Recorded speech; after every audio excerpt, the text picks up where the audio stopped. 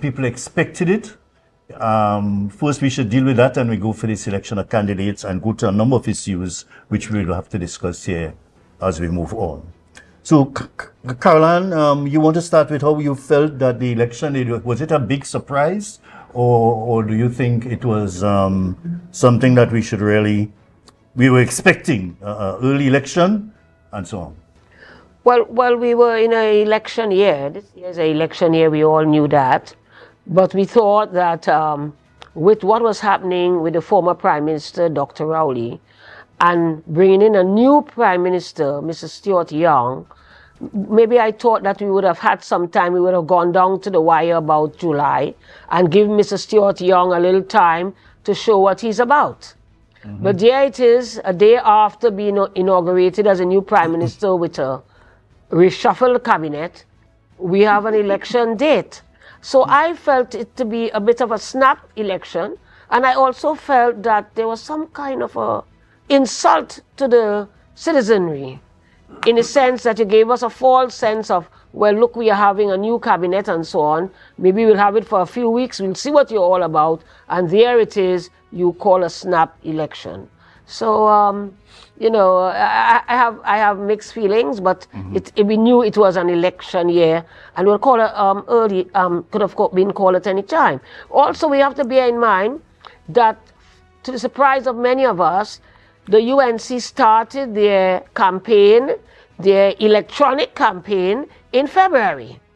And I even wondered, does she have money to go down right down to August or July? I wondered that myself, but maybe they had information that that look, something different was going to happen. Yes. Max, let me hear you. Well, it took me by surprise a little bit. I really felt as Charmin here that Stuart Young being selected rather than elected as to where he eventually became, that he would have gone on for a little while longer to fully acclimatize himself with the politics and the governance of the country, and also felt that to give the electors enough time to understand him and to believe in what he would eventually offer. But it is what it is. The politics is what it is in Trinidad and Tobago, and we are here today. Some people felt that he would be a short-lived prime minister, but we will see tonight if those that intervention and that snap election, that he called would bring fruit to his political future and the political future of the PNM. All right. Ingrid, your views on this? You think it was a snap election, or you think it was some pressing issues that would have led to this situation to call an election early? Well, Jerry, I think an election was imminent. As Caroline said, we are in an election year. And so we all knew at the start of the year that we would have elections this year, general election. But in addition to that, we have to remember that the PNM government was governing with a slim majority. They suffered the loss of the MP in the east there in Arima, may her soul rest in peace. And then we had Dr. Rowley resigning. With the resignation of Dr. Rowley, you know, I wondered, was he now, since he was no longer Prime Minister, backbencher? What was going to happen? So a situation was created which indicated that the government could not govern for very long in that situation. Yeah, clearly. I get in a cue that we may want to go to Trinidad and see what is happening, or we're going to get, not right now. Okay, so we continue chatting here because we want to have an idea what is happening on the ground outside in Tobago here. But as we do that, you know, well, the election was called, and personally I feel that there was some good reason why they wanted. I think things were stacking up against the government, you know, the issue of crime and all these other issues, and how long they will take that for. You know, so maybe the better thing to do is just have a new person installed as Prime Minister. The former Prime Minister said that he was going to leave. Everybody, that shouldn't be a surprise to anybody. He planned that he was going to leave since the end of the last general election. You know, so that should not have been a surprise, but it's when that is going to happen. Okay, all right. So we now go to make a switch and go to Port of Spain or the PNM. Okay, we go to PNM and PNM headquarters and see what's happening there. 2025 campaign updates. I am reporting to you live from the PNM Tobago's Council. We are not at the headquarters on Picton Street, but we are coming to you live from Caroline Building in Scarborough. This is where the epicenter is going to be for all the updates, for all the action from the People's National Movement Tobago Council. It's quite quiet at this time. No need for any excitement, yet it's quite early. The polls have been closed just for about an hour and 20 odd minutes or so. So results are now coming in, and as soon as we have information coming, we would share it with you. So stay tuned as you follow Fight for We, Fight for West and East. I am Natalie Seeley Richardson for Tobago Updates Television. Yeah, Natalie, it's just very quiet all around, or there's people now start to come in? It's just extremely quiet all around the headquarters?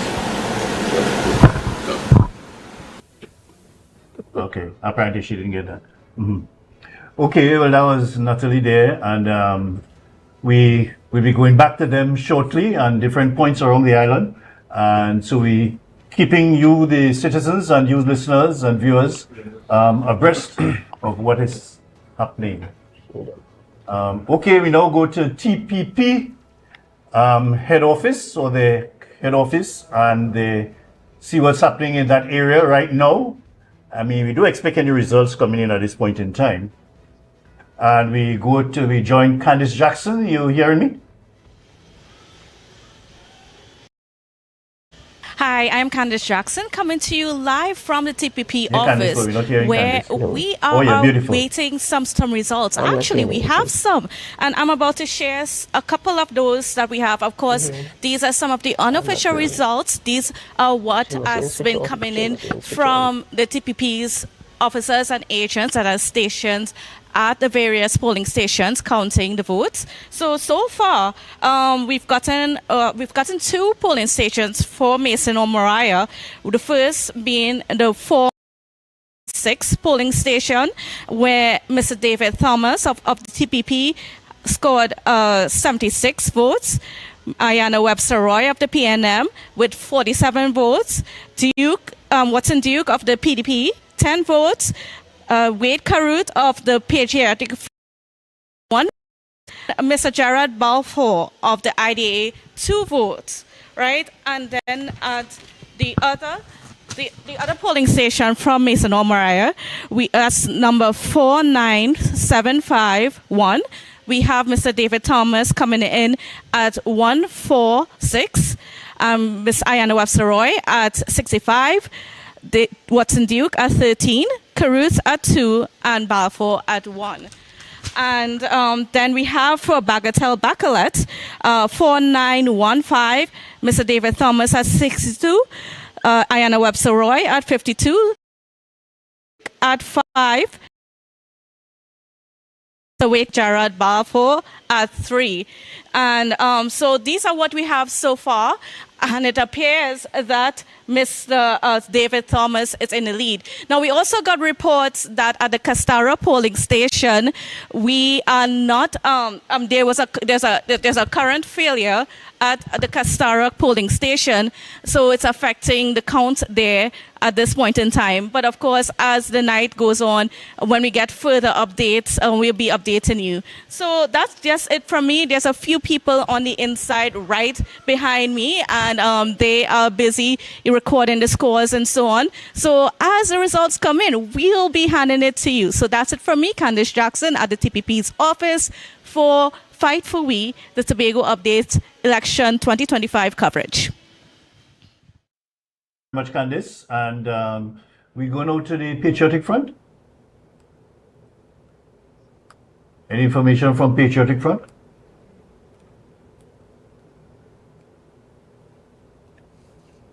Michelle Dan, and I'm currently based at the Patriotic Front's head office here on Port Mall. As you see behind me, the office is currently closed. Later tonight, we are expecting Wade Carruth and Aretha Clark, the candidates for the Tobago East and West constituencies, to arrive. As we know, some results are coming in rather quickly.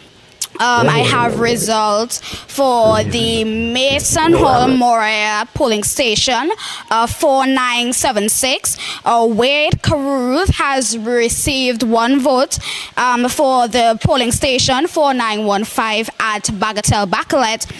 Carruth has received four votes thus far. I progress updates that I would bring to you.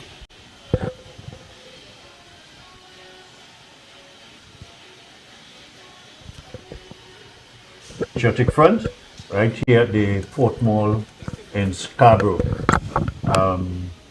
That's just one polling station, I think it was. So you just have to watch and see what's happening. I don't know if it'll make such an impact, but we'll see what's happening. You know, in politics, you know, nothing surprises us sometimes.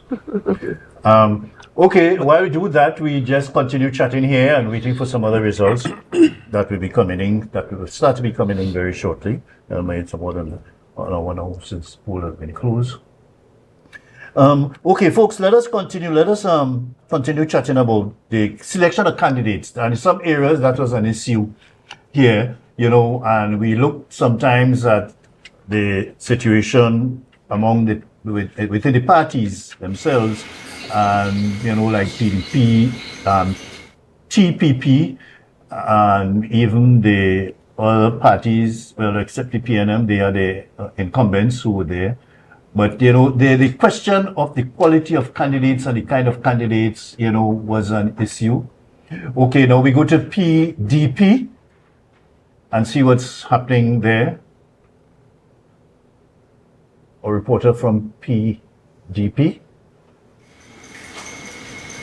All right, we are here live, coming to you live from the Port Mall here in Scarborough, Tobago. I'm standing right outside the PDP headquarters, and it's a little bit quiet here tonight as we await results coming in tonight. However, there are a few supporters hanging around, waiting eagerly to hear what the results are.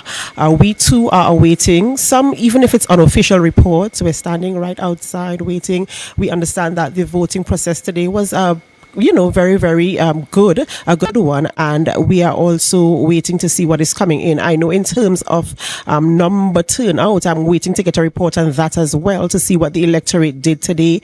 However, we are still awaiting reports. Mr. Duke is inside and he's having a conversation with a few of his supporters, and we'll be able to speak with him a little bit later on in the broadcast. So, of course, we do hope that you will stay with us as we continue to bring you updates. But so far, outside or around the PDP headquarters camp, it is, you know, just quiet.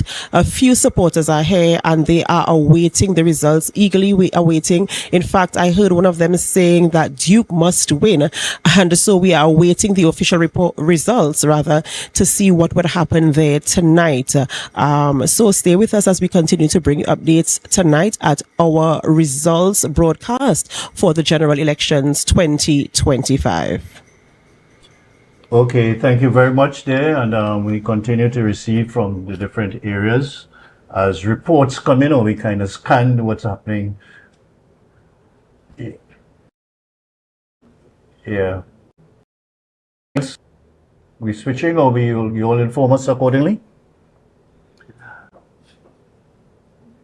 Yeah. All right. Okay. I thought you was getting somebody else. We continue with our discussion. Folks here, we know that the situation with selection of candidates was an issue at one point in time. Could we just spend some time looking at that? How important is the selection of candidates? What are the criteria in your panelists' view here in terms of being selected as a candidate for a particular party and a particular type of elections? You know, Caroline, we could go with you first. Well, I would say that Tobago is looking for something different than the people in Trinidad. for their representation. In Tobago, we are looking for a candidate that talks about Tobago first. Our 2 constituencies, and we expect them to talk about Tobago and Trinidad, meaning that they will be talking about Tobago first. They'll be letting the electorate know about, or the population know about what's happening in Tobago, the issues concerning Tobago on a parliamentary level, areas that that need to be addressed, things like our land, like our land titles and so on, things like can't get in death certificates and birth certificates. You have to go to Trinidad because somebody locked up the computer system and those kind of things. Okay, so autonomy and all of that. In Trinidad now, you'll be looking for representatives who will be talking about your area, your particular concerns about your area in Trinidad.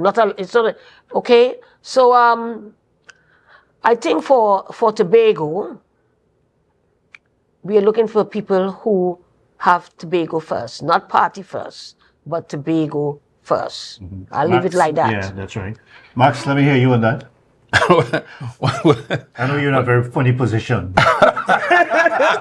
Why is he in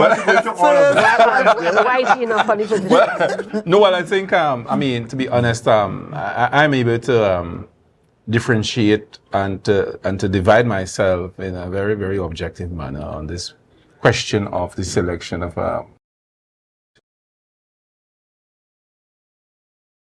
I think the selection of a candidate, no matter who may have been selected, would have been the governance of the Tobago House of Assembly.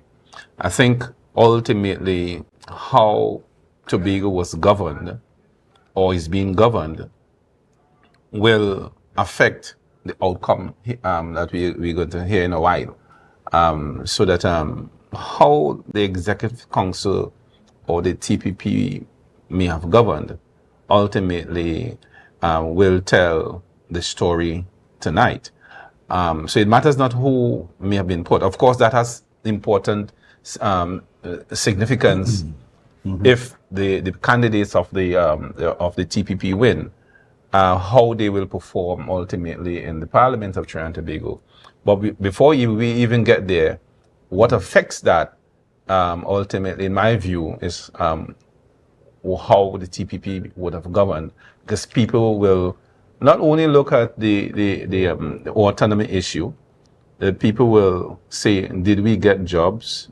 They will say, was the party and when was the Executive Council, the party battered by the PNM? Did we have enough money? These are all issues that would have been on the campaign.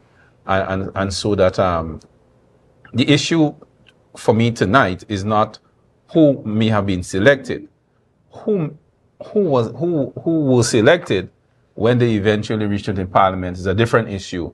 But in terms of the winnability issue, it depends heavily on how the electors viewed the TPP or the Executive Council in terms of the performance. And of course, we know that performance may have been affected by the PNM that is in power in terms of the influence of Dr. Keith Rowley, the things he said, the things he did, the fact that we were not given the kinds of parliamentary allocations, and of course compounded by the other issues that my friend here would have raised. Yeah. So that it's yet to be seen how the voters would have adjusted to those things, how they consider those things. Selection of a candidate sometimes can be very subjective. But ultimately, that subjectivity can be trumped by the issues that pervade the society and pervade the politics, pervade the economy. So I think those are the issues that, in my opinion, that the electors here in Tobago would have considered in selecting their candidate of choice. Yeah, good. Ingrid, I'm sure you have your views on that. Selection of candidates. I know you supported many candidates in the past. Yes, Jerry, I think that we saw a multiplicity of factors in the selection of candidates this time. And I say so because just looking at the ballot for Tobago West, for the first time we have 9 candidates offering themselves for election. And for me, that was very telling. But more so, we have the People's National Movement, who had the benefit of incumbency for the Tobago East and Tobago West seats, and they chose to go the incumbent. And coming from the East, because I am from Delaford, I saw and heard the feedback from a number of party groups that side. They were not happy with going back with the incumbent. The results of the party group elections reflected that. However, the decision was made to go with the incumbent. Well, I know my friend here to my immediate left, Mr. James, he had direct participation in the selection, and we saw the TPP going out for candidates, receiving nominations, and we saw also that there was a speedy selection with regard to the candidate for the East, but some time was taken in selecting the candidate to the West. But more than that, well, the others, we do not know their processes for the other organizations. More than that, I think, Jerry, we are beginning to see a new type of voter emerging. Our youth demographic is very strong in terms of voters, and they are looking for representation that is impactful. And we saw a lot of deliberation about the role of a representative. We do know that they have a role in legislature, and our recent experience has been directly in terms of Tobago with regard to the 2 bills for Tobago autonomy, the Constitutional Amendment Bill as well as the Island Government Bill. And we saw a situation, there was a lot of debate. The incumbents, they spent a lot of time going around the island having meetings about the 2 bills that were before the parliament. But there were other voices which reflected that those 2 bills did not share or did not take for legislature what the people of Tobago wanted. And I know it was said that the Chief Secretary made a submission on the morning of debate, but never mind the timing, there seemed to have been no entertainment of whatever was presented by the Chief Secretary of Tobago on behalf of the people of Tobago. And on the very morning of the debate. On the very morning of the debate. Never mind, it's the very morning, but there were issues there for consideration.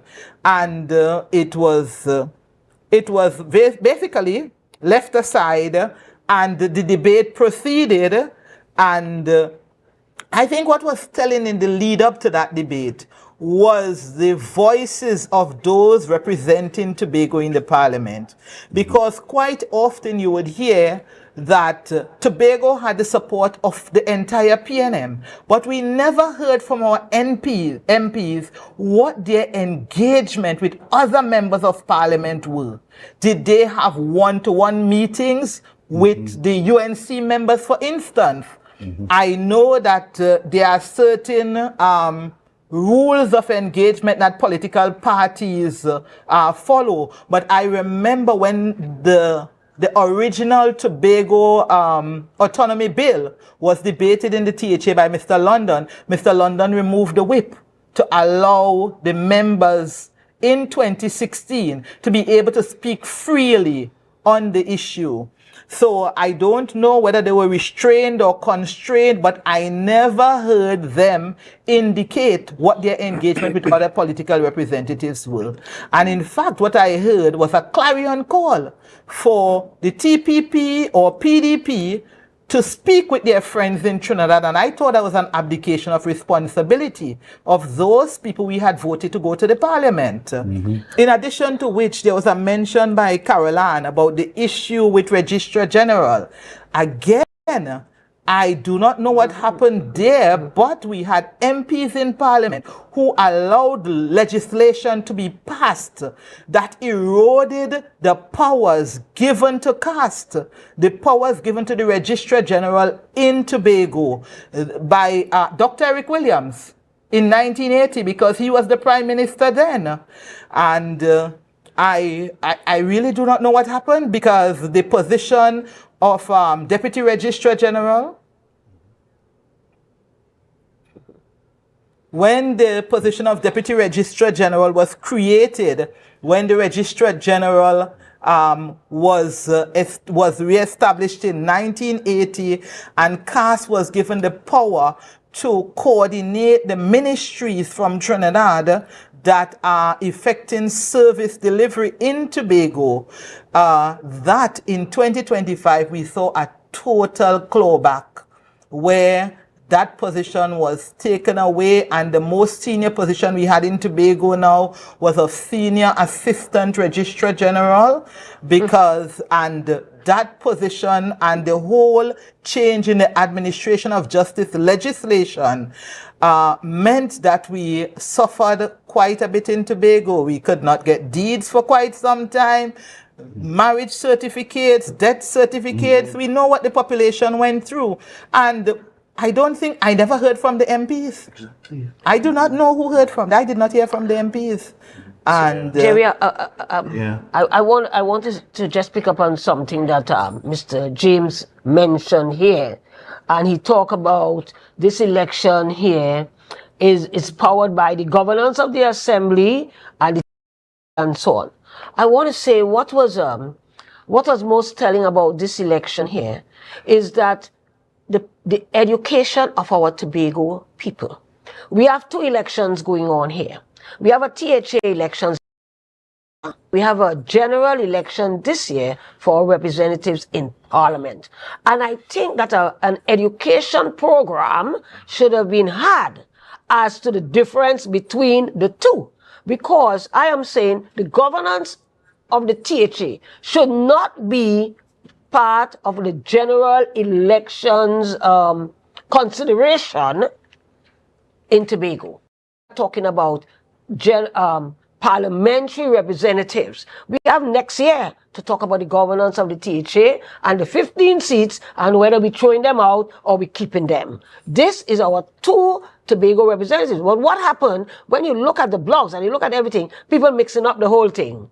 Okay, who didn't get job, who they sent home, who the THA didn't do this, and the THA didn't do that. And that is not, it is not a THA election. So we missed the opportunity, and I'm saying the THA, okay, we missed the opportunity, or maybe the media or people like us, to educate our people that the difference, what you're looking for is spokesmen and women to get down there and talk Tobago first.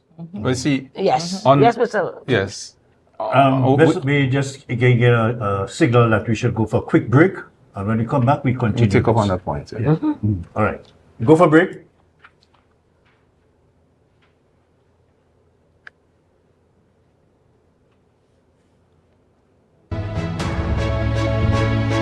I'm not hearing anything on my piece. Is it all off?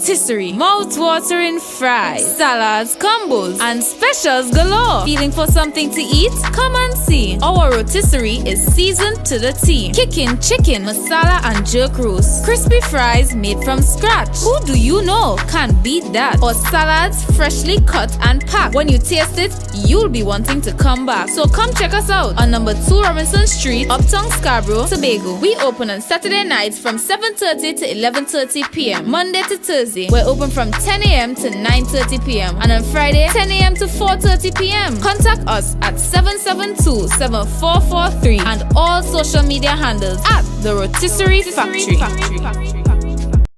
guys, there are some new developments in housing in Tobago. So it's goat racing time.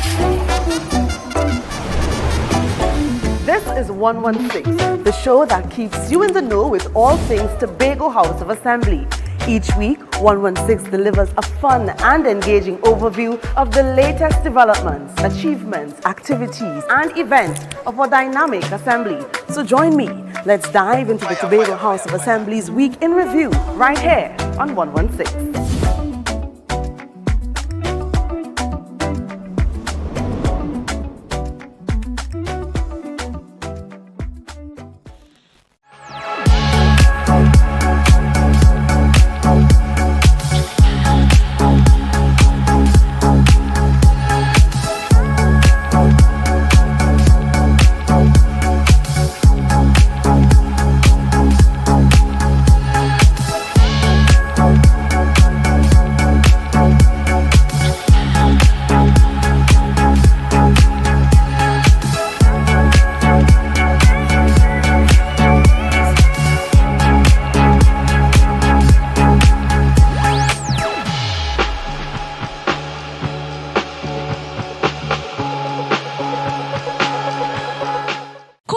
Cafe, the buffet restaurant that specializes in all your tasty local dishes. For breakfast and for lunch. Breakfast includes coconut bake and sada roti, served with chokers, bull joil, and sausages in tomato sauce. Not forgetting beef and cheese pies, shepherd's pie, macaroni pie, and rice in various styles. Meat served in a variety of flavors, garden salads, and pasta salads. All this accompanied by fruit juices, coconut water, your choice of a great combination to appease your taste buds. So call us today to order, as we are here to accommodate your busy schedules or if you are having a cooking day off.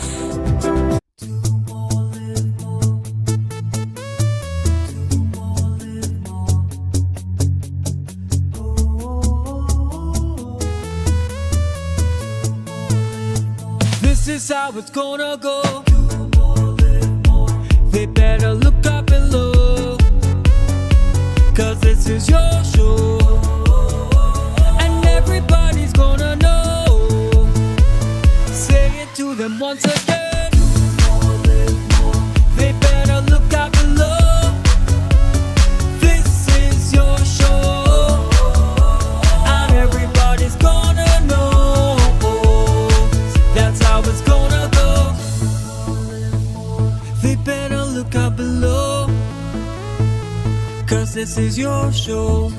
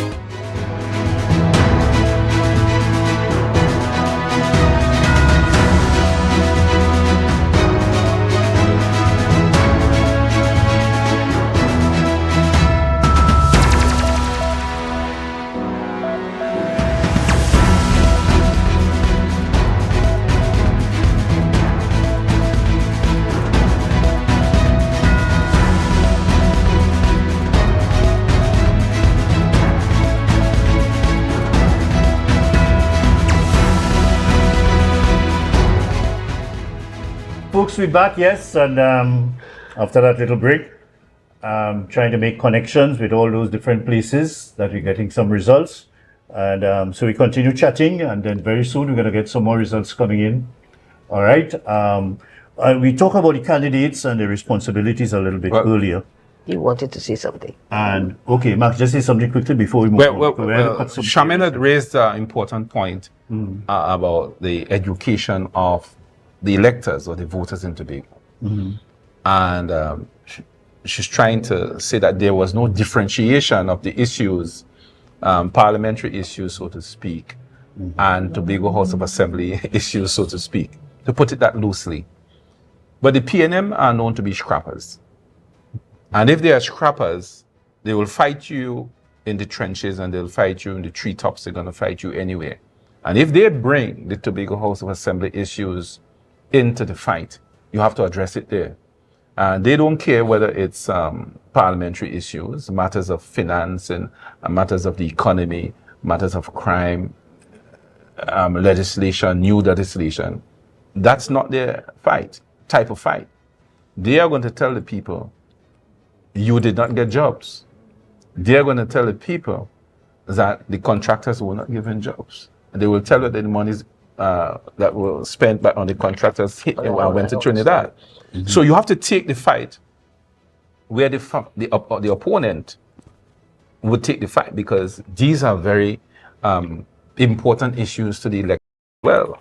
And therefore, no issues would have made sense, in the sense that if the Chief Secretary and his team would have concentrated mainly on the Tobago bill and all those other pieces of legislation that should impact or can impact Tobago.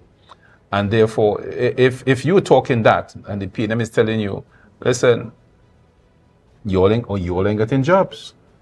If the PNM is saying the contractors are not being paid on time, are not getting jobs, those are the issues that will resonate with the electors. While I would agree with you in terms of the education of the voters, generally speaking, if your opponent is taking the fight in terms of those social issues, those money issues, those employment issues, you have to go there and you have to rebut that. I think that what the TPP needed to do or needs to do for the next rounds next year coming, they need to sell those issues that the PNM, they need to discuss those issues that the PNM would have raised, because they will be raised again. And the question would be, who will sell those issues and explain those issues better? How will they influence the electorate for the next Tobago House of Assembly elections? That's the key. But in terms of what happened today, I think the fight was where the PNM, and I think the PNM would have pitched the fight in a way whereby the TPP was bound to respond. And I think they might have responded very well. All right then, okay. Then let me stop there, because we haven't, the IDA wants to come in. Hello? Yeah. Okay, Max, we just go to IDA. Could we get a feedback as what is happening by IDA office or the headquarters?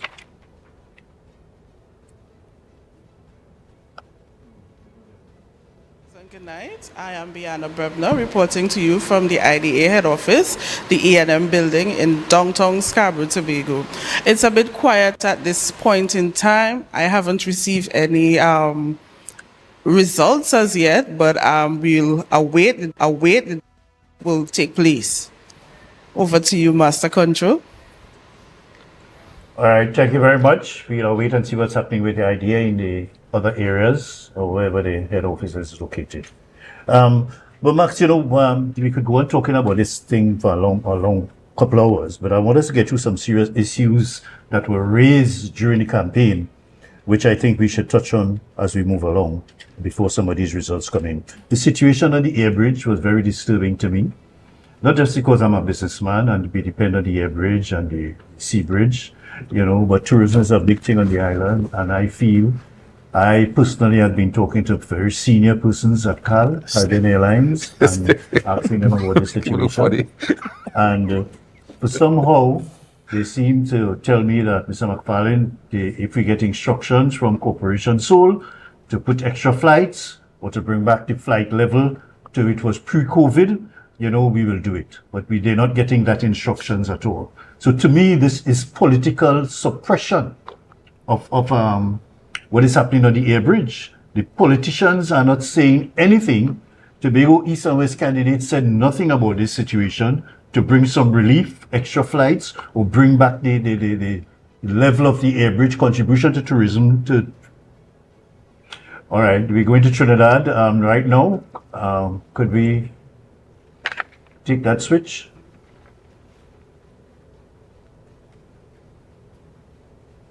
Lady and gentlemen, a little bit about the conduct of the campaign. What were the highlights? What was missing from your perspective? Well, I didn't realize we had lasso to use in this election. Okay, we have to just cut into there because we're joined by our extended panel coming from Tobago. 4 members with us from Tobago Updates. I do believe, do we have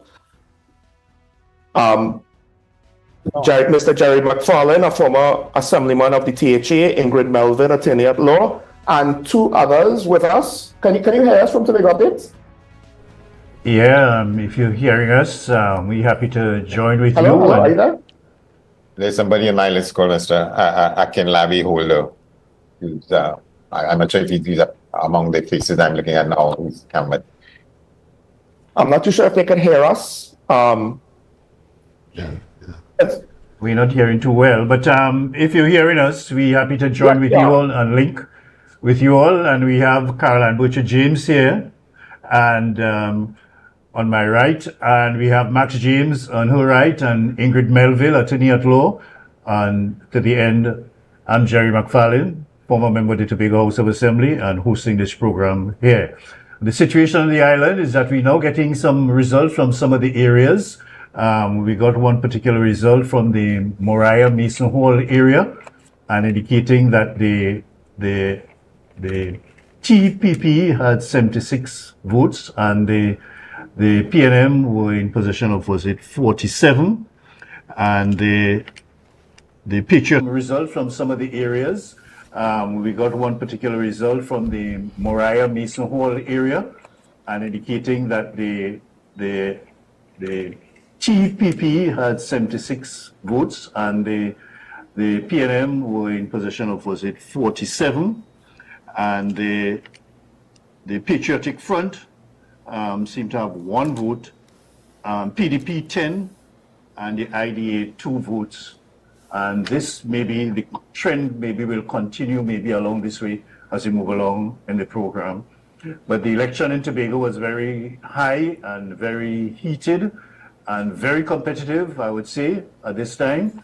And we look forward to some results coming in. I think within the next half an hour, we'll be getting more results to bring you guys up to date as what is happening on the island here in Tobago. And maybe you could quickly give us an idea what is happening at your end in Trinidad. Well, we just got some results from Chaguanas East. Right now, the UNC is in the lead. I think it's along the lines of 60% in favor.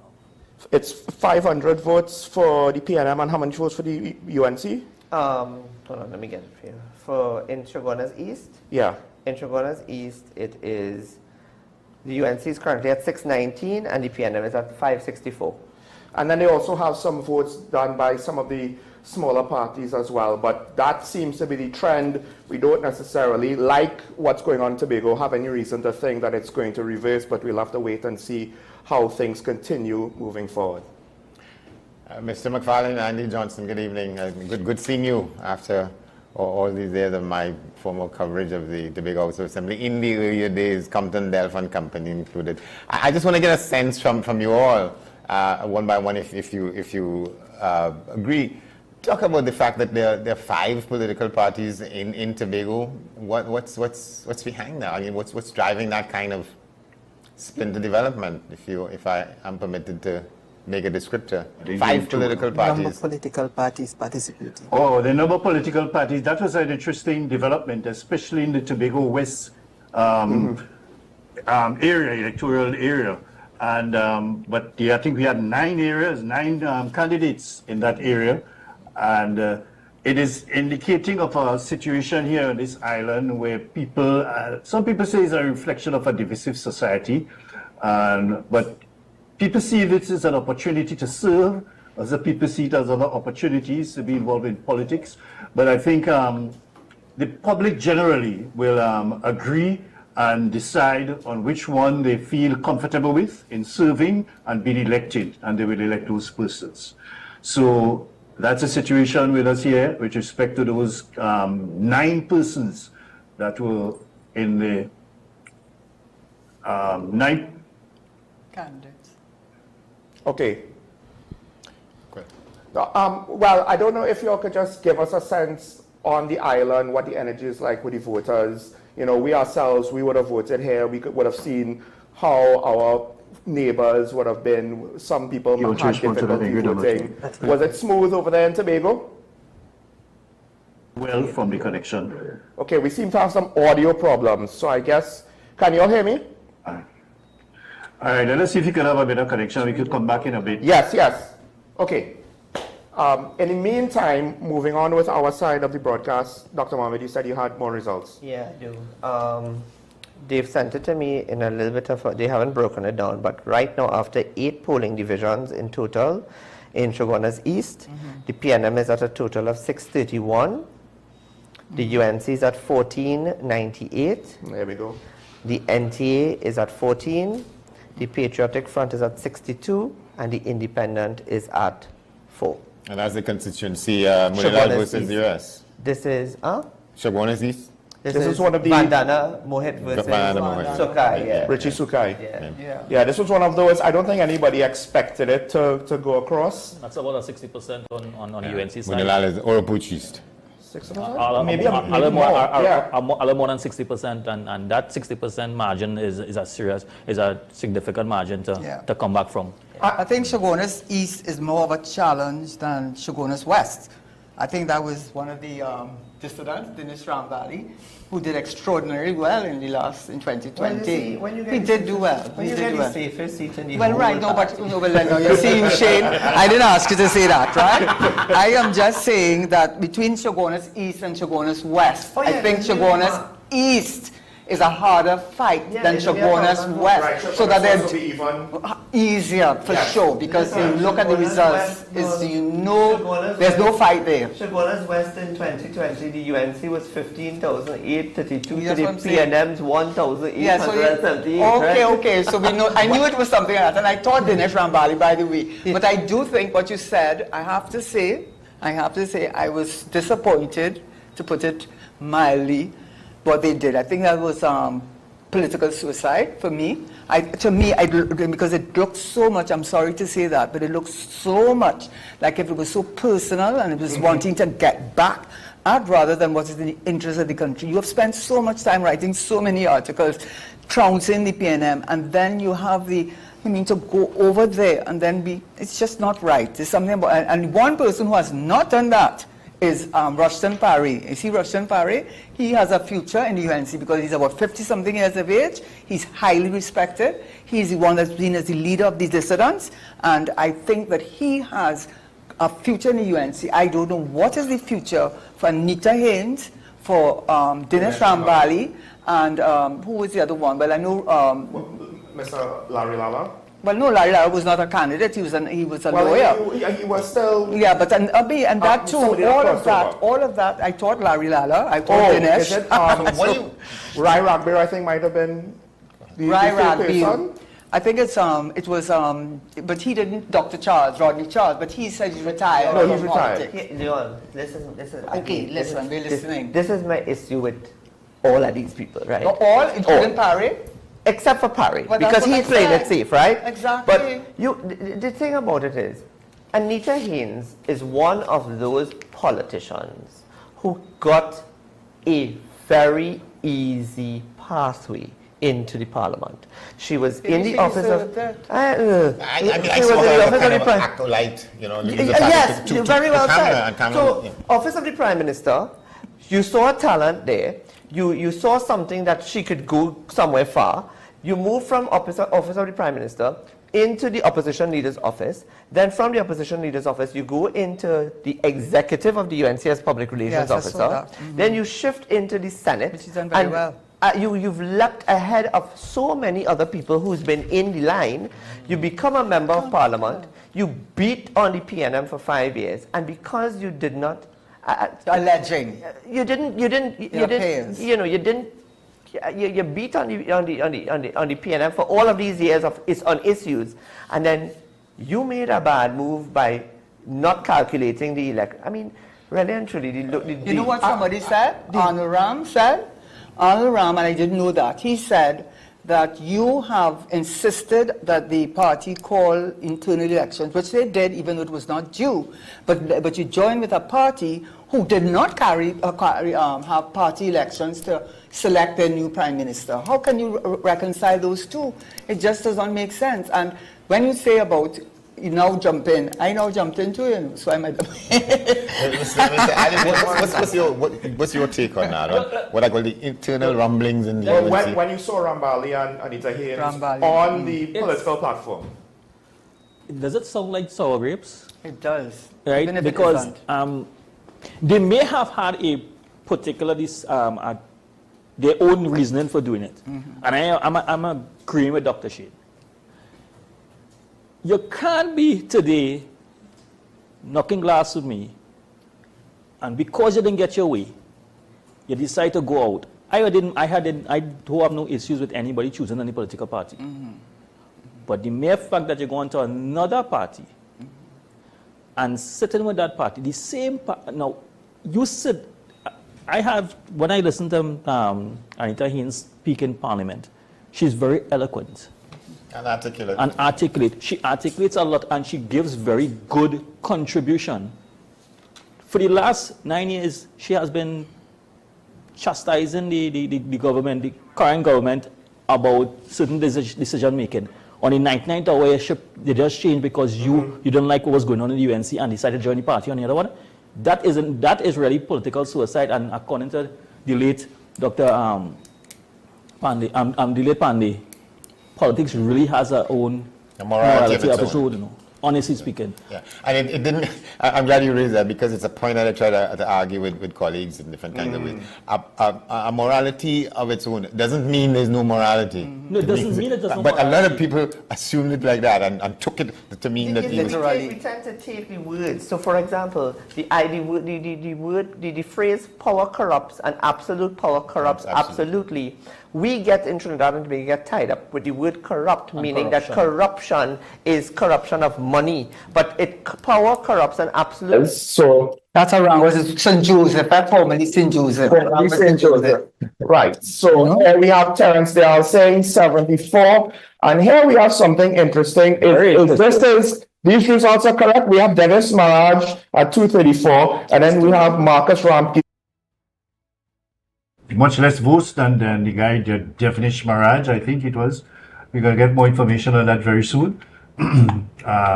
Terence Dial Singh is not leading, he's behind. So in that one of those stage areas in that's where Arangua is? St. Joseph. St. Joseph Arangua, yes. All right. Okay. Are we going to TDP now? Okay, All right. TDP. Okay. Ladies and gentlemen, thank you so much for staying with Tobago Updates Television as we continue to bring you updates on results of the elections of general elections 2025. I'm standing outside the headquarters of the PDP with the hopes to have a conversation with the political leader, Mr. Watson Duke. I was just informed by Mr. Duke himself that a press conference will be had by the PDP tomorrow morning. He said he's still awaiting the results. He's waiting on the results to come in. And of course, they are trickling in a little bit slowly. And I can report to you at this moment, the PDP camp is closed. The doors are now locked and Mr. Watson Duke and his supporters, they have all left the headquarters, and there's nothing happening outside here at the PDP headquarters. And so that's it for now for the PDP report. We are hoping to have a press conference in the morning from Mr. Watson Duke. He said that the results are seemingly very interesting, and so he's going to have a press conference tomorrow surrounding the outcome and the results of the general elections 2025. So that is what is happening here on the Port Mall in the front of the PDP headquarters. Camp is now closed. All the supporters and Mr. Watson Duke, they have left. And that is all I have to report for you right now outside the PDP camp. Back to you, Master Control. All right. She left already? All right, okay, so there's no other information. They look sad, or they're just happy, or they seem discontented, or is there an issue? What caused them to close camp so early?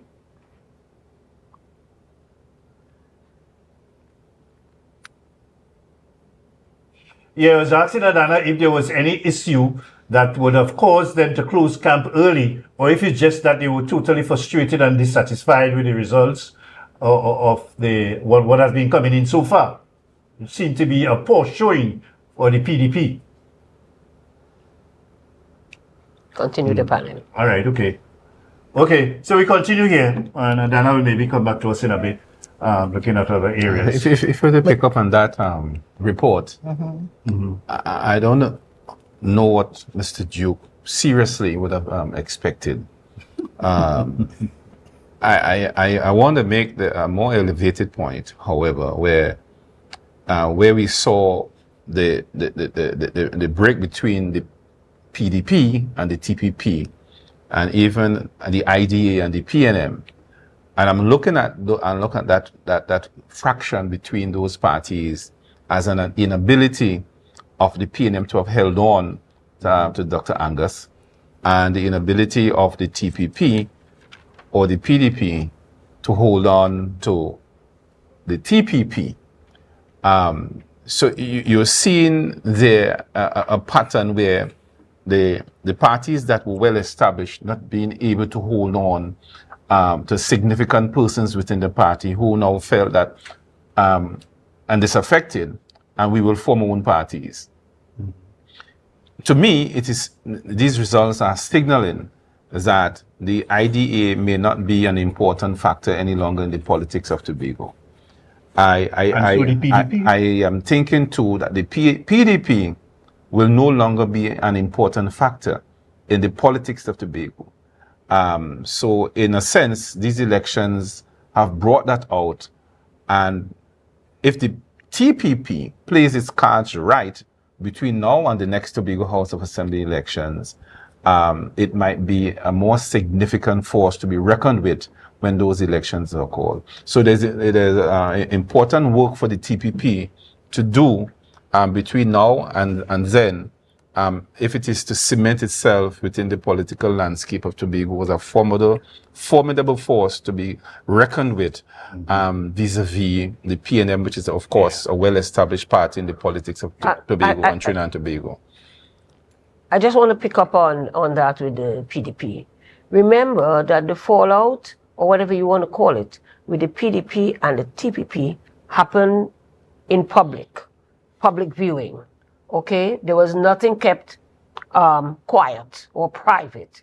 Okay, all the private attempts to keep it quiet, it didn't work. So it played out in the public, and the public made an opinion on the players. Let's put it like that. Yes. The public made an opinion on the players, and therefore it is difficult for you now to get the trust of the public. And I'm talking here about Mr. Duke. To get the trust of the public, remember, you were in governance. You attained it. You had it all. And then you come and you mash it up.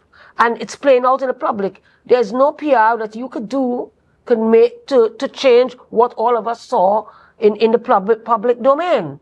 Okay, after that resounding 14-1, and for many people it's really 15-0. So that it is difficult for Mr. Duke to get the trust of the Tobago electorate. They gave him a chance and he blew it. Yes. Okay, and because there's no mistaking that Mr. Duke is can be a good person for the Parliament, but there's a but with Mr. Duke, and that but is have the people of Tobago very wary of him. So you think that if Mr. Duke had gone up for Tobago East, he would have fared much better? If he had gone up for Tobago West, you mean? He went for Tobago East. He went up for Tobago East. He was a candidate for Tobago East. No, I'm talking about Watson Duke. Yeah, what's we talking about? No, he didn't go for Tobago East. Yes, he went up for Tobago Watson East. went up for Tobago He is the candidate for Tobago West for the PDP. Yes. My No, he's not going to fare. Tobago West is worse. Oh, okay, Tobago West is worse where it comes to Watson Duke. You understand me? But they were very, very reluctant. East was more welcoming to him, but West was not was very, very wary of him. But okay, they came as a group, they gave him a chance, and as far as people are concerned, you know, people saying he blew it.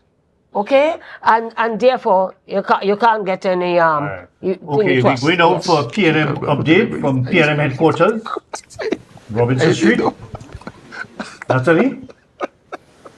Yes, hi, yes. Bringing you updates from the PNM headquarters. We are not in the usual space uptown Scarborough, but we are coming to you live from Caroline Building where the action is here. The statistics provided to the media, it's a bit different this year, whereas we are used to getting the individual polling station figures, we are getting more of a cumulative data. So for example, we have about 8 polling stations coming in from Tobago West, and the total figures, we have the PNM that was the East. That's East, sorry, for Ayanna Webster Roy. We have the most recent figures provided to us, 365 for the PNM, 518 for the TPP, 54 for the PDP, and we have some smaller figures for IDA and for the Patriotic Front. All right, so we are getting our figures cumulative. It's not per polling station. So as we get the information, in this statistics room, it's just mainly media. You have some support staff coming in ever so often and peeping at the screens, but it's quite quiet still at the PNM headquarters. Okay, all right, so you've been getting for you here. Yeah, you've been getting results directly from the EBC?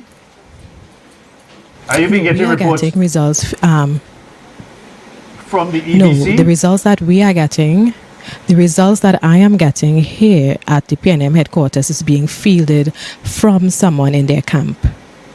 So as the information comes to that individual, they are sharing it with us, the media here. Okay. So we're not sure what is the situation like at the polling stations. So we just have a accumulated amount. So we're not too sure how each district faring out and so on with the different candidates. That's right. Mm-hmm. All right, so that's all I have for you at this time. So this is Natalie Seeley Richardson for Tobago Updates Television. Okay. All right, we go to PP. PP now. TPP. Candice. Hi, this is Candice Jackson at the TPP office, where the excitement seems to be building on the inside. So we've had a lot of results coming in fast and furious, and it seems from the news that we are getting from the TPP's agents that are posted around the polling stations counting the votes, it seems as though, and I'm choosing my words very carefully, it seems as though the East has been declared for the TPP's candidate, Mr. David Thomas, right? So on the inside, when that news broke, there was a little bit of celebration on the inside.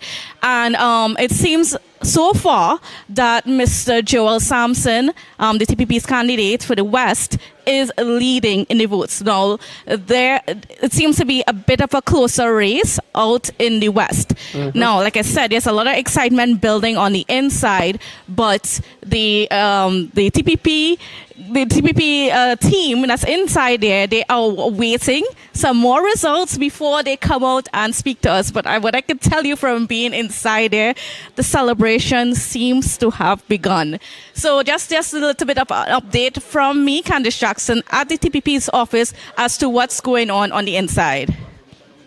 Liz, is there any, you have any idea of the number of polling stations they got results from?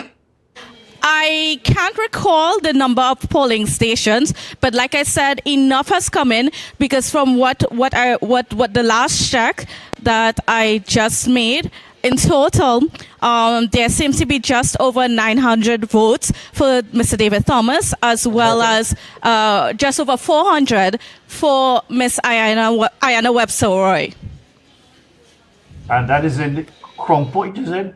No, Tobago East. Tobago East. That's in Tobago East. Now, in the West, I think it's just over 700 votes in total for Mr. Joel Sampson, and just over 600 for Mrs. Champa Kajor Lewis.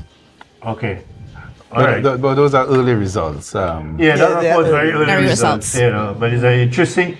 We should have, if you have the number of stations out of a total of so many, you know, we can have a better idea if they could justify the early celebration. You see, Mrs. Kajor Lewis would have won that seat resoundingly in the last occasion. And the TPP would have to surmount, I think she might have, her margin of victory would have been about 6,000 votes. Are we correct in that? Yes, she had 9,202 votes, and the PDP candidate then, Miss Boris, had 4,502. So we're talking about the Mr. Sampson has to surmount about 5,000 votes if the voting patterns or percentage remain the same. So we I don't think there might be enough cause for celebration just yet, because we have that large figure that must be surmounted for the TPP to begin to shout. In the East is a different picture, and it doesn't appear that Ms. Webster, Mr. Roy, has done well at all. And there seemed to have been tremendous dissatisfaction about the performance in the parliament. Waiting to go to, we're going to know. Patriotic Front. Patriotic Front. All right. Good night again, everyone. I am Jo Shaldan, and I'm based at the Patriotic Front's head offices here on Port Mall. As we can see, the head office is still closed, but I do have results from 9 polling stations. So in terms of Tobago East, and we're talking about Mr. Wade Caruth here, in 4985 for Lansford Dallaford, there are no votes. Polling station 5014 in Lansford Dallaford, only 1 vote. For polling station 4976 Mason Hall Moriah, 1 vote. For polling station 4975, 2 votes. For the polling station 4915 in Bagatelle, he has 4 votes. We also have results for polling station 4935 for Goodwood, Mount St. George. He has 1 vote. So moving to Miss Aretha Clark in Tobago West, I have results for polling station 4957 for Plymouth Blackrock. There are no votes. For polling station 4955, there are only 2 votes. For polling station 4857 in Boko Mount Pleasant, there are only 2 votes. And these are the results for the 9 polling stations that were counted thus far. Okay. Thank you very much. Keep us updated. Just an indication of what I suspected would have happened with respect to the Patriotic Front. I think in the future they may have to review their positions with respect to sending candidates in Tobago, East or West. All right? Good try anyway. All right, good. It's a miserable performance. And I think that the next stop would be the PNM. That is to say, whether we should have Trinidad headquartered parties competing in the Tobago landscape. I think that would be... And that might be contrary to the representation and people. No. All I'm saying is that it may not be contrary, meaning the Tobago electorate will reject parties that originate in Trinidad and are not part of the Tobago diaspora, not indigenous to Tobago. It will be a political issue on the part of the people who will say, if you're not indigenous to Tobago, we would reject you. And clearly that's the case of the Patriotic Front. You are indigenous to Trinidad, and we don't want you coming to Tobago to impose a Trinidad politics on Tobago. We've seen it happen with the PNM year after year, where the decisions are made at the political headquarters in Trinidad and imposed on the two candidates here in Tobago. So I think going forward we might see if the TPP plays its hands very well, and if the hand that they played in these elections, if they are able to bring home the victory, you will see perhaps in the future where the Tobago electors will reject Trinidad headquartered parties. Well, we are going back to the time of Robinson and even before that, okay, where it was Tobago-based parties and the NAR and all the other parties, Hotoy Charles and all of that, and we seem to be going back full circle to that, which is what I said when we talked about our representative. Yeah. They have to be Tobago first. Yes. Tobago first when they get down there. So they are looking at this country of Trinidad and Tobago as Tobago and Trinidad.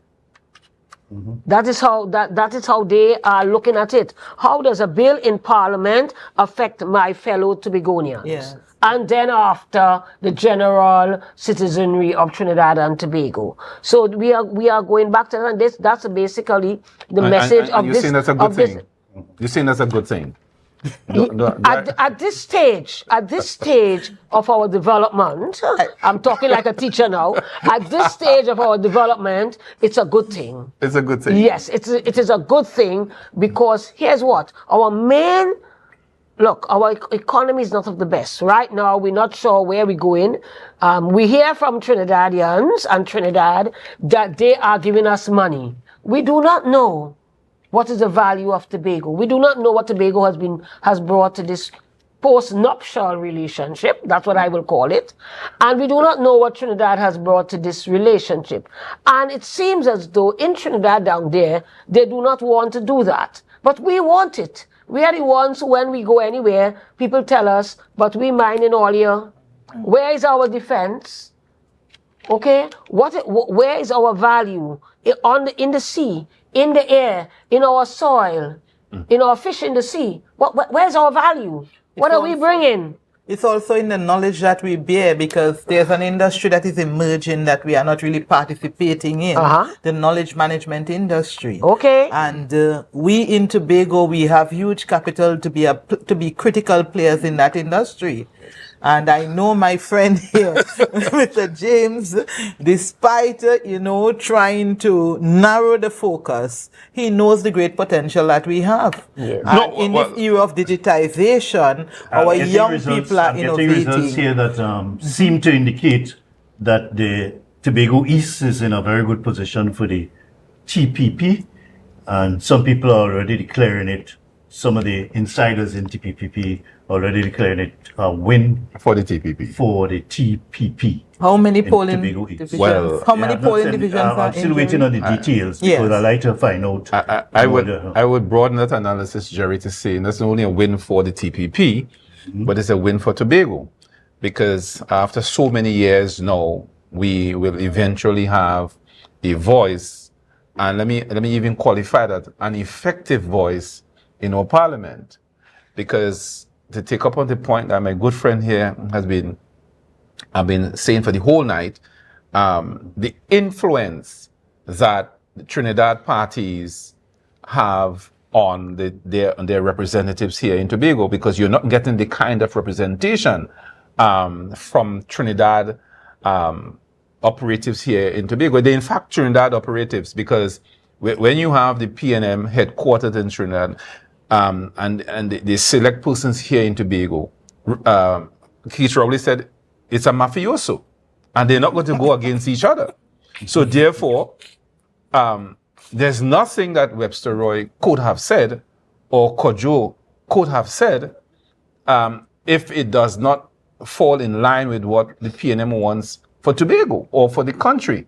So therefore, I think the voters are seeing that it will never be a good thing to have a Trinidad headquartered or indigenous party with operatives here in Tobago. So now that we've seen Mr. David Thomas emerging victor, Tobago will now have a voice, and I dare say an effective voice to carry out the Tobago mandate for autonomy and all the things that go with it. And I dare say, and so my friend, you were saying we're going back to our moorings. That's right. And the moorings of Robinson and APT James That's and right. Winston Morian there. And where the Tobago electorate is saying, we have had enough. That's right. We have had enough. We have not heard. We are taking back our future. Yeah, we have not heard what is happening there with Tobago West yet. But it's By the way, I'm just seeing. Even if you get Notsi, one seat. based on what the information I have here, Notsi is still in front so far, and we just about half of the things that. And Jerry, even if we have one seat, it is Tobago taking back its future. We need at least one seat. Well. So, folks, we have information that Tobago East, we could kind of safely declare Tobago East.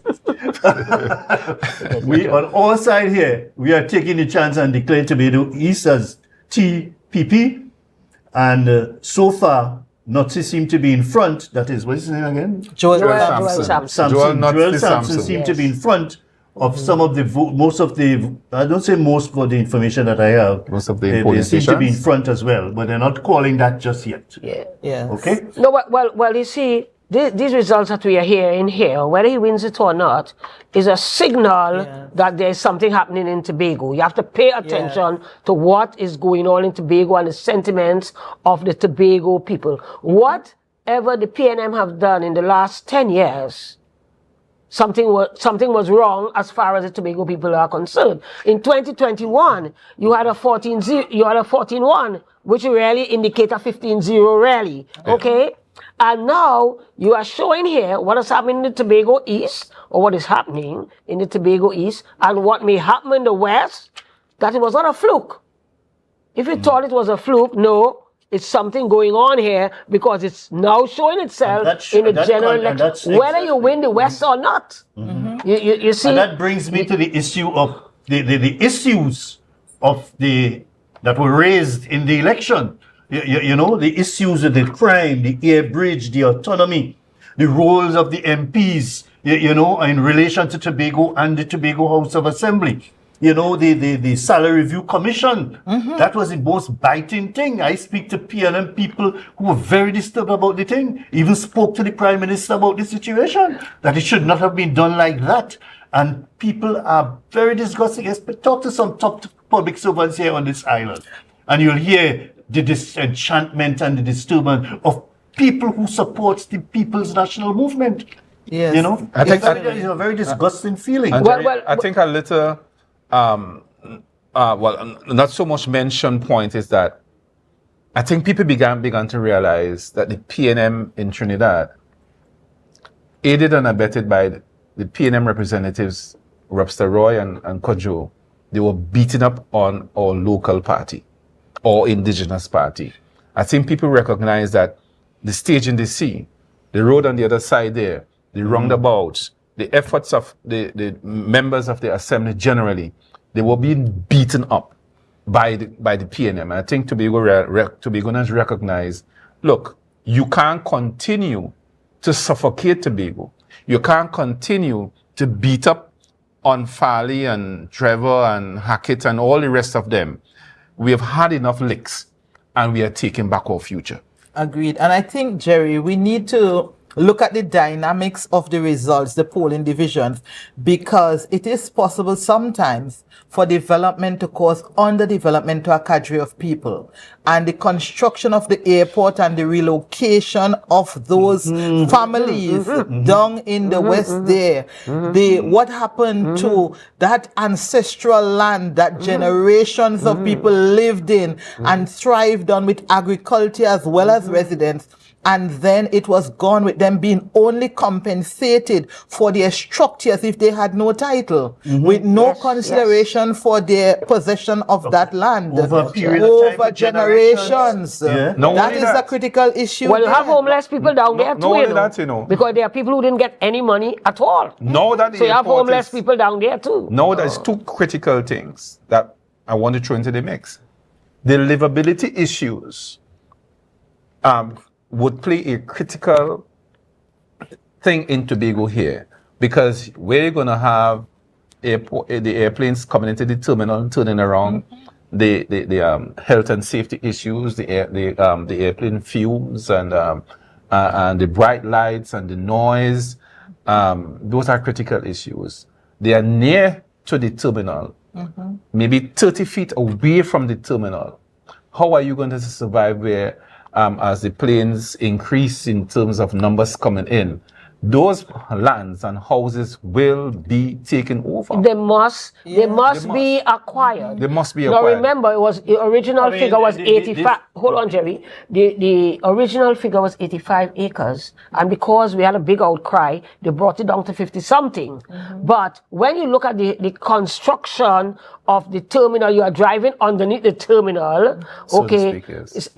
You can When see you say where underneath the terminal. well, that's where you're driving. It's right underneath the terminal. So therefore, safety regulations, international safety regulations, they can't make a plane go there yet. International air And powered international safety. air safety, they're going to need it 30-something acres, whether they like it or not. We are not stupid people. We understand so it. we don't even know if that terminal will be It certified. can't, that's correct. That is correct. That's the issue. Because it is for the safety of the people around, okay, the airport and so on, and you're talking not only the, they need the 30-something acres. So to make a kind of by buffer zone and placing all of it- that. We just need to go for a quick break and to get some further results clarified, and then we'll come back to you shortly. Okay, folks? See you.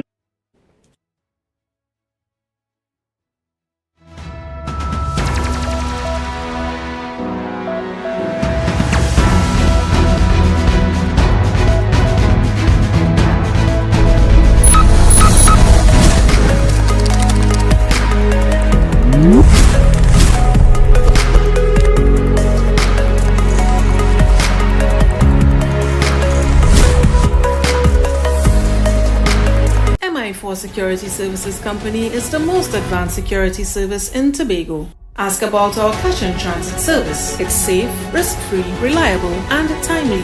We provide safe banking delivery for all business types and sizes with highly trained staff, 24/7 monitoring, coordinated emergency response, and a well-maintained fleet of armored vehicles. Contact us at 660-7723 or visit our website at www.mi4securitytt.com to sign up today.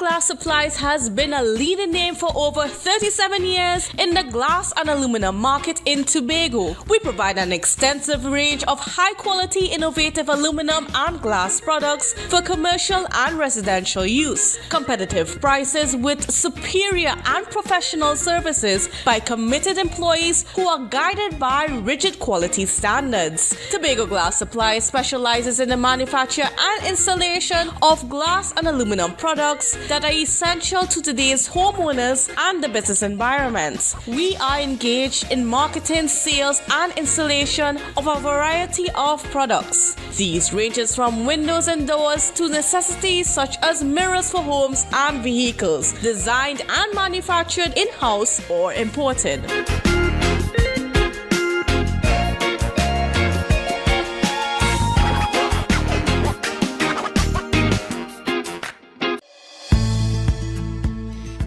TNTech is pleased to advise that its Roxborough Service Center has reopened. Starting Monday, 10th March, customers can once more visit the Roxborough Administrative Building to pay TNTech bills, request new connections, and more. TNTech, powering the nation into the next generation.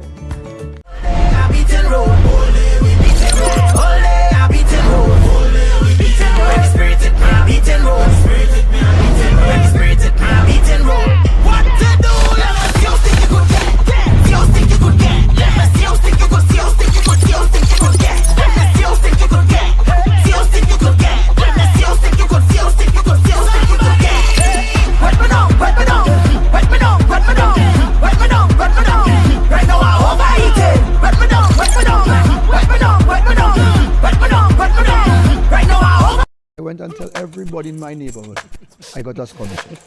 I am going away. And then the coach got fired. We're diving deep into sports scholarships. It had no secret sauce and what it takes to transition from the local scene to an international playing field. You have to log your hours. I was turned down 4 times. We like to apply a little bit of pressure. Michael Jordan, LeBron James. Moving right along, took a wise man to take a chance on me. Let's get into the playbook. Want to get better? Where to start? What kind of exercise to do? What to eat? How to get restful sleep? Need a doctor to search for root cause? Look no further. Come to Majuba Hill Lifestyle Center Foundation at our Wellness Center in Goodwood, or Food Hub in Darrow Springs, Scarborough, or Doctor's Office in Goodwood and Darrow Spring. Contact 49 Swift 4979 438.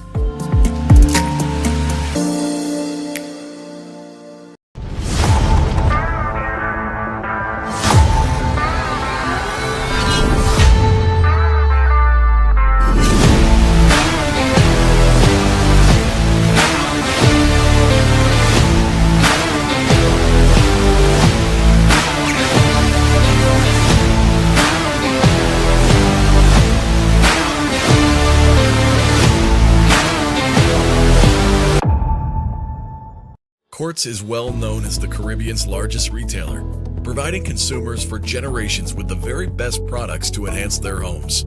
This year, we bring our expertise to businesses. Quartz Business Solutions will serve small, medium, and large companies with the very best products at the most competitive prices, backed by warranties and after-sales support. Hoteliers, office managers, restaurants, and so many more. Quartz Business Solutions, a brand of the Unicomer Group. When the game is on, you don't want to miss the best moments. With AMPLIA TV, you can enjoy our ultimate sports package and watch your favorite games on the go. Stay connected and informed with sports news, scores, and stats with AMPLIA's fastest internet speeds. Up to 1 GB fiber internet, you can stream riveting football action, cricket, NBA games, and much more. With AMPLIA, it's game on. Visit amplia.co.tt or call 800-4663. AMPLIA. Do more, live more.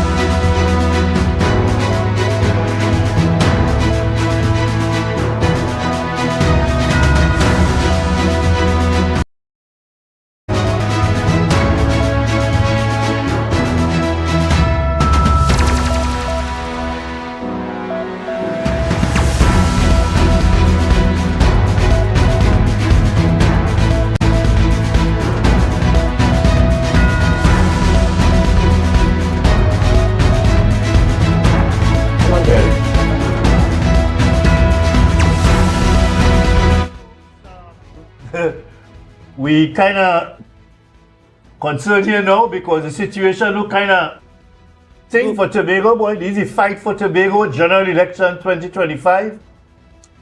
And we at Tobago Updates seems to have enough information for us to declare Tobago East and Tobago West for the TPP. How dare you? Tobago East and the Tobago West for TPP. Tobago West was very close so far that we're hearing. Most of the numbers we are getting are already in. And Tobago East was a foregone conclusion earlier in the evening. To the Tobago, to Tomo, what's his name again? David Joseph Thomas. Joseph Thomas. Yes. All right. So that's the position we're having here. We're also hearing that that there are 3 marginal seats in Trinidad in the east, in the east-west corridor, that went to the UNC. 3 of those marginal seats.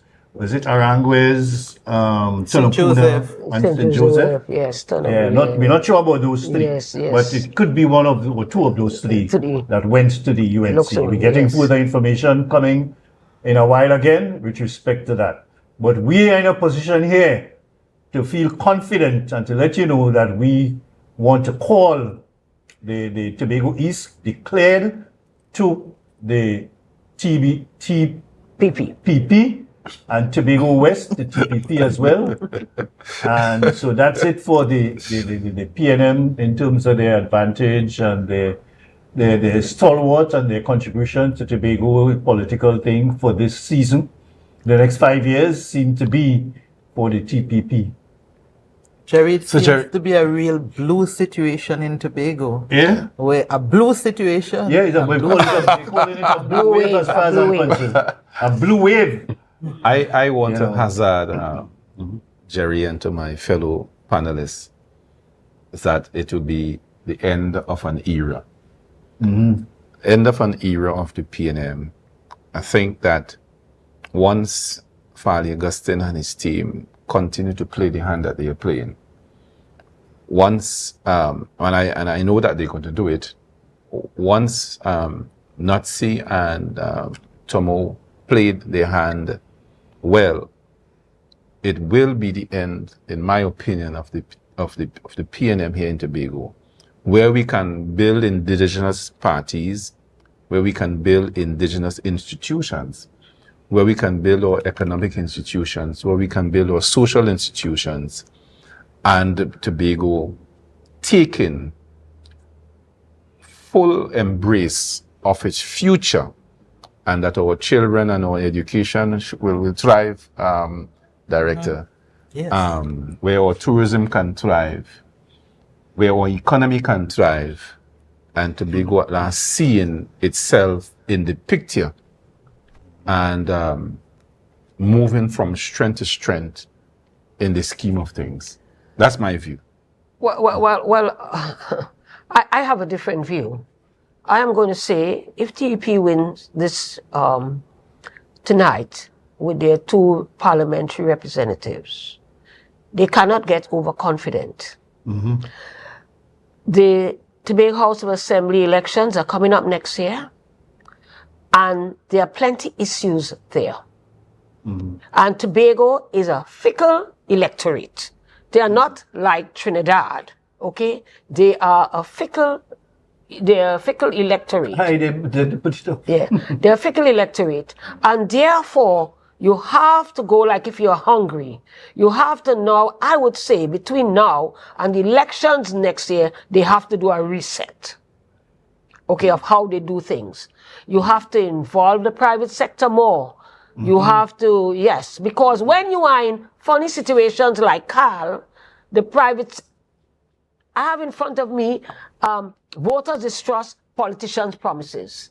But here's what, if you do things, or if you formulate policy, and in formulating the policy, you bring your private sector with you, they can help you out. Because they are the ones who can come right at Tobago Updates and say that policy to the public. You don't need to do that.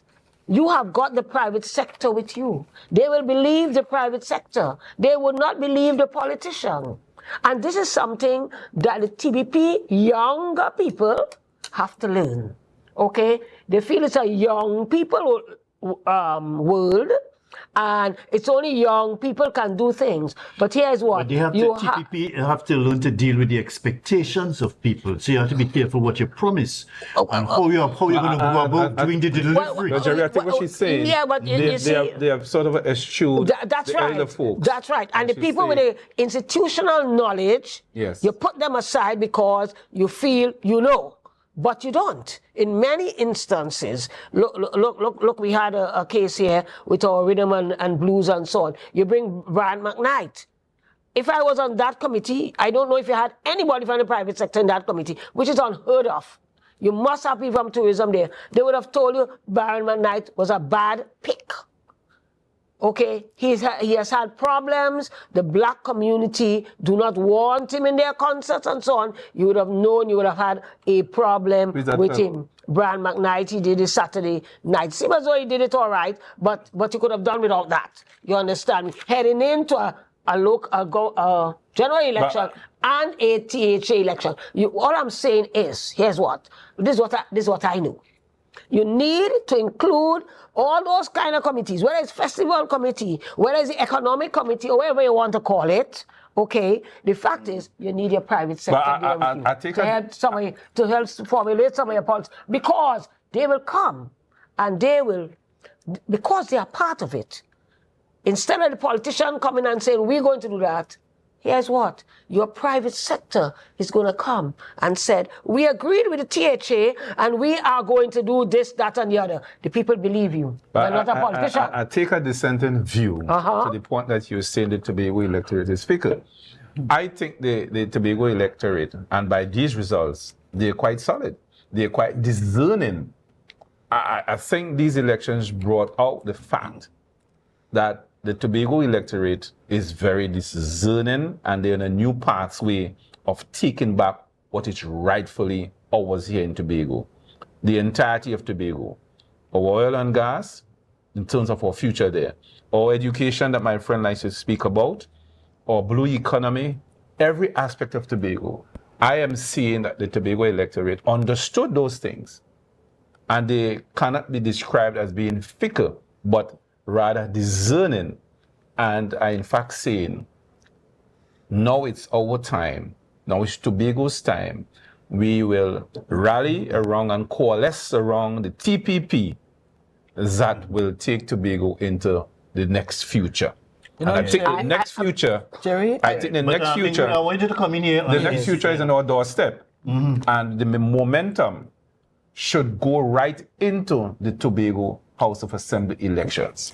Jerry, I don't agree with Mr. James very often, but I agree with him that it showed a level of maturity by the electorate. It appears as though while some would have voted maybe on the brand, but the issues which are plaguing us was under consideration by the electorate in this election.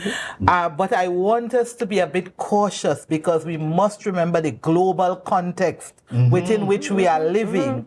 And so while it appears that we'll be sending 2 new MPs to Trinidad, we have to be able to provide them with that support. And we also cannot expect too much, because there's a context within which Trinidad and Tobago's economy is existing. We have the policies emitting from our powerful neighbors up north. And so we all have to come together, because the purpose of representation is that our representatives whom we elect, they are not just given a pass for 5 years. They have to touch base with us. They have to get our input into what they are going to contribute. With the technology now, that should be easier. And so I am hopeful that as congratulations will go out to the winners of the election, that we are also ready and available to provide that support to make sure that there is success. And I hope that they would be amenable to accepting that input, because sometimes our representatives, they are unavailable and inaccessible. And that is a problem when the 5-year marker comes, because we have the power in our fingers. So the power of the people triumphs at every election, no matter what the results are. Yes. You know, one of the things that is significant, if what we hear in that three areas in Trinidad, marginal seats went to the UNC, and now you have 2 Tobago seats. Ingrid, is that sufficient to give them 3/5 or 3/4 majority? Yeah, no, So you're still not in a position to change, make any major constitutional change or amendments. Well, that is why we should remember that the People's National Movement has said that they were ready to give Tobago autonomy in 2024. While some of them might no longer be in the parliament, there are persons among them who said that they were willing to give Tobago autonomy. So if there is a bill that is brought to the table later in 2025 or 2026, we hope that that commitment would be kept. Because as individuals and as a party, they made a commitment to the population at large. And we need to have a level of integrity in leadership. We need to have ethical leadership.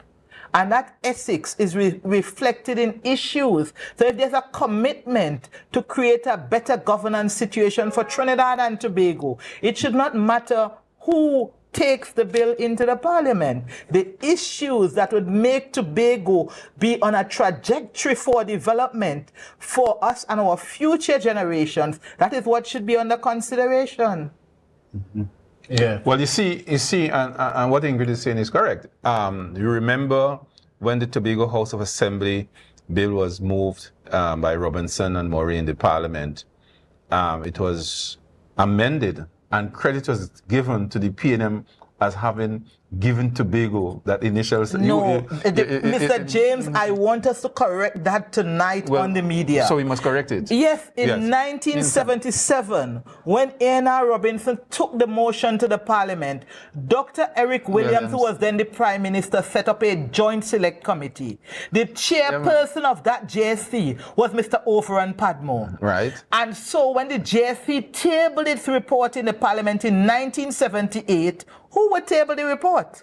No, the chairman of the committee. No, but the point is, they did not give Robinson the credit. There's an attempt to distort that knowledge. There has been attempts. You heard it on the platforms. There were attempts. I heard it at the Goodwood platform.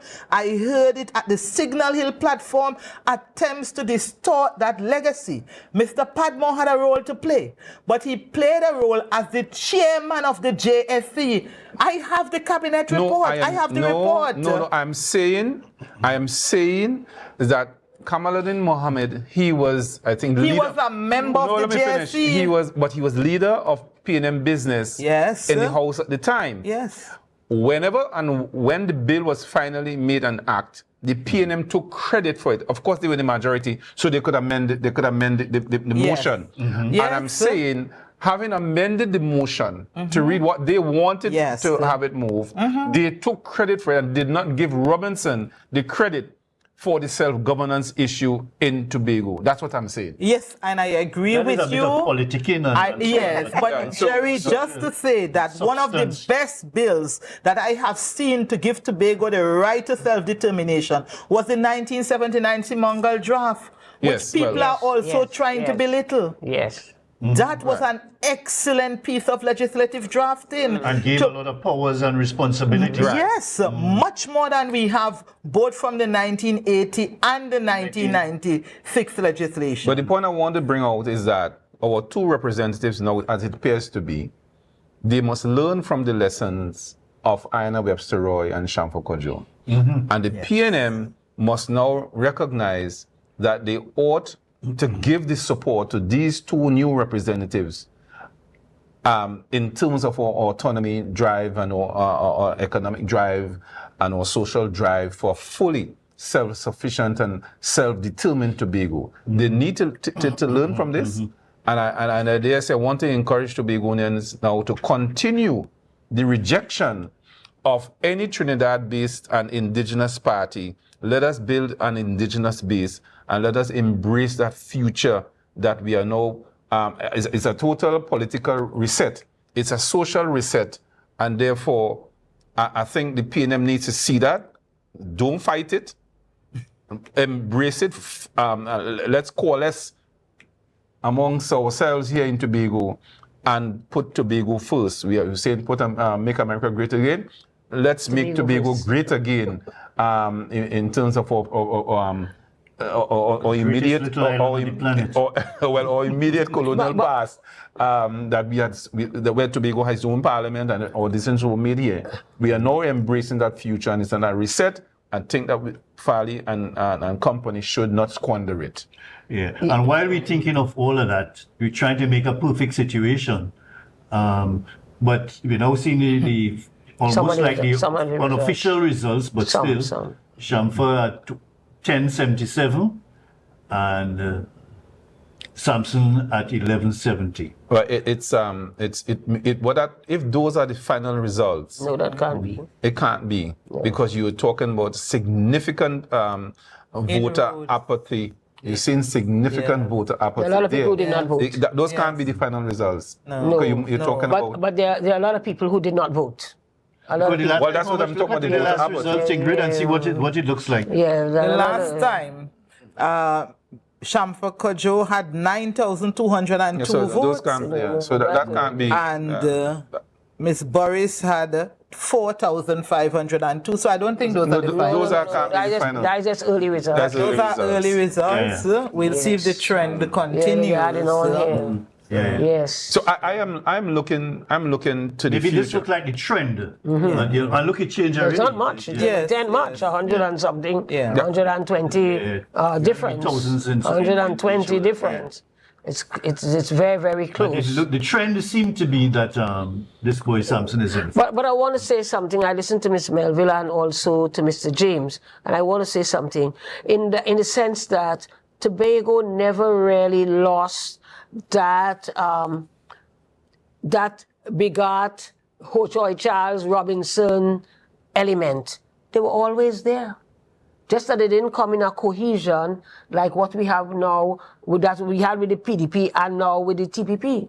Okay? But it was always there. That, I call it that Robinson, people who supported Robinson in the early days, you understand me, and Ho Choi and all of that. Okay, so it was always there. To give credit to Robinson. Yes, Robinson, yes, it was always there.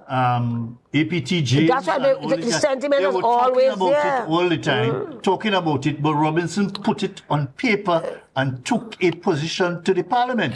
You know, and he had to be credit for that. Yes, yes, because all of his them training. Spoke about the importance of, we used to call it home rule. Home rule for Tobago. Bigat. And the other guy, APT James. The home rule for Tobago. And what about Mr. Murray putting up his own flag and all of that? We all laughed at it, but now we realize it was significant. That, it's important. It was significant, and this is the problem that Tobago faces and the country faces from time to time. Politics. The nature of politics could be very divisive sometimes. And people have to know, leaders have to know how to control people's ambition, or maybe their over-ambition with respect to dealing with issues within the party or within the country or the entity that they lead. You know, that caused, I mean, look, Robinson and Williams separated. Carl Hudson Phillips and Williams separated. You know, and as you come down the line, so many people, look at the NAR, how that break up into so many fractions after. That lovely party that was amalgamation of so many parties and so on, you know. Unity. The people leaders have to demonstrate a certain level of maturity and responsibility and credibility. You know, to deal with some of the challenges that will come, that they meet them yet. Jerry, but you have to make up your mind. I want to say something. We're going a little bit beyond Tobago here, and we're looking at the UNC electioneering and so on. And when I look at everything that was done, obviously, they looked at their 2 defeats. They did an in-depth study of their 2 defeats. And they decided this time around, we are going to do things differently than what we did before. We can't do the same and expect to have a different result. They did things differently so they can have a different result. They were bringing in of Sergeant of the Senior Superintendent Alexander. They're bringing up this PEP that people don't like too much, the next Alexander fella. He's a very dynamic fellow. He might be, personally, you may not like him, but he brings a certain amount of dynamism. The bringing in of the unions and so on. Moving out some of the people who, they felt weren't winnable, right? There's a lot of gutting went on and all of that. But the lesson there is that there was a total reset of that UNC party. If they win tonight, we're not seeing the results yet, but if they win tonight, it is because of that. And everybody have to pay attention to that. If the PNM loses tonight, Stuart Young or whoever it is in charge is going to realize that he's going to have to reset that PNM. He might not be there as political as Prime Minister. He may not be there as Prime Minister and may not even become political. Yeah, because listen, you have to know how to treat your people. You come and you have a minister to talk about you raise gas 3 times and you go raise up and laugh and snare at your population. Mockery of people. And laugh and snare. And you expect to win with that? That is in people's head. Look, 3 weeks ago, a month ago, you come and you break down the squatters. All right, none of us like squatters. We're all landowners. We don't like squatters. But in this squatter situation here, you come and you have women and children. You have a woman there with twins, 3-month-old twins. One of them had a heart operation already. She has a baby in her hand, you can't even see the baby. When you break down everything, where are they to sleep tonight? The population is looking. You have no sympathy, no empathy, and all those things. So if they lose tonight, it's accumulation, all of that. You ask Foster Cummings, they are in his constituency. Well, what are you going to do? Or they are squatters. But the question for me now... You understand me? So where is your humanity? Coming full circle from... You made some wonderful points there.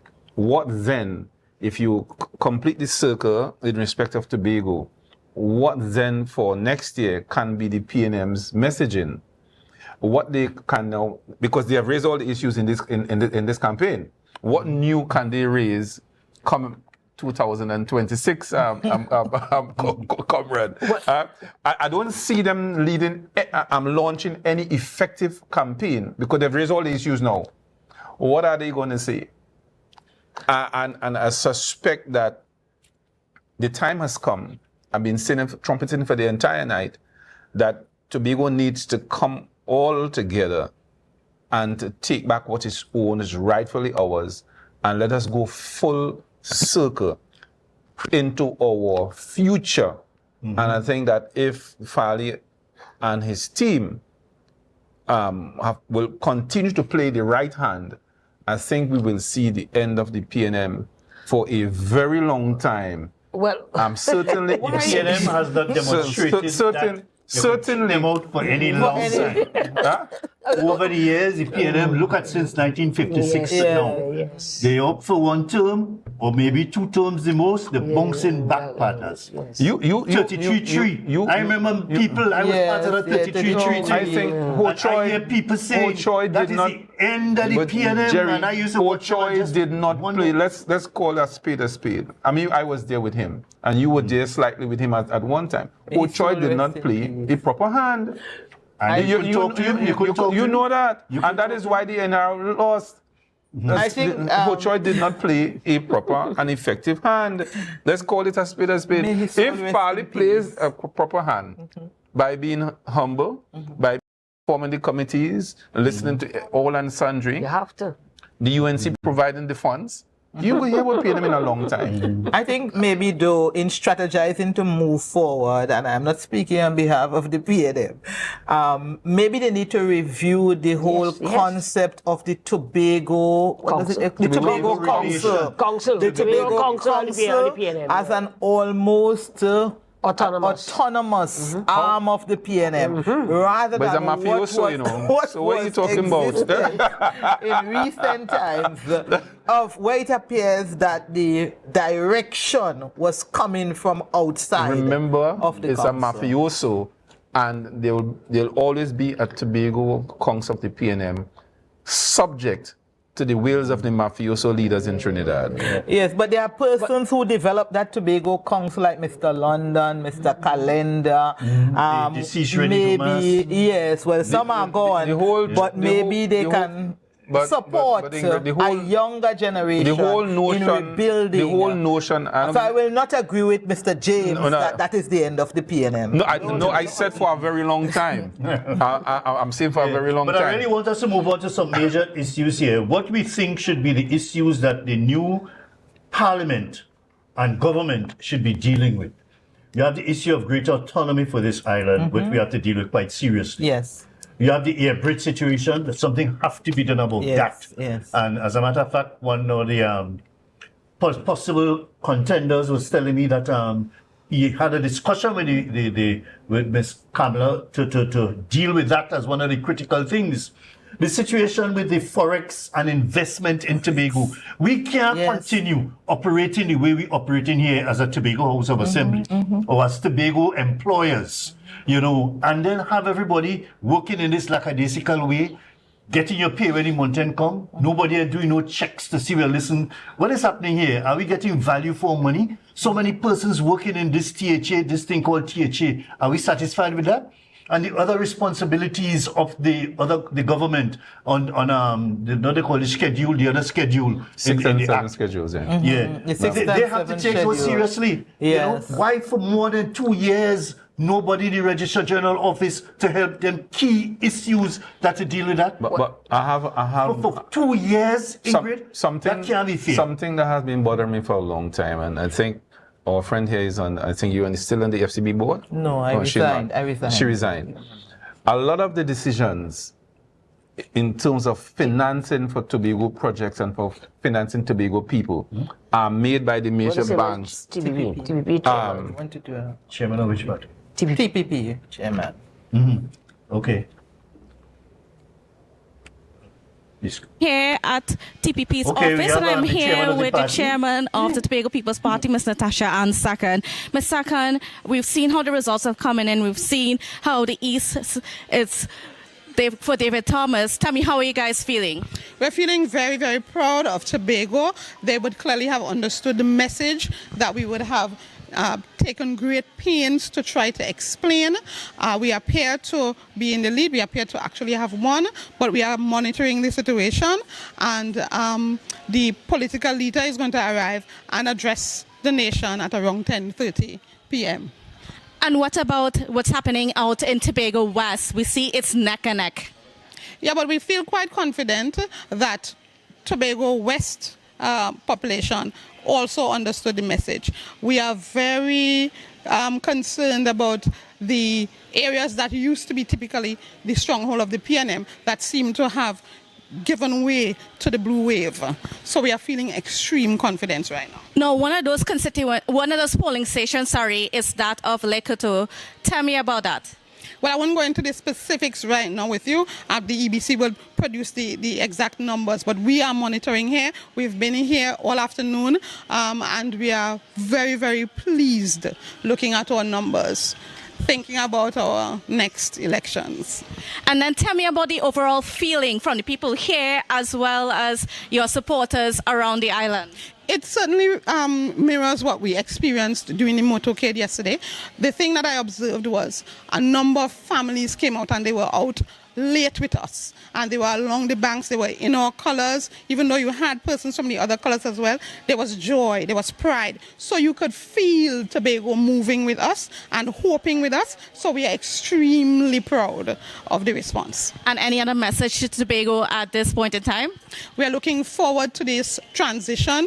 We thank God for his mercies. We thank God for guiding us through this period. We had a short election period. All of us came together. All of Tobago can celebrate this victory. All right, thank you, Ms. Natasha Ann Sackett. So there you have the chairman of the TPP talking about the results. Very positive feelings from the TPP camp. So back to you in studio. Yeah, but at the same time, Candice, have any idea of how many other stations are outstanding? I am not quite sure how many stations are I don't know if outstanding. Natasha has any information on that. Yes, I'm not too sure how many stations are outstanding, but most of the East seems to have come in, and it seems to have been for Mr. David Thomas. Mm-hmm. But for the West, in terms of the outstanding polling station, you have any idea how many stations outstanding in the West? I am not too sure how many stations are outstanding at this point in time. So. Okay. All right. Okay then. Well, take care. And so there's a lot of at the headquarters. All right. Okay. All right. Yeah, so I was making the point that in respect of Tobago's economy, in terms of financing or entrepreneurs, those decisions are made by the insurance companies and the banking sector. The policies take no real concern for the Tobago entrepreneur. And I had raised that particular point with, I think I might have raised it with my former director in FCB. The decisions to give certain quantum of loans are made by Trinidadians. That has to change if the Tobago entrepreneur is to see his or her way in the Tobago economy. It cannot be where you're not taking the concerns of business people in a particular kind of a way. So that I don't know if they are. Now you're cutting across to the interview.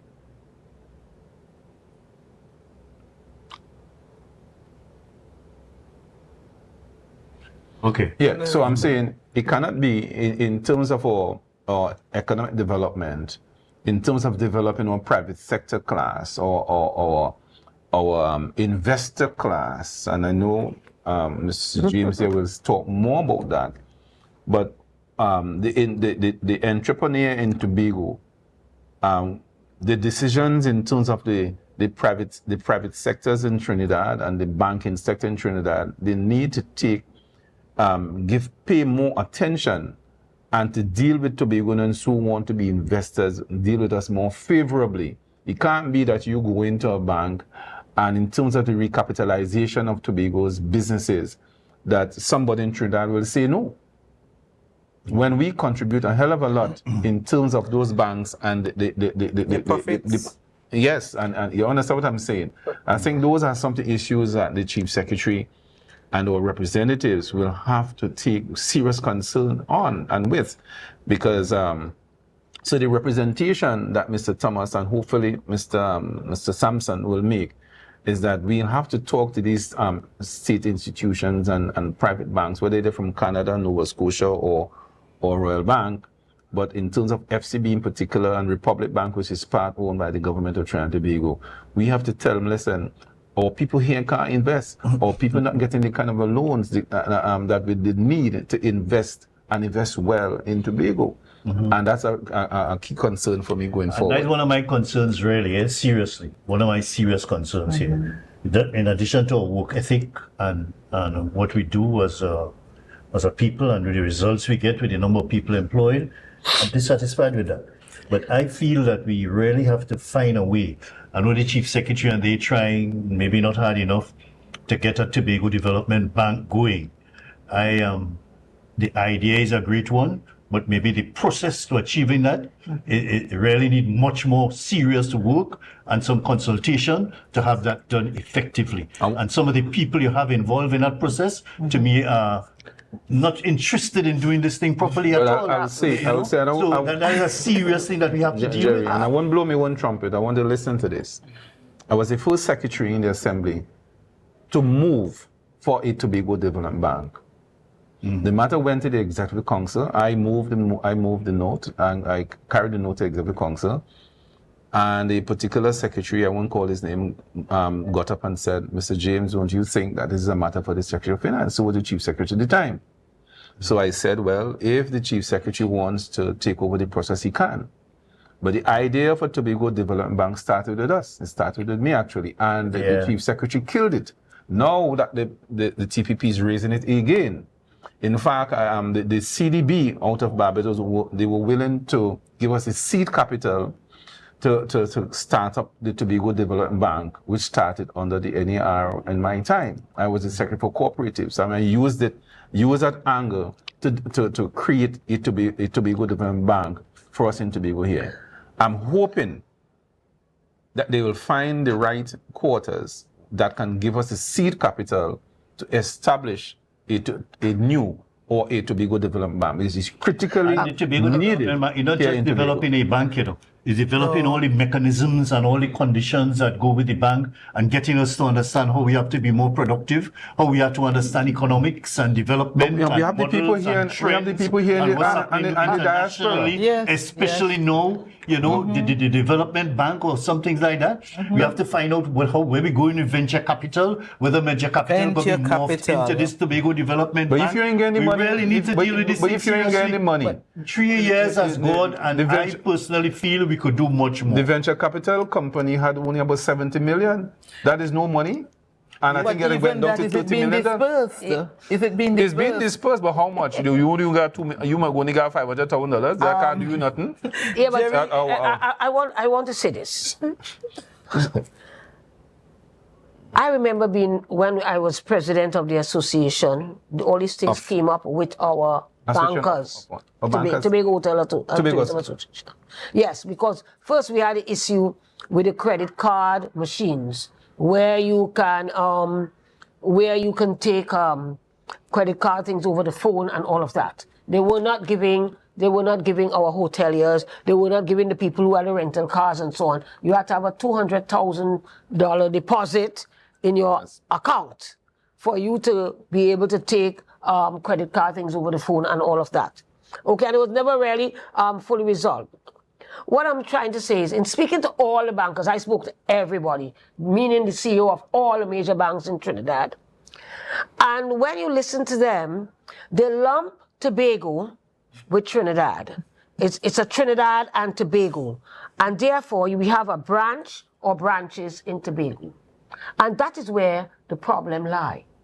They never looked at Tobago as a separate island, and therefore it have dynamics are separate, the culture is separate, the spending habits is separate, the business and how we do business is separate from how we do Trinidad. I remember speaking to the FCB CEO. She just resigned. She just retired, I think. Right, good.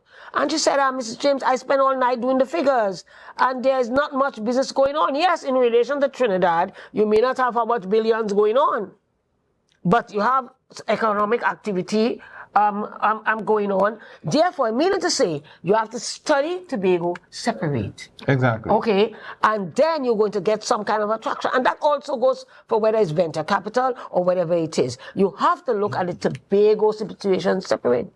60% at the time, 60% of all the bank loans in Tobago were not for commercial. What you call it, say we buy furniture and all of that. What you call that again? Right. Consumer loans. Good. Consumer loans. 60%. Higher purchase? Right. We're consumer loans. We're talking about furniture, cars, harvest loan, Christmas loan, and all that kind of a thing. I found that to be so alarming to me. You understand? So all of that you have to take into consideration. Now, here's what. When you listen to UNC in Trinidad, they talk about having some kind of a new banking commission. And I think that our salvation lies there.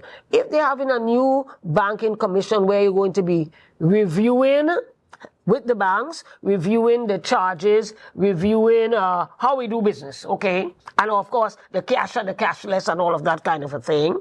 This is where we in Tobago come in. This is the area for us to now come and say, listen, this is where our representatives come in and our chief secretary. Let us deal with Tobago as an island, as a separate entity and not as a branch. Since we're doing things, since we are not leaving the banks to self-regulate, because that's basically what the UNC people are saying. okay, they're having a commission. They're not leaving you to self-regulate like what we have now. It means that now is our opportunity to come and say, listen, in all of this deregulation or whatever it is you want to do, let us ask for a different look at how you do banking in Tobago. Let me add another layer on top of that. When I was the Secretary for Cooperatives, I called a meeting of the entire cooperative sector in Tobago, because I felt that the Tobago cooperator was making a significant amount of financial contribution to those credit unions and cooperatives in Trinidad and Tobago. Let's take police credit union. The police people here are making, as a cooperator, is making a significant financial contribution to the entire police credit union in Trinidad and Tobago. Why should it be so? I wanted it separate. Let's take Eastern Credit Union. We have to abide by their larger majority of what is said and what is offered and what is decided. But there's a significant sector here in Tobago in respect of the cooperators who are depositing money into those credit unions that originate out of Trinidad. You have RAN Credit Union, you have the Public Sector Credit Union, you have the Port of Spain Credit Union. There are so many of them here. You have port employees. Port employees and so forth. And what do the cooperators get for having to make those deposits into the general fund? They have no effective, they're not even an effective minority that can affect how decisions are made and so forth. So I agree with you. If a Tobagonian wants to borrow, let's say, $3-4 million, it is the board that is the majority that is Trinidad populated. So he has no real say in terms of how he going to get $6-10 million. When in fact, the deposits are very, very, very significant coming from the Tobago region. And therefore, if you extrapolate that on a national scale, it is the same thing where the banks, FCB and Royal Bank what's it called, the Republic Bank and so forth. They make significant contributions, but you can't get the kind of loans that they dispense in Trinidad. We are circumscribed by those decision makers who populate the boards of those banks in Trinidad. But I think that the fact that FCB and RC and Republic Bank are majority owned by the government of Trinidad and Tobago, some change must start there. Either we disaggregate the funds and we give Tobagonians loans from what we deposit in respect of those banks. But yes, I agree. But Jerry, are we going over to an interview? We want to go to Trinidad in a bit, but we can continue talking. But just before we do, we cannot grow wealth in Tobago if the land issue is not settled. The issue of land title. Yes. So we'll continue with that when we come back. If we okay. What's the difference? So you need a significant momentum shift nationally for Tunapuna to swing. But maybe that is the case, but I can't say based upon the lack of granular detail.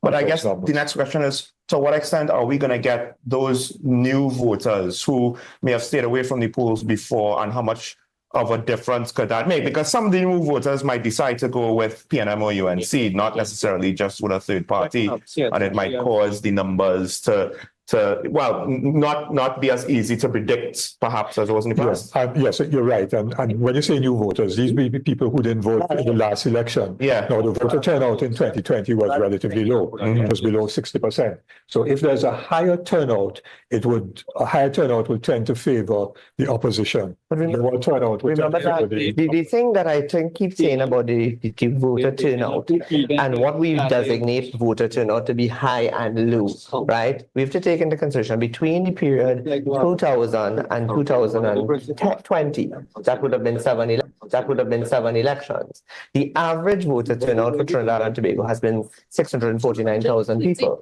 and the lowest in 2020 happened to be in 2020, which was 58.08. COVID, and there was only COVID, but it was 658,000 people voting out of 1.134 million.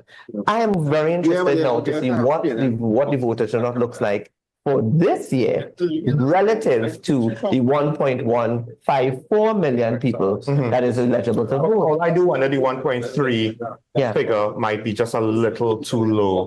I do wonder if the population was larger than that. But it was 1.134 and some change. Yeah. You're talking about in 2020? In 2020, yeah. They said it had a lot to do with COVID because people didn't want to go to the station because people were still dying. Well, and it was clearly COVID. Yeah. And then the turnout was a 66.7%. Yeah. And with 2020 was 58.8. So I think COVID had a big impact on the voter turnout.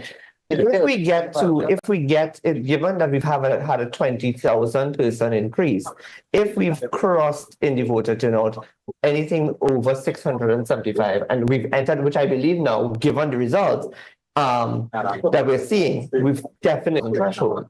Right, so we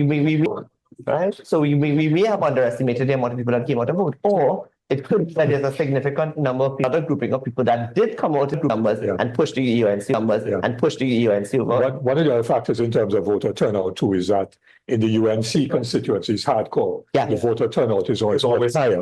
Yes. Than in the urban PNM traditional areas. So one of the other factors that you have to look at too is therefore in those urban PNM general areas, was there a higher turnout? And if there was a higher turnout, that would come a group of people, perhaps young men, who obviously the UNC have been reaching out to by social media and other means and so on, was their disenchantment with their social and economic circumstances motivated them to come out in significant enough numbers to shift the marginals in favor of the UNC. Those are the things that exit polls will tell us, but we don't have. I want to ask Mr. Williams about that, because in Tobago for the last THA elections, it seemed as though a lot of people were coming out in force to ensure that they weren't going to miss that one, right? Especially after the previous one ended in a tie and they basically had to go a year where it was 6-6. From the energy you're seeing in Tobago with regards to the various communities, do you think that the turnout there also might be a significant number? All right. We do have a report from Balize House there, so I believe we should have Naomi. Okay, Mr. Williams.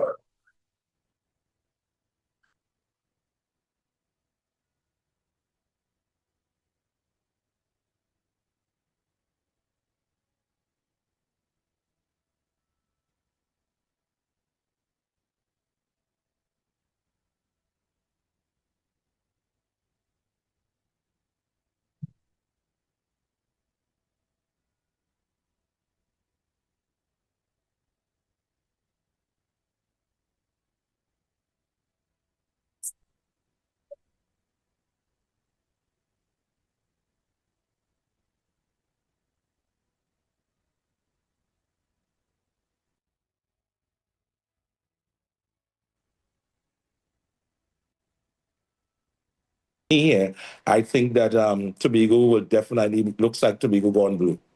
I was so I'm not. I myself want to be a little bit more cautious with the declaration because I think the total number of votes isn't reaching historical lows. I just got a message from Tobago saying that they have it. But it's right, because maybe that the electorate is we're not just getting the numbers. No, we're not getting numbers, but what somebody has seen most of the numbers.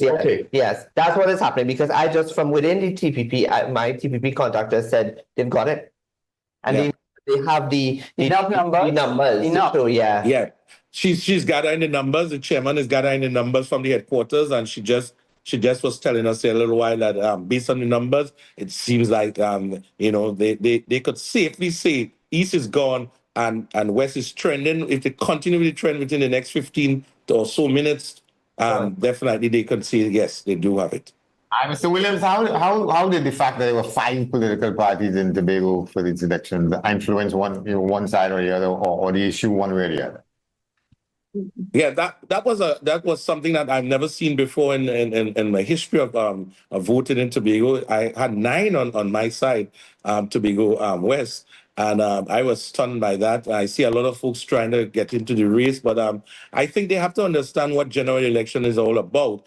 And if it's the THA election, fine, I can see those numbers being displayed. But with the national election, I don't think 9 and all those high numbers will really make any kind of a point. So I really think that some of them should consider just kind of cooling it down and wait for the THA election. It probably will do a better dent in the THA election. Okay, Thank you very much. We have results from Mayaro. If you can get that up on the screen now.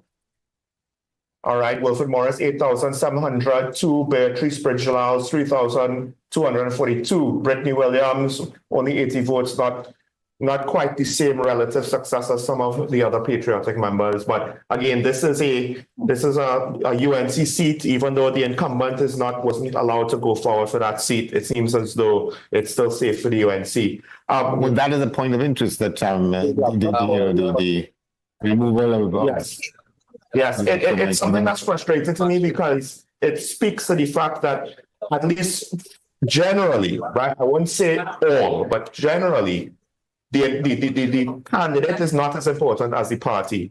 Okay, we have Naomi from Balize House, I believe. Or do we? Yes, from Balize House.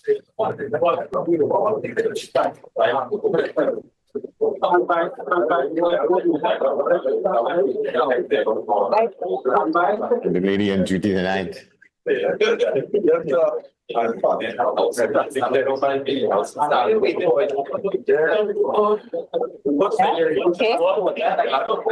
evening. What we're hearing in the background is what is taking place at Bad Balize, we imagine.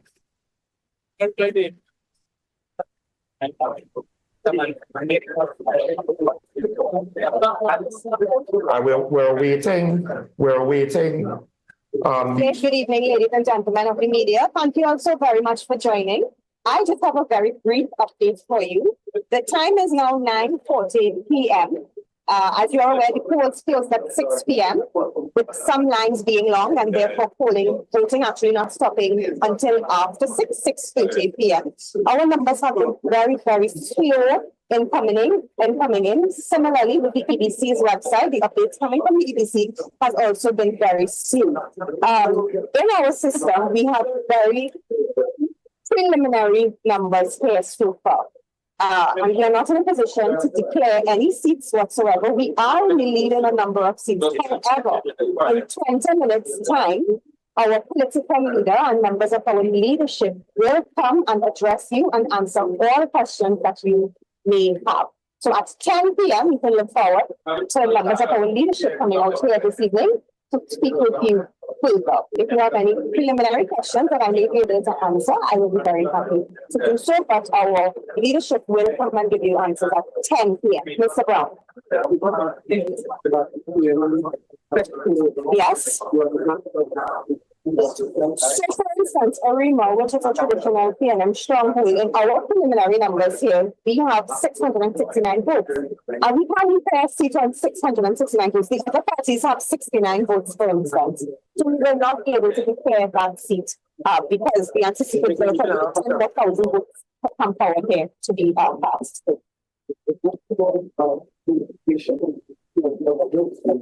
Yes. We have had in 2020, because of the COVID, things have been very slow as well. So I'm not surprised that information is still slow in coming. This is not an anomaly. Information has been traditionally slow to come in. Yes. So based on this, for instance, for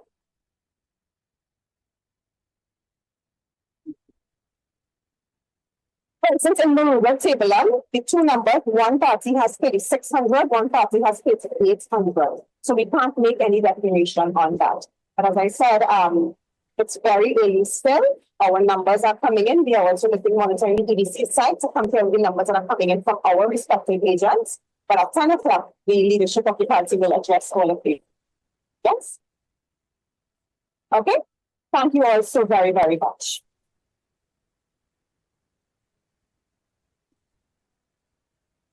All right. Well, leadership is coming in 20 minutes. I know what I'm trying to figure out is what is taking the leadership of the party from getting to Bali State House and facing its membership and giving them the results as they were required. Why are they putting the pressure on Laura Lizama to deliver the news? Laura Lizama leasing. Yeah. Why are they doing that to why are they putting Laura Lizama leasing under that level of pressure? Given what they look The PRO and she was fired from it. She was fired from the PRO position, so she should not really be concerned. I have things I would like to say that I will not say. We have to take a break. Wait, I want to say, I think everybody should tune in to this station. Come to this station. I said that already. Go ahead. Okay, no, we just need to take a break, and when we come back, we should have another member of the panel joining us. Stay tuned. I don't want to take a break. Men, though. You mean I can't leave all your men? Well, let's say that at 10 o'clock. It's coming up. It's 15 minutes from now. Look, listen, don't go there, because in 2020, never came to acknowledge. Don't go there. Don't go there. Don't go there. The point, she said in 20, which actually is the earliest that anybody will come. I'll tell you, I'm looking to see, I'm not looking to see political leader. I'm not the prime minister coming to see me outgoing prime minister. No, I'm saying should not be the prime minister, not political leader. Prime minister has to come, because he's not the prime minister for tonight. Yeah, but the point I'm making is that nobody has ever come as early as 10 to not coming. She said that he's coming. Who's coming? The political leader? Prime Minister. Oh, yeah? Yes, she said that. Yeah. Oh, She said it explicitly. She said that. She said that. Again, we're not going to the RFPs of the field. And they lost the to be. Yes, because I don't know if it's a factor. Trinidad is coming in slowly. Well, it is all air. Yes.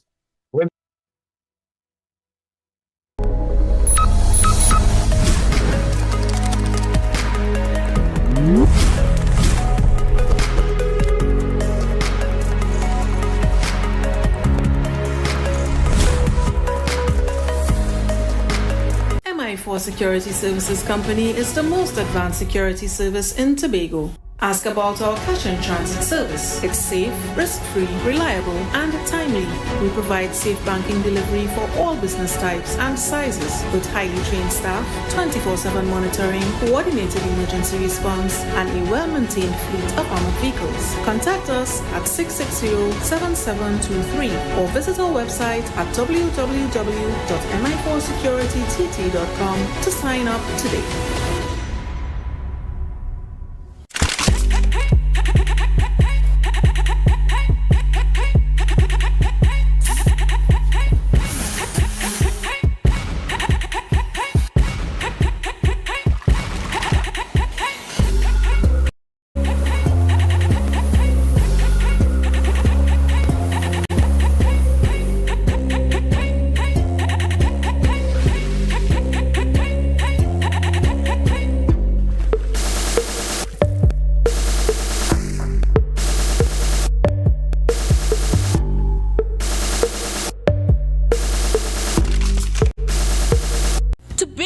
Supplies has been a leading name for over 37 years in the glass and aluminum market in Tobago. We provide an extensive of high-quality, innovative aluminum and glass products for commercial and residential use. Competitive prices with superior and professional services by committed employees who are guided by rigid quality standards. Tobago Glass Supply specializes in the manufacture and installation of glass and aluminum products that are essential to today's homeowners and the business environment. We are engaged in marketing, sales, and installation of a variety variety of products. These ranges from windows and doors to necessities such as mirrors for homes and vehicles, designed and manufactured in-house or imported.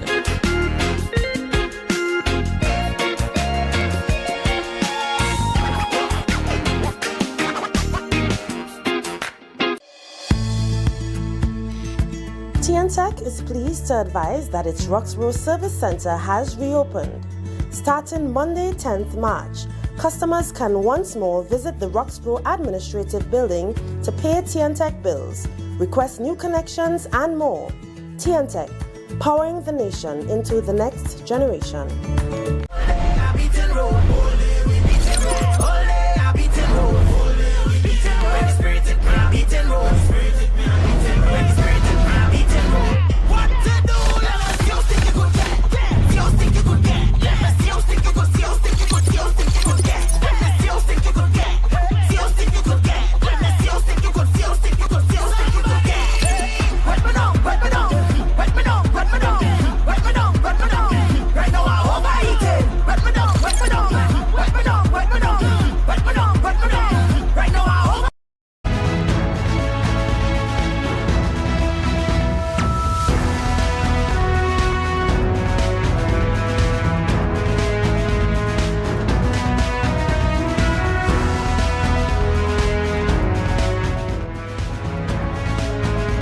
Yeah, folks, we back and this is Fight for Tobago, Fight for We.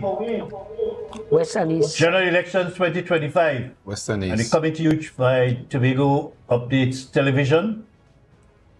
And we continuing monitoring the system situation has been happening in Trinidad and in Tobago.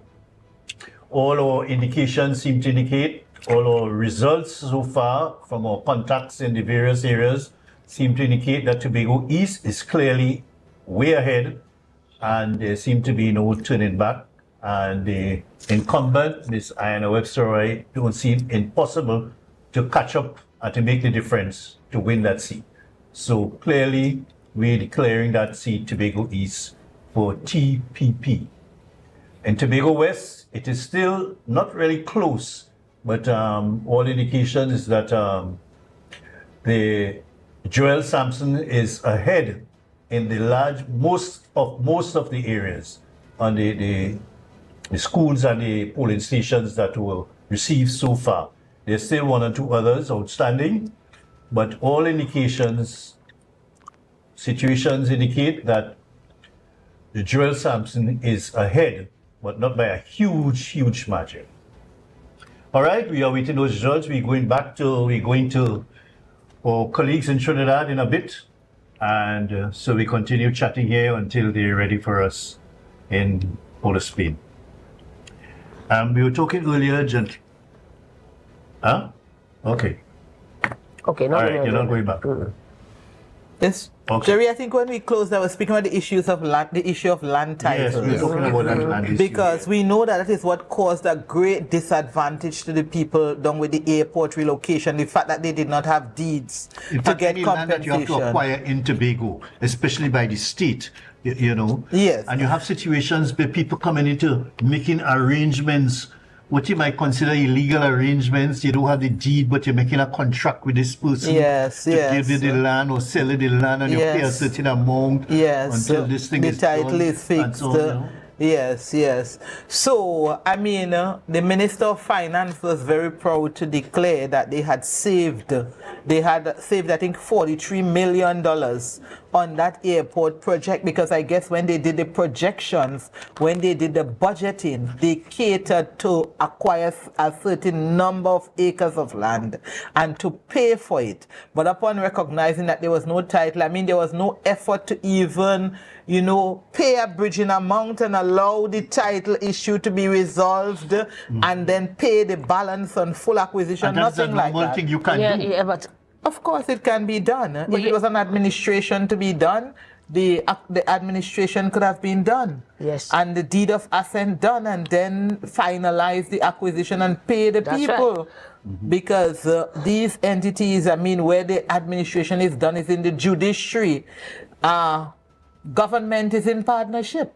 That's right. And so the different arms of the state, while there's separation of power, there could have been partnership for development to facilitate the free flow there. And it's a problem throughout Tobago that a lot of people, they have inherited lands and they do not have a deed. They have not brought those lands under the Real Property Act.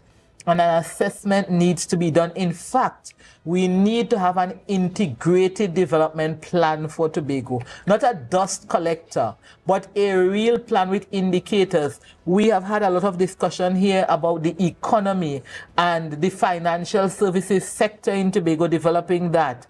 You spoke about performance management. That's all part of integrated planning, and that needs to be done post haste so that we can know where we are going in Tobago. We can know our short-term goals. We can know medium-term and long-term, so that there's a framework for development with clear milestones and indicators that will allow us to improve performance.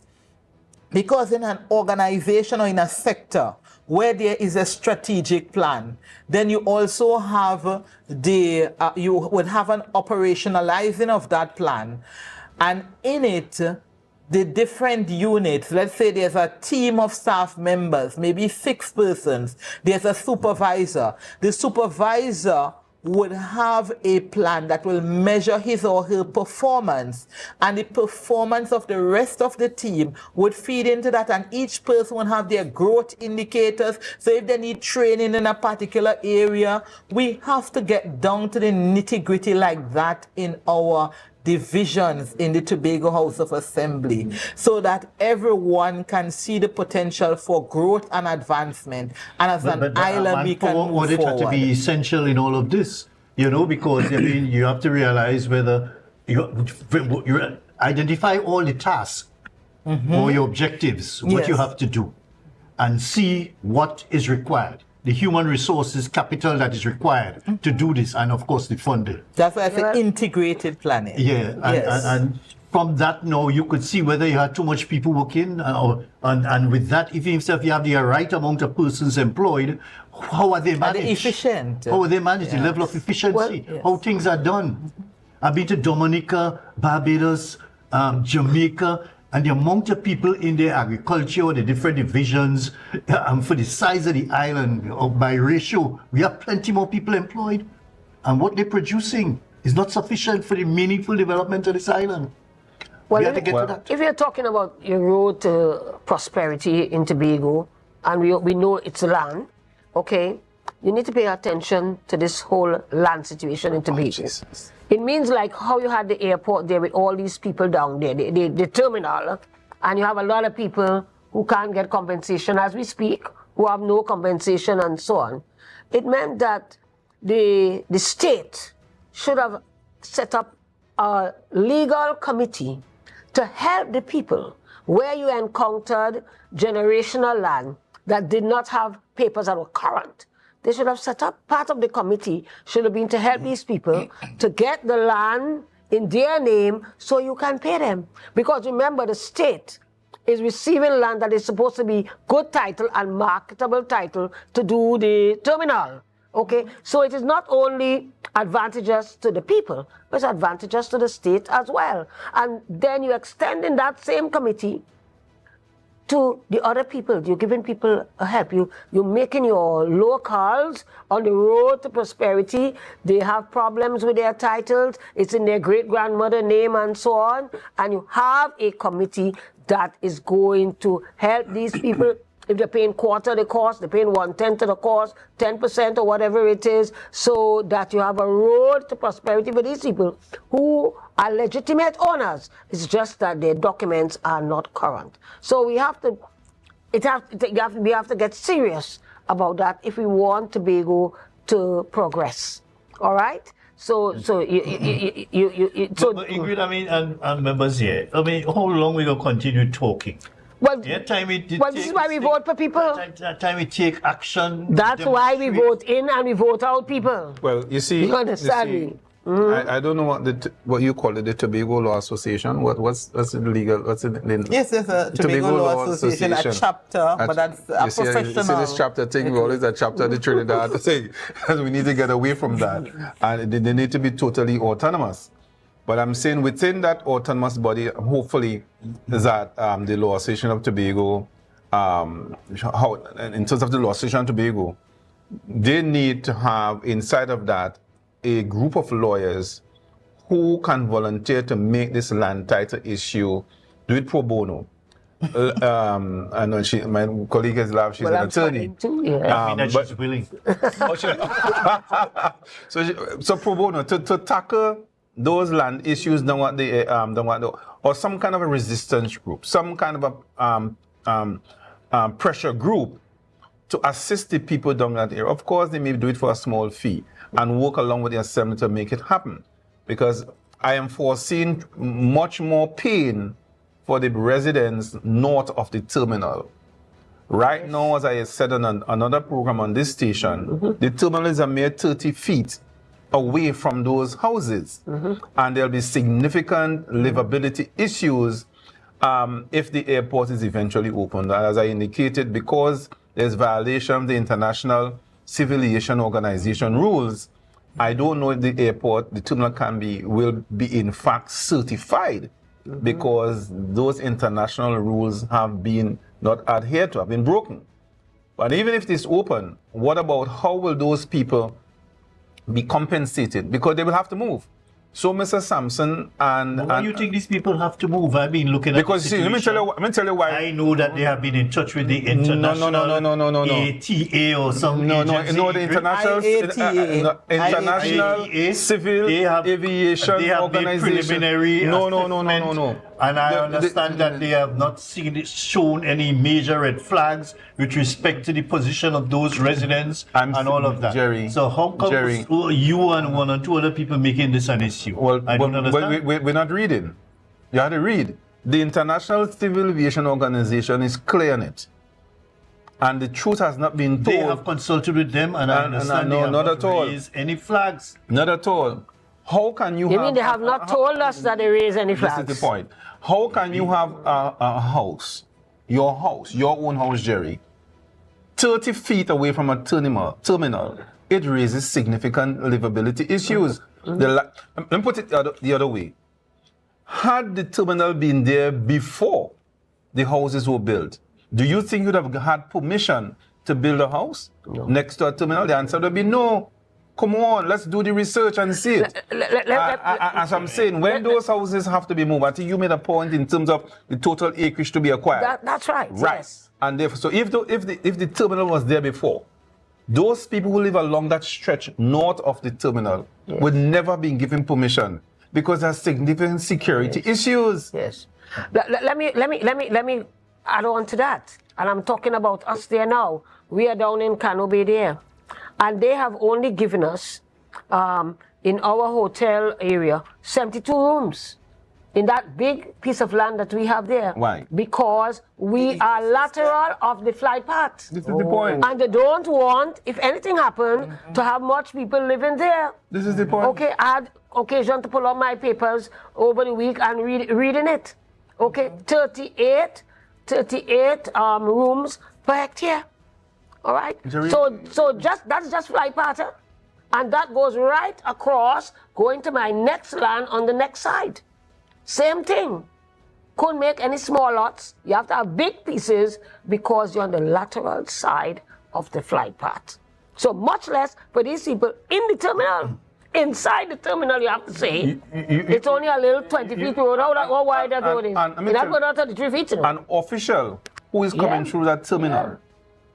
You can stay 50 feet away, 50 feet, and use a high-powered, you don't use a high-powered rifle, a regular rifle, and shoot through that glass and kill an official. From the outside into the terminal. You can see. You can see from inside to the outside. You can see from Jerry. I don't know what you see. Jerry, you can see if the eye is right. I'm talking about the ground. Jerry, listen to us for once. The fact is that we are raising legitimate concerns here, and what we should be asking is asking the authorities whoever it is now, Give us the to answer. show us your documents, show us your papers, and so on, because these are legitimate concerns. If it is that they are getting certified or they are certified, show us a certification.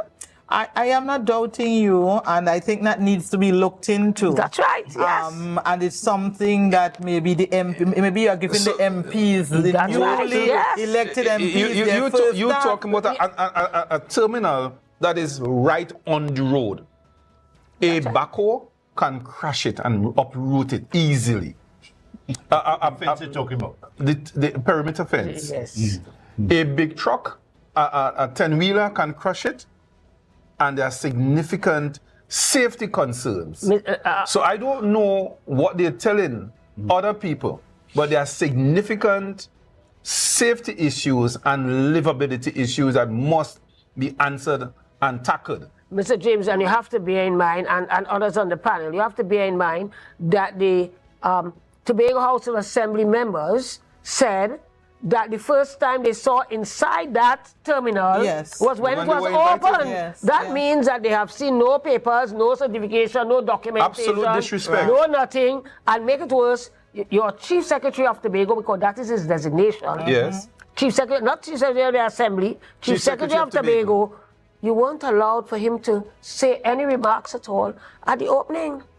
I think that was gross No only that, disrespect, you know. and so on, and therefore you cannot take anything that has been said before as truth. I take it with a grain of salt. Not only that, the businesses that I suspect will eventually populate that airport will be Trinidad owned. Well, I understand that they already sent out thing and And businesses like yours and yours and mine and yours, we ain't having. Well, We ain't having nothing. They sent out things and it have nothing to do with Tobagonians. It has nothing to do with us.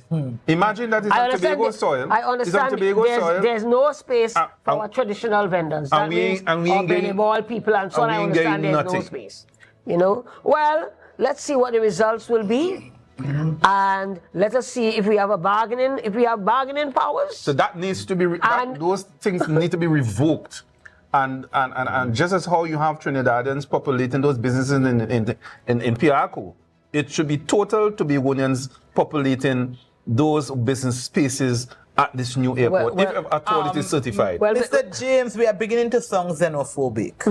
We are still a Twin Island Republic. Right. You see that talk? While there are equity measures that we need for our economy to grow, we still have to be mindful that we are Twin Island Republic. That is why we have that trouble. It's a view like that. No, we go battle it. No, Jerry, you see that xenophobic? I want to steer our conversation in a little different direction now. No, it's a political. Wait. And we talking. While we talking the politics, we have to talk about our money. You see, when we talk Trinidad and Tobago, we have to talk about our money, and we are talking about land. You see that land license story where foreigners cannot buy? We have to relook it. We have to seriously relook it. We need population. We need foreign exchange. Let's start. We need growth. Okay, we have to look at this thing about Tobago for Tobagonians. Forget that. We're sounding like Trump right now. No, So we have. So I will say it. I am a Tobagonian, and I will say it. It's not business. We are not serious about developing Tobago. So we better stop talking about Tobago for Tobagonians, and let us examine with an independent eye, with a business eye, with a progressive eye, for our children and grandchildren. I'm a grandmother of 12. For our children and grandchildren, how are we going to make Tobago progress? We have to start with that. Yes. Because I am saying, what are we going to do with the people that we need to come to live in Tobago, and we need the foreign we need them as a buying power, and we need foreign exchange. Let's start from there. In my view, that's still a myopic view. Let me tell you why I could defend it. The Tobagonians have not been given the entrepreneurial opportunity. So we don't have nothing. We have not been given the investment opportunities. The banks don't lend us money. So when we see other people coming here with money, it affects us. So while I'm not saying like, and I don't think Trump is saying America for Americans only. He said if you have $5 million US, you can come and invest. For any part of the world. So he's not saying America for Americans only. Why can't we say that? But I'm saying in Tobago's case, when we see other people coming in with their large sums of money, We don't have the opportunity. We don't have the capital. So what do we do? So what we do, we sit down there and talk about Tobago for Tobagonians? No, I'm saying, I'm saying that. I'm saying our new government here in Tobago, the TPP, and if we win the 2 seats, we now have an opportunity to capitalize the projects and programs that indigenous Tobagonians have in heart and have in their mind. We must start there.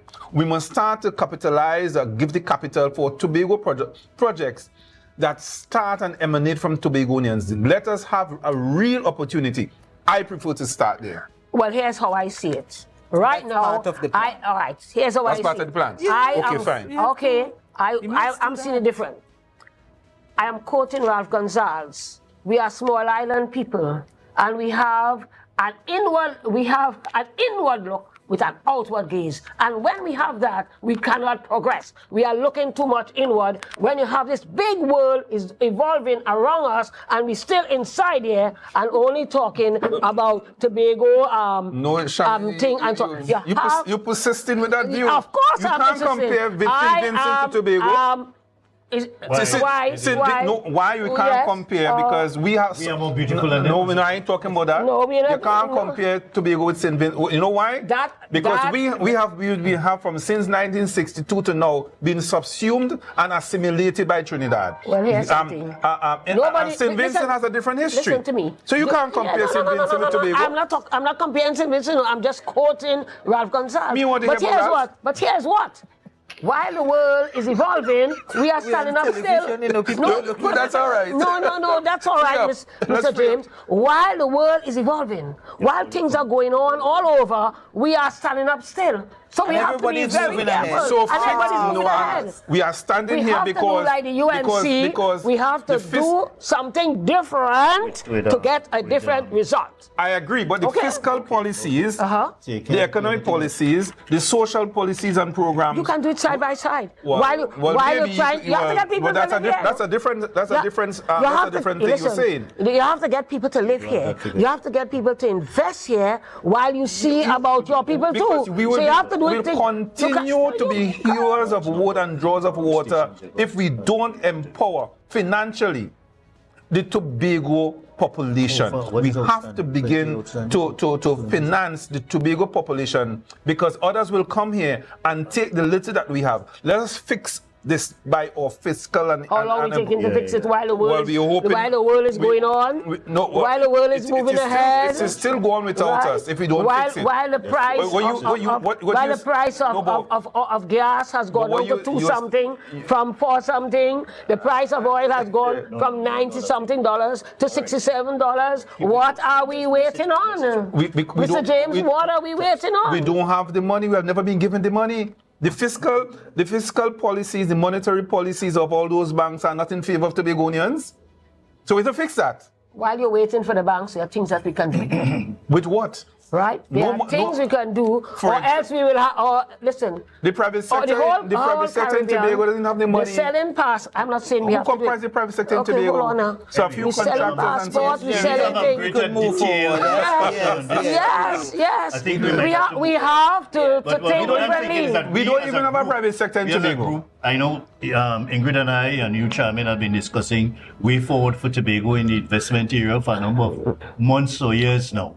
Exactly. We need to maybe put some pressure on the THA to get certain things that maybe they can do to do much faster. I know, for example, they have a development pathway or something, something that they're supposed to be working on, and some Dr. Toussaint or somebody like that, understand, is working on this thing, and we can't hear anything about this. I mean, this is more than 2 years now.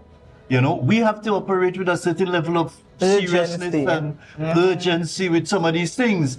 All these things provide the backbone for the projects and the development that we have to do in Tobago. There was this. Without that, we just be quarreling, spinning top in mud, and while other people coming back and take the investment. There's this talk on the table tonight about a manpower audit. I had started one when I was advisor to Dion Isaac, who was the Secretary for Labor and Settlements and so forth. A manpower audit has 2 sides, a supply side and a demand side. When we find out what we can supply, we can now organize our education through the education secretary to begin to train persons in terms of what we do have, which is now called the demand side. So let's suppose in terms of the what is happening there? Can we get an audio? Can we get an audio? Now, Kijan, again, we've covered a lot of elections. This is symbolic here. Traditionally, Canada Assembly says it does not leave some barrier that All right, okay, let's switch now.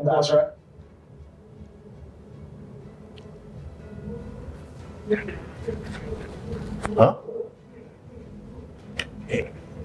Okay, so we're saying in terms of the direction for Tobago, we need to have the manpower audit, and our educational sector must then determine where it is going to train people, how many people is going to train based on the demands of the new economy. So we have to have the development plan in place and then determine how we are going to train. So there's a significantly new role for the Department of Education. But we need to have, I heard one was completed by Dr. Ralph Henry. I don't know how true it is. But we have not seen the results of that manpower audit. So we are planning by VAPS if that is what it is. Because we need to have that development plan, and we have the need to train people in all the areas in terms of the demand for the expertise that the development plan will in fact ask for. I agree, Mr. James. In fact, we need more than a manpower audit. The manpower audit is one component of it. We need an active labor market program that would be updated as we move along. With statistics and data. With statistics, data forecasting, so that we know that in the next 10 years, 15 of our doctors would retire, 20 of our nurses, and so we are able to put the plans in place for the replenishment. Or we know we will be opening a different type of hospital to attract medical tourism, and it will be ready in whatever year, and we forecast for that, and we train accordingly, we budget and we train accordingly. So I agree with you. But it is it could be wider than just a manpower audit. No, we're not. I agree, but we're saying the manpower audit it's a continuum. Yes, it is a living document program. So you get the results in, your projects begin to fly. You can supply the labor. And it updates. It's like Google Slides. It's a living document, yes.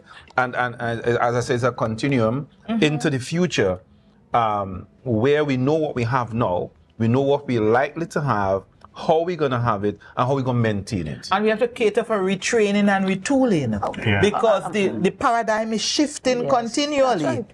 And we have to cater for that. Start focusing on, if we could, stretch our minds a bit, and focus on some of the investment initiatives that I think we could pursue, notwithstanding the situation we're in right now. We do have everything in place.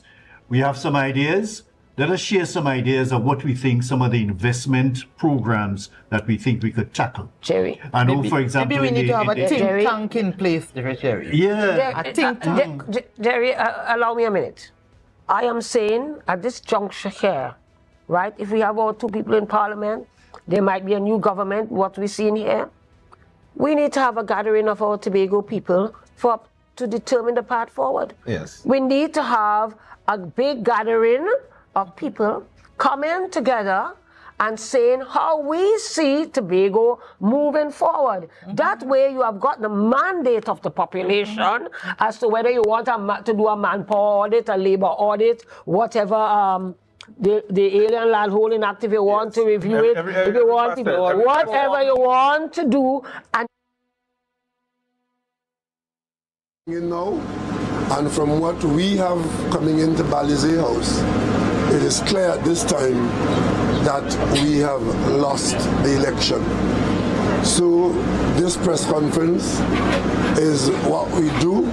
We've done it before, conceding defeat on election night, but tomorrow is a new day. We've had to concede on the night of December 1986. We conceded in 1995 and we conceded in 2010. So this 70-year-old party, sometimes you win, sometimes you don't win. Tonight is one of those nights where, surprisingly, we have not done very well in the general election. But as we know how to do it, from tomorrow, the PNM will begin to prepare itself for the next call within the next 60 months. We wish all the winners well, because our country is now in their hands. From the reports that we have in our hand, it appears as though if the trends hold, the PNM will end up with an opposition in the order of 10 or 12 seats. But we've come back from 1 seat, we've come back from 3 seats, so 10 or 12 seats don't count us out. We will continue to remain faithful to our cause, which is to the interest and the service of the people of Trinidad and Tobago. The elections are over, changes will be made, promises to be kept, reviews to be done, rejuvenation to be had. One thing we're happy about is that the PNM will move expeditiously towards its new status as the opposition. The General Council will meet on Wednesday and will direct the elected members of the House as to who should be supported for the position of opposition leader. That is a position that we have held before, and even from there, we provide yeoman service to the people of Trinidad and Tobago. I, as political leader, Prime Minister of recent vintage, but I still remain political leader. I did at an earlier time say to you, the media, that I've met with the general leadership of the party and indicate to them that I would not want to continue beyond the end of this year as political leader and would, at their advice, vacate the post as soon as they would like me to, so as to facilitate the requisite convention. We will do that and will conduct our party business with dispatch, with honor, and with gusto in the coming weeks and months. So tonight, I simply want to say that we have kept the faith, we've run the course, and we still have some more running to do. If you have any questions to any of the three of us, we will take a few questions now, and we will go off to our new status. Yes, Joel? Speak loudly because we got a generator there.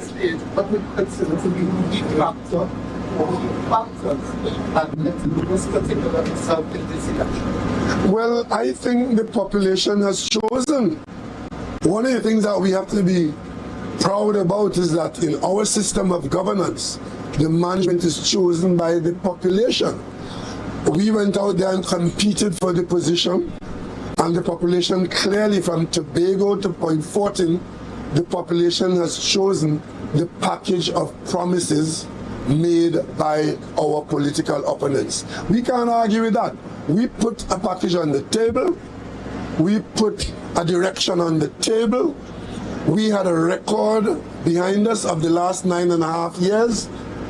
The population has chosen the package of promises. We said that we were a rejuvenated team offering, a new direction, a new chapter. The population chose those persons who they knew before, and on the basis of their past performance, they have been given the government again. We cannot argue with that. We are not going to argue with the electorate. As my grandmother has taught me, if good comes, it comes for all of us. And if bad comes, it comes for all of us. So while tonight at Balize House there is no rejoicing as we expected to, we are not despondent. We have not been here for 70 years by holding our heads down.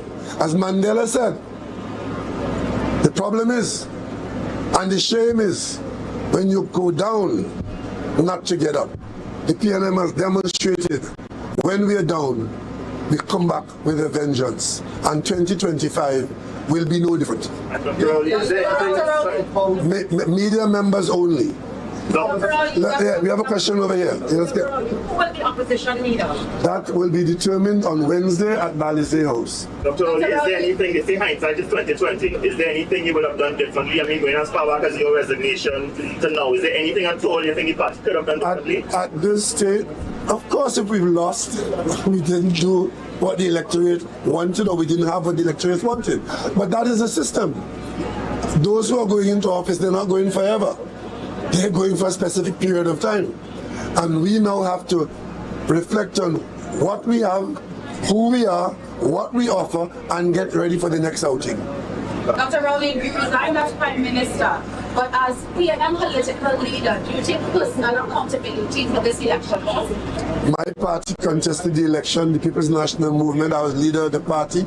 I was involved, and the political leader is still the leader of the party. And if you want to put all the blame on my shoulder, we're not in the blaming business here. We are in the rebuilding business. Do you think you've made this change in Prime Ministership from myself to Mr. Young? In any way was impacted in terms of voters, especially members of the party? Well, if you looked at what happened in Tunapuna on Saturday, you would have seen the PLM membership in their thousands supporting the position. The electorate is not the PLM membership. The electorate is much larger than the PLM membership. The turnout has not been a very high one, but of course, there are issues. Each person who votes have a reason, and I don't think there are very many votes cast based on the fact that I resigned, because the resignation became history. We're looking forward. The PNM spoke about the future. The electorate was offered a package from the past, and we are now expecting that delivery starting from tomorrow. Dr. Rowley, how do you feel in not having the ability to carry on some of the views that they have had in their place? Thank you very much for that question. The answer is obviously a bit disappointed. We have put forward what I believe was a very good proposal to the population. As I said only this morning, I believe we ran a very good campaign and a good fight, and we had quite a robust plan for the future. But the population has spoken, the electorate has spoken tonight, and we look forward to tomorrow morning. And the PNM is a strong party. We don't get here after 70 years, and from tomorrow morning, that's it. We're back, we rebuild. We will encourage all the young people to come forth. We have our experienced leaders with us still, and I can tell you something, from tomorrow morning you will see a strong PNM back on the road, back servicing the population of Trinidad and Tobago. And I certainly look forward to playing a part in that and a leadership role in that. Mr. Young, there's a perception that once the government's changed, that the next party that comes in is a clean sweep and they just give it affect everything. Of the things that you would have accomplished during your time in Parliament, what do you think is the one thing that UNC, if you have to tell them, well, don't touch that? What's the one thing you would tell them not to touch? The population will judge UNC. I don't think a lot of what we achieved, especially in the energy sector, and the population and those who've elected them today would see in the next few months, next couple of years, whether they are able to deliver it. But only time will tell. Mr. Young, what do you have to say to your supporters here tonight who are leaving very disappointed? Disappointment is part of life. Don't be despondent. You still have a young person, not only young in name, a person continues to be more than willing, ready and able to continue fighting for Trinidad and Tobago.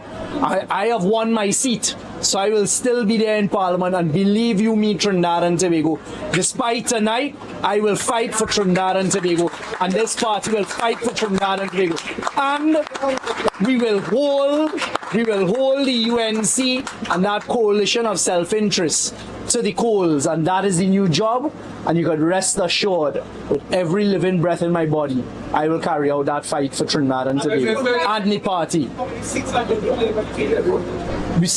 Those results are still coming in, but as the political leader says, we expect about between 10 and 13 seats at this time. What major seats you lost, Mr. Young? What's that, sorry? What major seats you lost?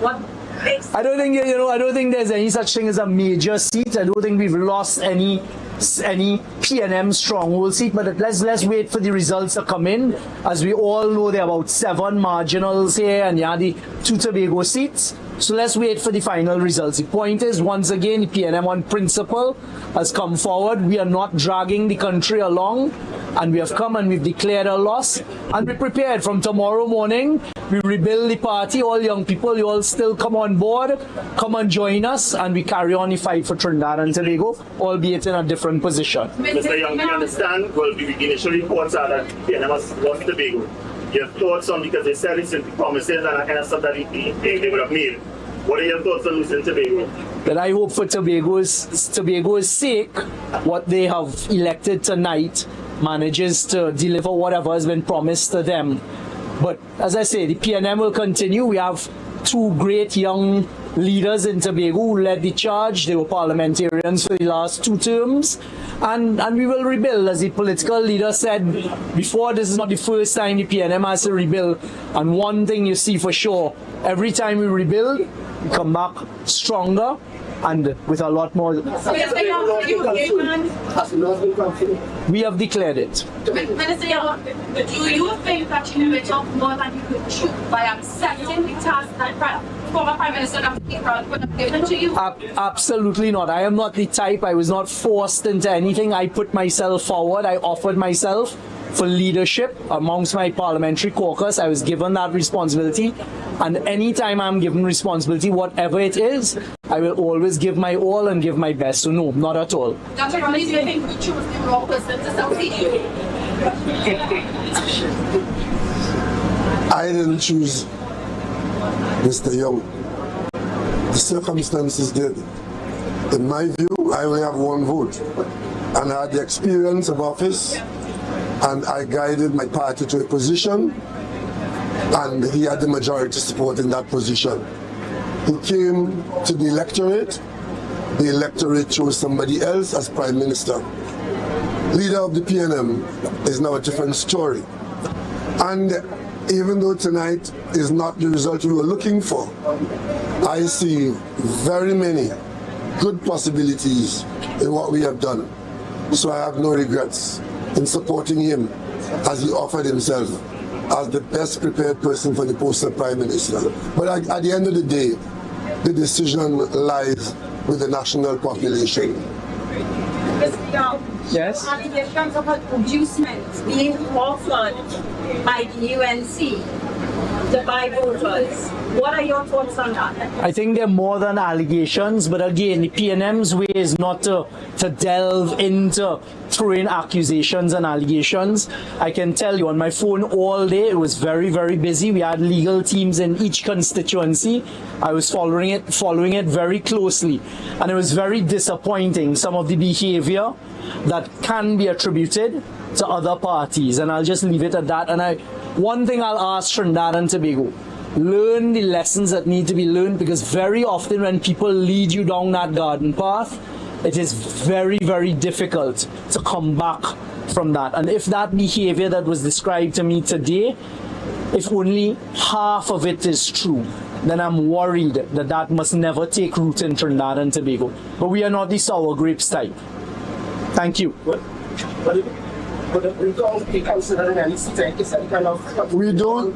What we're doing here, we are conceding defeat globally. We do not have final figures for any constituency. We have some preliminary numbers that indicate that we've lost seats. We have seen trends that indicate that we are not likely to win those seats. We have some figures with some outstanding polling divisions to come in. We are sufficiently knowledgeable about those polling divisions historically to know that we will not be able to overcome the challenges ahead of us in the particular constituencies. So what we are doing here, we know that we have lost the election.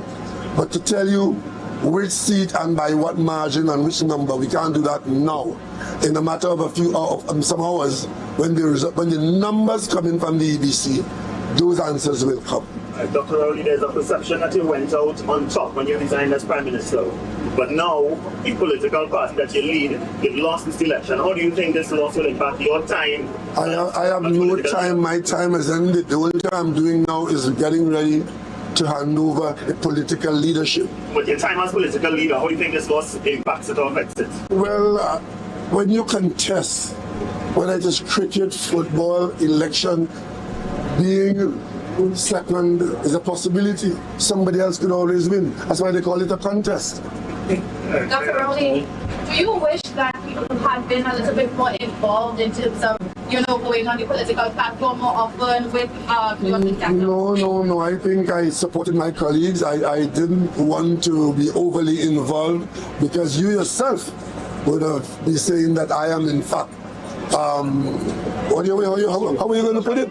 You were going to say that I am young as Rowley. Yeah, you were going to be saying that Young had the throne, but I had the throne. That wasn't what I wanted. As a member of the party and as political leader, I came out in a measured way to provide support to the team, and I have no regrets about that, and I think I did as much as I could have done. And I didn't want to do any more because, frankly, I took myself out of the arena by resigning as Prime Minister and by indicating that I'm leaving as political leader. After 40 odd years, that was my decision, and I hope that you will accept it for what it is. Thank you all very much. Wow. Well, there you have it.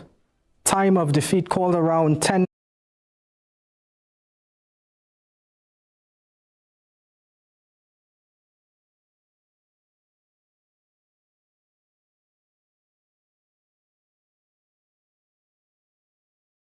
At Tobago updates, and guys, and we saw the Prime Minister and former Prime Minister and political leader all conceding, and I was surprised that they say that they look like they lost maybe about 12 seats, or they remain with about 12 seats. Yeah. I'm not too sure about that. I don't know that's something that's true in the pot, to let people be confused. But they seem to be convinced that they have lost. And what's the way forward, you think, for the PNM now? They have a history of being beaten and coming back maybe after one term or maybe two terms, the most, over the 70 years. You know, and I remember Tochoy Charles and I and others having a discussion after 33-3. And trying to convince us that that is the end of the PNM. You will never see them back in the halls of justice and in the halls of corridors politics of again. And I was trying to tell him, boy, that is not the nature of politics. But you know, people don't see these things coming. We know that they're going to be a big win, but at the same time, not to the extent that I hear Keith Rowley talking about right now. I think the demise, they themselves contributed to the demise.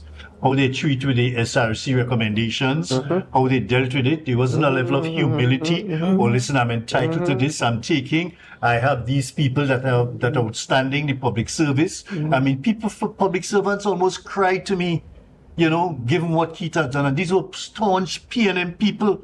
You know, they were real hurt, and not in Tobago alone, you know, in Trinidad as well. The WASA workers, you know, feel threatened, all those people from Petrotrin, many of them not even working now, you know, the divers issue and all these things. So they kind of brought these things on themselves, you know, and it's not a question that the other party did anything extra, except to motivate the population and to let them see, well, listen, these are the problems in the PNM. We are producing something else and maybe something better. Notwithstanding what Keith and them talk about what they have done in the past, you know, that still didn't go down well with the population. Yeah, because they concentrating, population wanted a change from what the PNM has been provided over the last 9 years. Jerry, I want to say this. I'm picking up on what you just mentioned here. The PNM campaign, and I said it as I was driving up. I thought about it as I was driving up. The PNM campaign was based mainly on the past of Kamala Persad-Bissessar 2010 to 2015 reign. Okay, unless on what they were going to do to ease the stress and concerns of the population. Okay, it's only in the last end, coming to literally the end, they start to put out one or two ideas of what they're going to do, some of which Kamala had already put out in her advertisements and so on. Okay, so people are just laughing and all of that, all about Kamala talking about the doctors coming home to the elderly. He wants them to do it by internet and that kind of a thing. So people start to laugh. So because you dwelt so much on her past, instead of looking at your future, your present and future, and that is why they had that loss tonight. They forget that the population is educated, they are exposed, they are international, and so on, and people want relief. They have already voted on Kamala's misbehaviors, if you want to call her, twice. And now they want to vote for their security, their well-being, their joy, their progress, and so on, their pension, and all of that. Of course, you saw the pension thing. $25,000 in your account, and they don't want to give you old age pension. Everybody knows that is a burial money that you have there. Everybody knows that. So your children won't have to quarrel and say, who won't have money? There's money to bury you, right? That doesn't mean you have earned your pension. You have worked for this country. You have earned your pension. So, you know, they needed to be more sympathetic, more compassionate. I talked about the woman with the twins and all of that. You break down. That's a good example. You break down the squatters and all of that. Oh, so they lost their humanity. They have lost their humanity. They come like the Israelis and the Gaza going on there. You lose your humanity. You lose your decency. You lose your sense of the well-being of your people. And that is what we are seeing here in that loss tonight. And I too, and just to comment again, I feel there's a certain level of arrogance, and I think we touched it earlier, both by the political leader, even by Stuart Young, you know, and of course by people like the new minister of last minister of finance, Imbert, Minister of Finance. You know, he speak about the level of things and make a mockery of it. And so on, you know, that is serious. You know, that was quite serious, and people, especially Tobago people, don't look at them thing with kindly at all.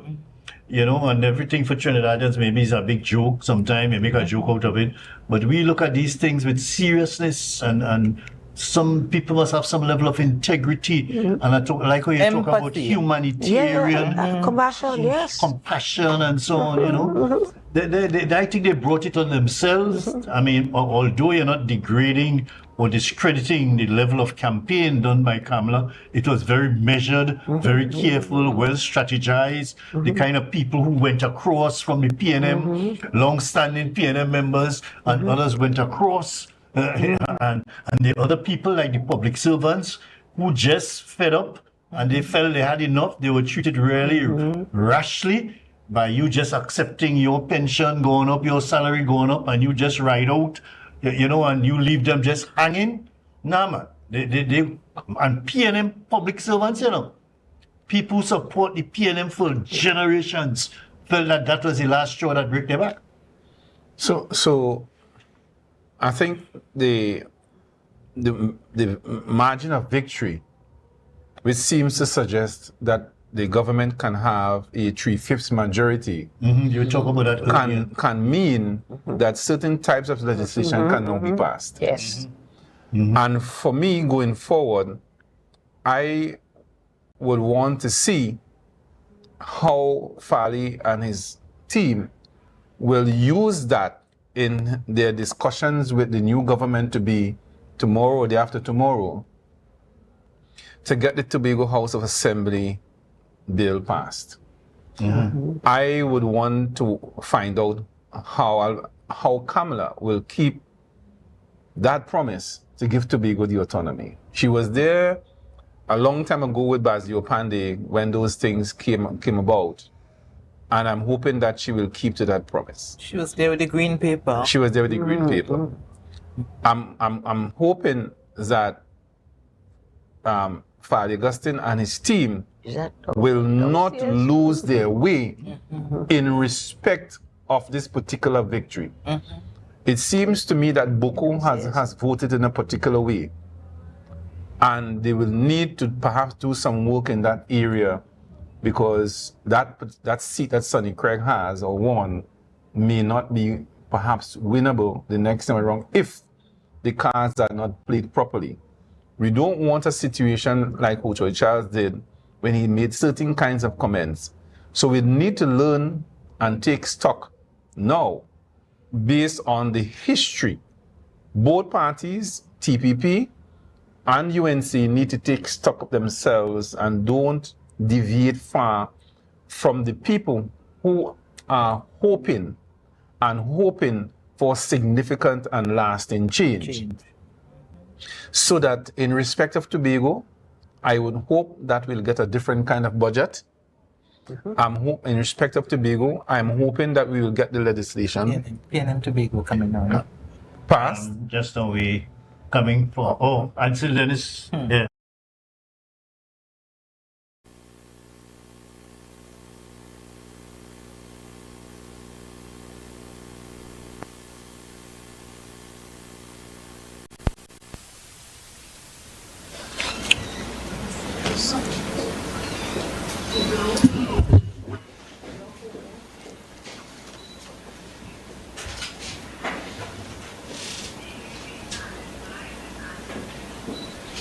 All right, when you're all ready. Go ahead. All right, good evening, everyone, to members of the media. We are just here to do a very brief press conference in response to the election results here in Tobago. Of course, I think we can confirm that the PNM has lost the 2 Tobago seats, and I wish to congratulate the 2 incoming members of Parliament representing the Tobago People's Party, Mr. Joel Sampson of Tobago West and Mr. David Thomas for Tobago East. I also want to thank our 2 former members of Parliament, Mrs. Shampa Kojo-Lewis of Tobago West and Mrs. Ayana Webster of Tobago East, for their distinct service to the people of Tobago and to the people of Trinidad and Tobago by extension. I think they have done a tremendous job representing the people of Tobago as part of a People's National Movement government that delivered to the people of this country and more specifically to the people of Tobago. We ran a good campaign, a short one, a 1-month campaign, where we advanced our track record to the people of Tobago. We explained to them our achievements, and we also gave good reasons for them to continue to have faith in the People's National Movement.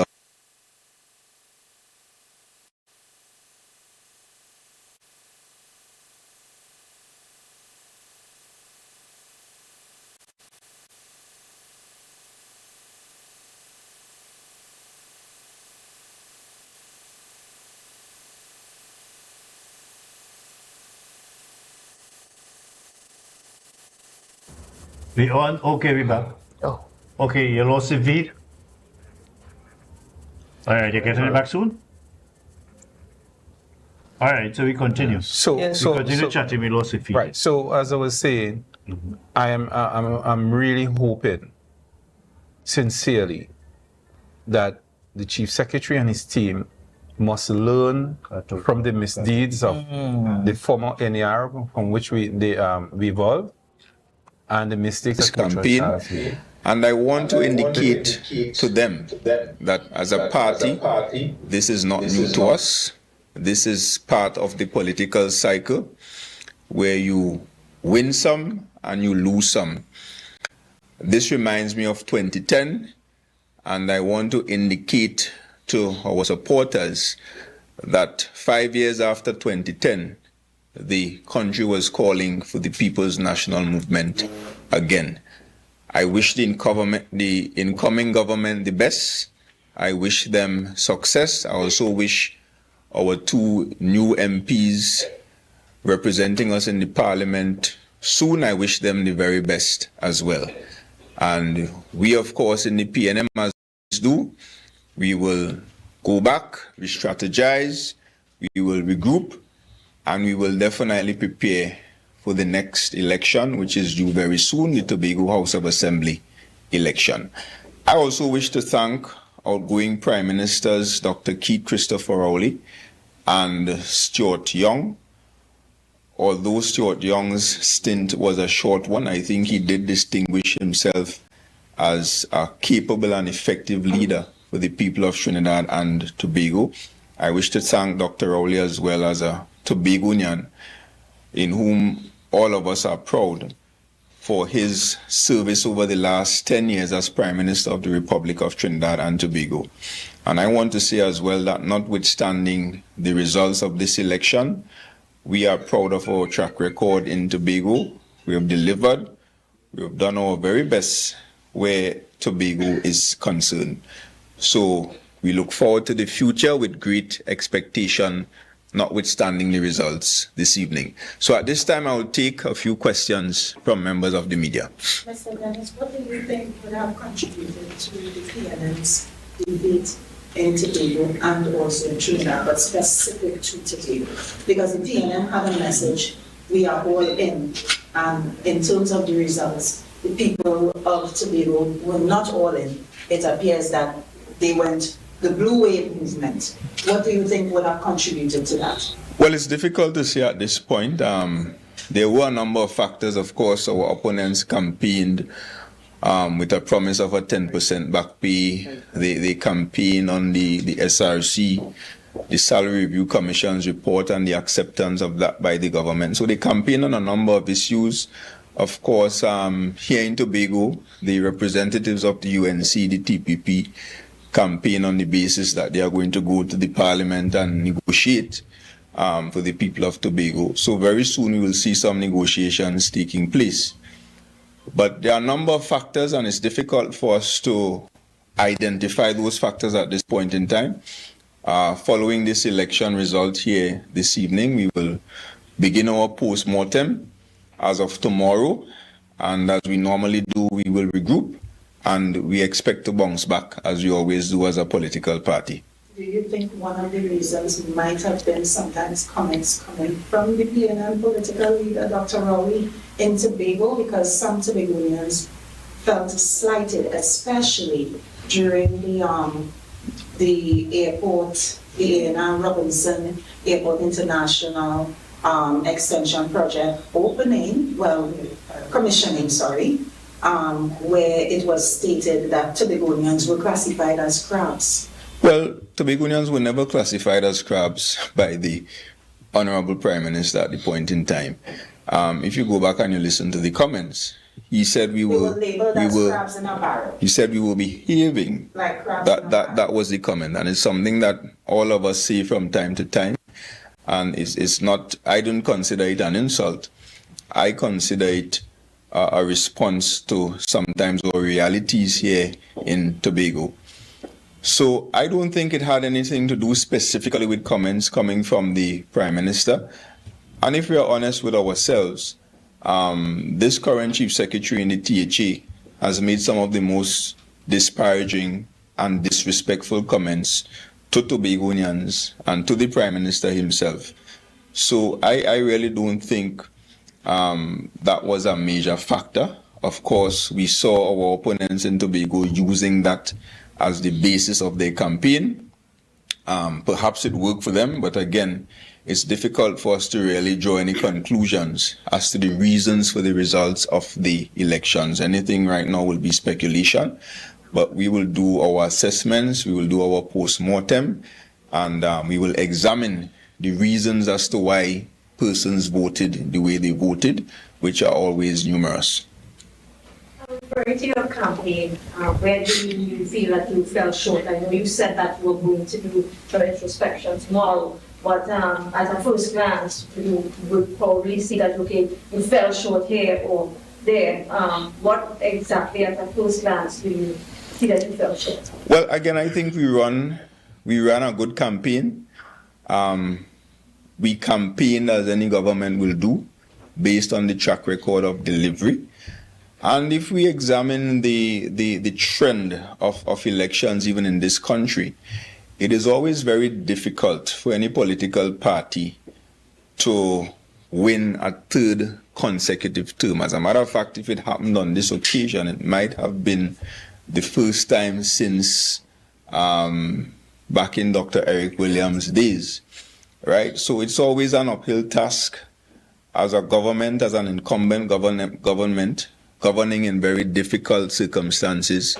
It's easy for the opposition, for those in opposition, to promise the moon and the stars, the 10% and the reduced grocery prices and the reduced gas prices.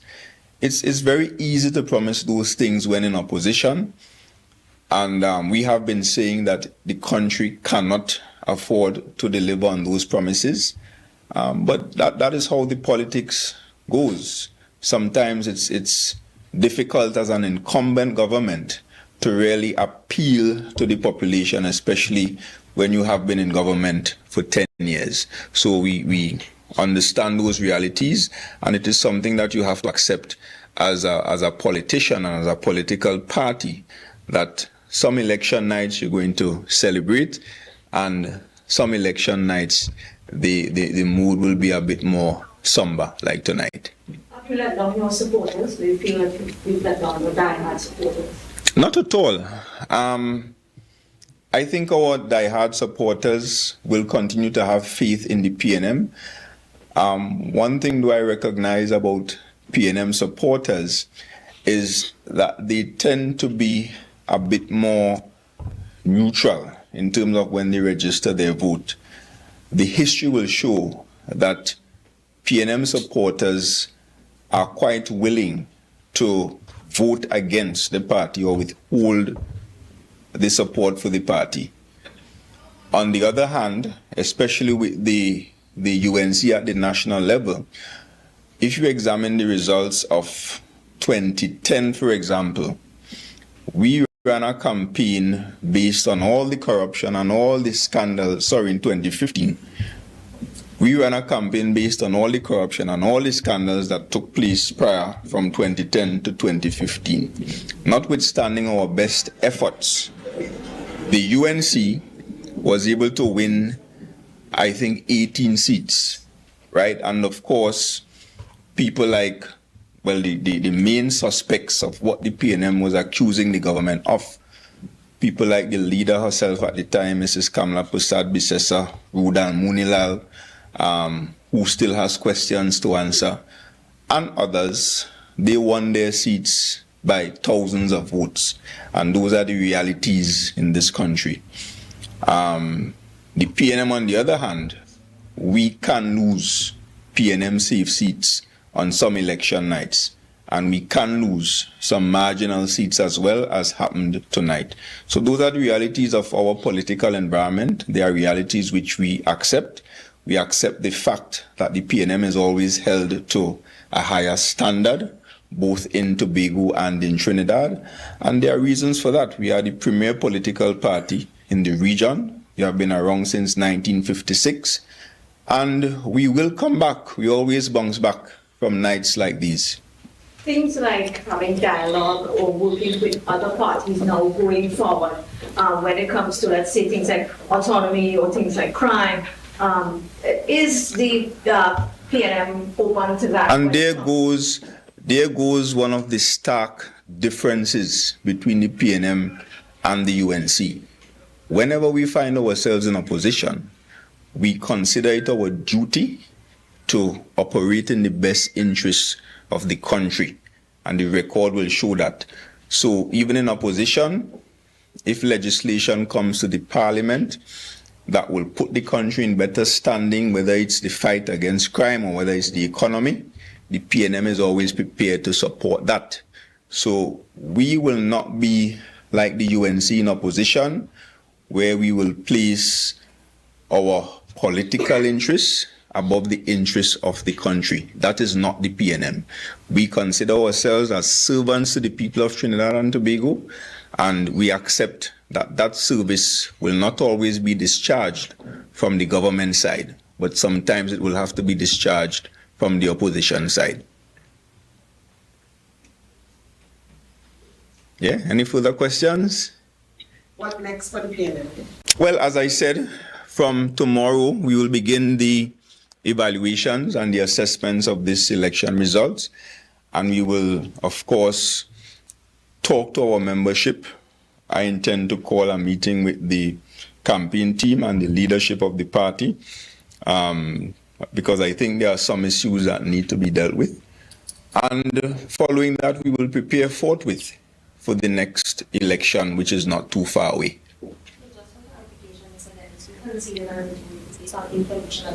You would have seen behind the scenes that these figures are not what they are not final. You will have seen that, yes, you will have lost Tobago East and West, correct? Yes, I believe so, but I must say that I have not seen the final results on our end. Do you have to change? Because you have not seen the final figure. If things are to change in terms of... You're saying that there's a very close race between... Yeah, so it's close. And again, because it's a close race, there is always the possibility of a recount. So that's why I'm saying pending the official confirmation. You pointed to the issues that you need to dialogue with when it comes to your leadership and your campaign team. What are some of those issues? I wouldn't disclose those issues to the general public. That's party business, and as a party, we tend to discuss those matters indoors, especially when it comes to strategies going forward, and especially when it comes to assessing where we are and why we are where we are tonight. We know that emotions are running high for some of the PNM supporters. As you sit at the helm of the party, what advice would you give to them at this moment? I will appeal for calm and for them to continue to remain confident in this party. We still consider ourselves the best option to govern this country, especially in periods of instability like now. The people have opted for a different option at this point in time, which is the UNC, not for the first time. And I think the members of the PNM, they understand that all too well. It is not the first time we have lost a general election. We lost a general election in 2010. We were back in office for 2 terms. And now the UNC is back, hopefully for 1 term. Did Dr. Rowley make a wrong move in resigning too early and calling that elections too early? No comment on that. I wouldn't say it's a wrong move. It is his choice to resign when he wants to resign. Every individual retains that right. And one of the things that was on the table before the election today was the fact that supporters were being intimidated. So Leon had raised some examples on the campaign third. Do you think then, now that the results have gone this way, do you think that there would be anything that contravenes peace and good governance? No? I don't foresee any of that because, again, there goes another stark difference between the PNM and the UNC. We are not in the habit of going to court to file injunctions and to take court action and to malign the EBC and all those kind of things when we lose elections.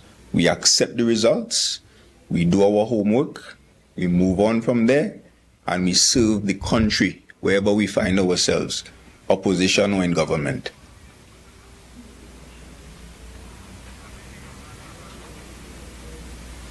All right, so I guess no further questions. Let me thank you all for the opportunity to speak to you this evening following today's general election 2025 results. What I'm concerned about is, given the promises that have been made, what would be the ability of Trinidad and Tobago to deal frontally, creatively with the demands? And the question comes in the context of geopolitical I believe Prime Minister-elect Kamala Prasad is speaking. Well, Prakash, come back just in time. When God says yes, nobody can say no. I want to thank our coalition partners joined with us for us to secure this victory. So can we give them a round of applause? United Coalition of Interests. And of course, I thank all of you rank and file members of the UNC who have stood with me through thick and thin, through light and through darkness. You have carried me on a journey that was filled with love, with determination and resilience. I started off this campaign by saying, you will be the real heroes in this story. And I end this campaign saying the same, you are the real heroes in this story of Trinidad and Tobago. All of you, I cannot single out one or two or three. There have been so many thousands of you working in your zones, working in your sections. Today was really a great display of cooperation and of hard work where everyone stood in their zone and worked. Whether the seat was Superior, whether the seat was St. Joseph, whether it was Tunapuna, whichever seat it was, we had teams and teams of activists and people working every single seat. And so they did so well. All of you, thank you for showing up. Thank you for staying on the course and believing in our great party. Thank you, TNT. I say thank you for your support during this campaign. Thank you for your confidence for a better TNT. And for letting the world know that we, the people, have the real power in Trinidad and Tobago.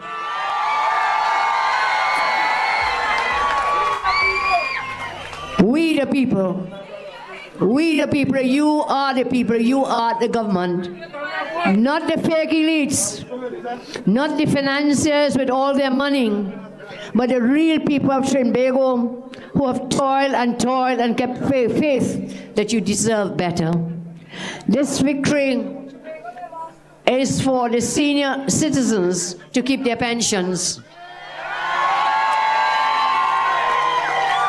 This victory is for public servants to get their rightful salary increases. This victory is to reopen the Children's Hospital.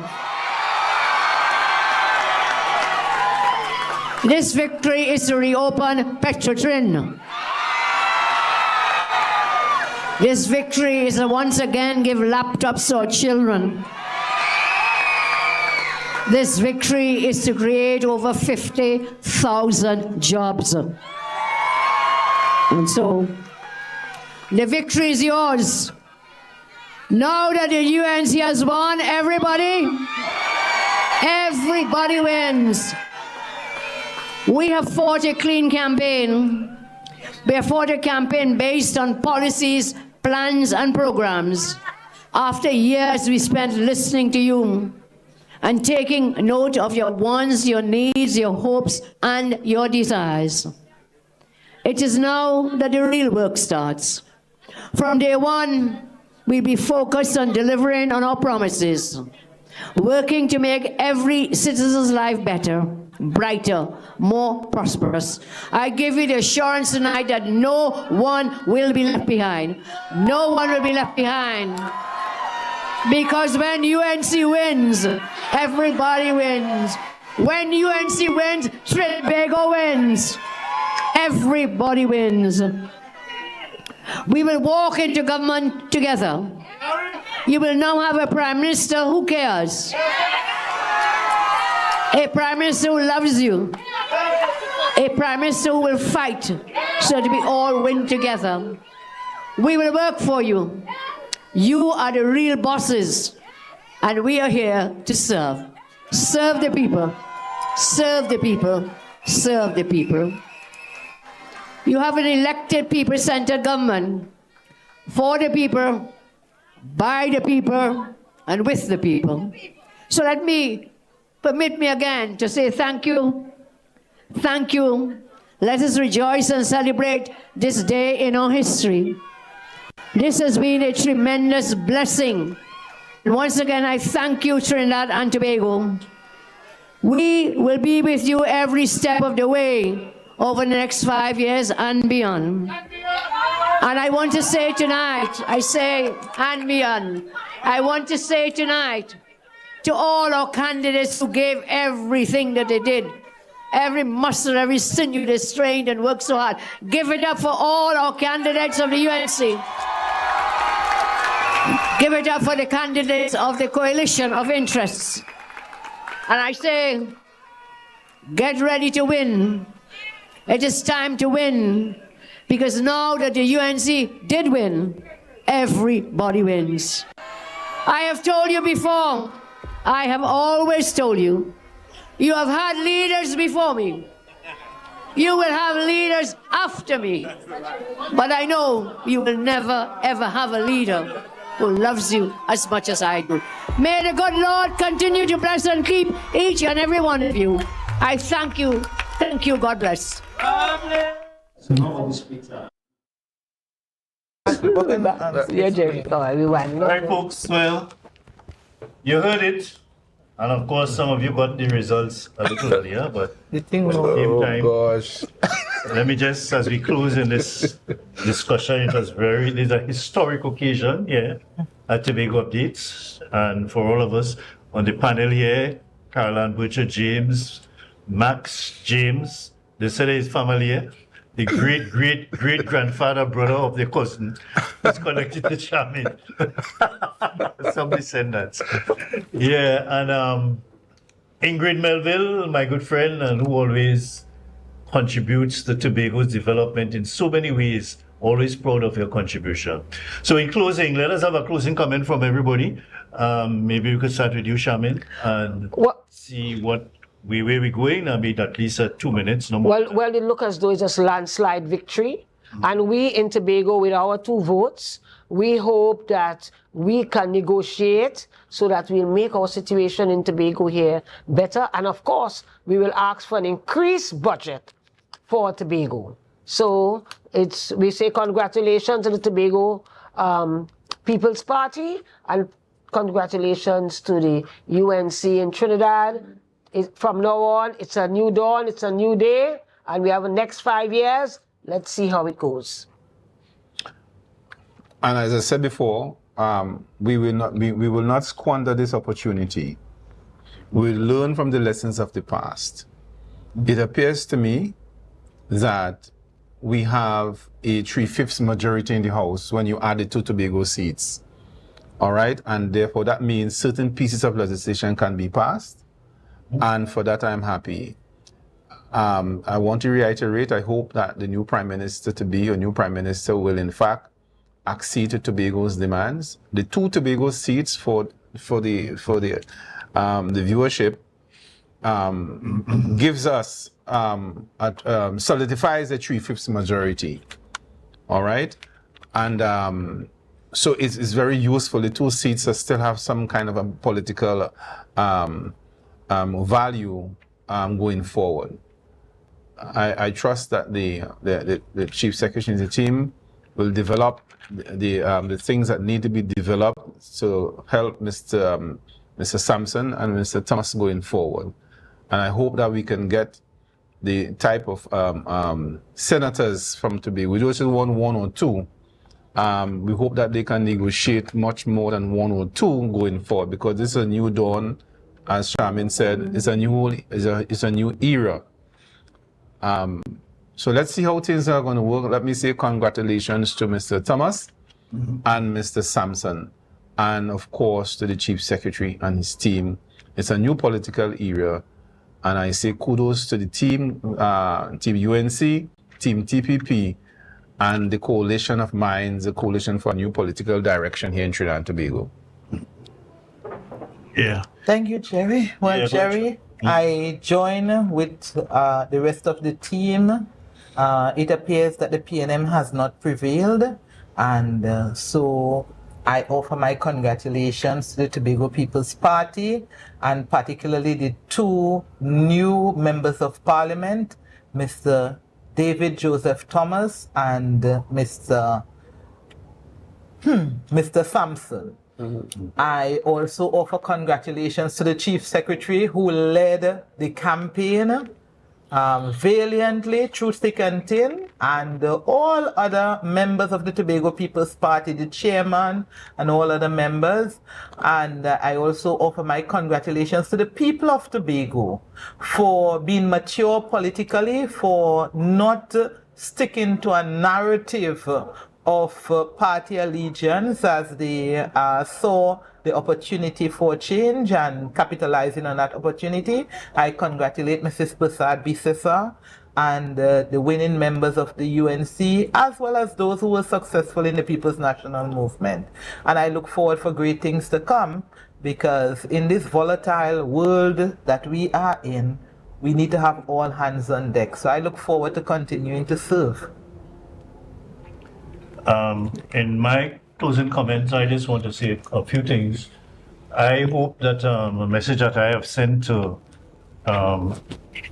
Ms. Kamala Prasad Bisesa, who will become Prime Minister maybe by tomorrow, Wednesday, you know, that she needs to do something urgently about this airbridge situation on this island. And also that we need to have a better relationship, and these are messages to the Chief Secretary and others, that we need to have a better relationship with the government than we had, the incoming government, compared to what we had before with Dr. Rowley and Stuart Young and others. That a relationship in any partnership or any issue at all is critical. I hope that the issue of is the second time that the party or Fali's party, whatever situation they're in now, that they are winning an election with very little resources against a party that had almost unlimited resources. You would have seen so much campaign and promotional materials on the airways and so on. You saw very little from Fali, but they were concentrating on the issues that was concerned to Tobago and concern to the country of Trinidad and Tobago. And we hope that they continue in that stead. And I hope another issue, I hope that they, as we deal with crime, as they will go about dealing with crime in this country, Tobago included, of course, the issue where the police commissioner was unceremoniously removed from office, given political directives, I'm told. I hope that situation will be resolved amicably in the interests of a better relationship with the police and the public and the politicians, so that we won't have this kind of a thing happening again in the future. The police is in a state of disarray where the commissioner of police could be removed by, or attempted to be removed by junior people in the ranks on the directive of some political direction. We hope that that situation will be normalized and then we have greater confidence within the police service and the citizens. These are my comments for this evening, and congratulations to all the successful candidates. And I know the PNM fought a serious battle, but they have the strength to come back whenever that time is necessary, whenever the people elect them. So that's up for fight for we general elections 2025 at Tobago updates. Thanks to the persons here on the panel, and we see you next time on a very important occasion here at Tobago Updates. We keep you informed as we go along on this station from time to time. Take care, have a good night. Baby,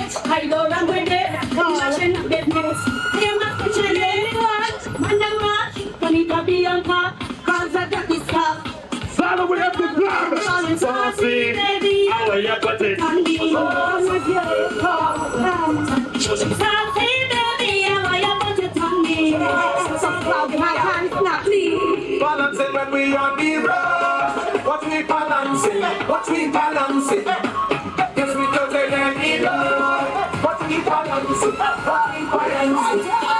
Jump, jump, jump, jump, jump, put your hands up. Jump, jump, jump, jump, jump, put your hands up. Jump, jump, jump, jump, put your hands up. Jump, jump, jump. 1, 2, 3, 4.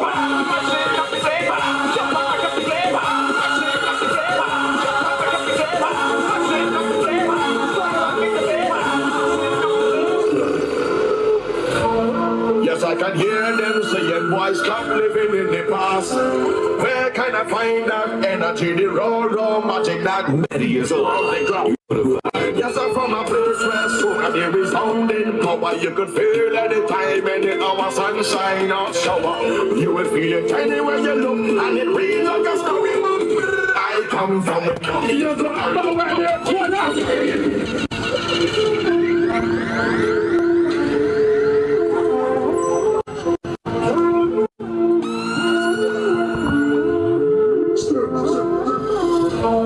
Yes, I can hear them saying, boy, stop living in the past. Where can I find that energy, the raw magic that comes down from the grassroots?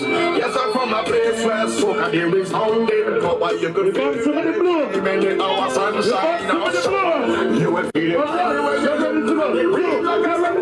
What time for it? We used to carry it, we used to carry it, but it go, we used to carry it. We used to carry it, but it go, we used to carry it. We used to carry it when it go, we used to carry it. We used to carry it when a Rima had it, Machumita had it, Santa Rosa had it, Yangaruga had it, Enova had it, Ezana had it, Soparia had it, Lokolova. We run so hard, so hard.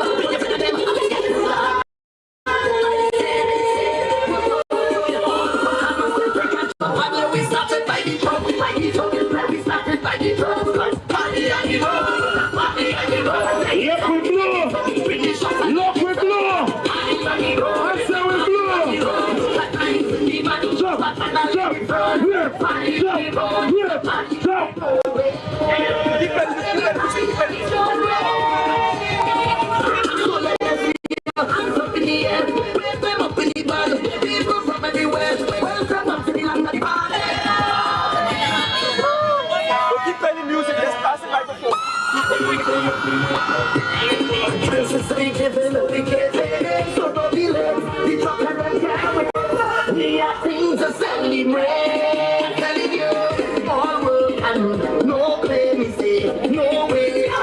We don't want no patatas, I need a sex reliever. 2 drinks in the hand and a girl in the middle. Everyone we need to find the middle. For the sake of peace of mind, so the middle. But the world is clear, you bring me as my friend and then become the world.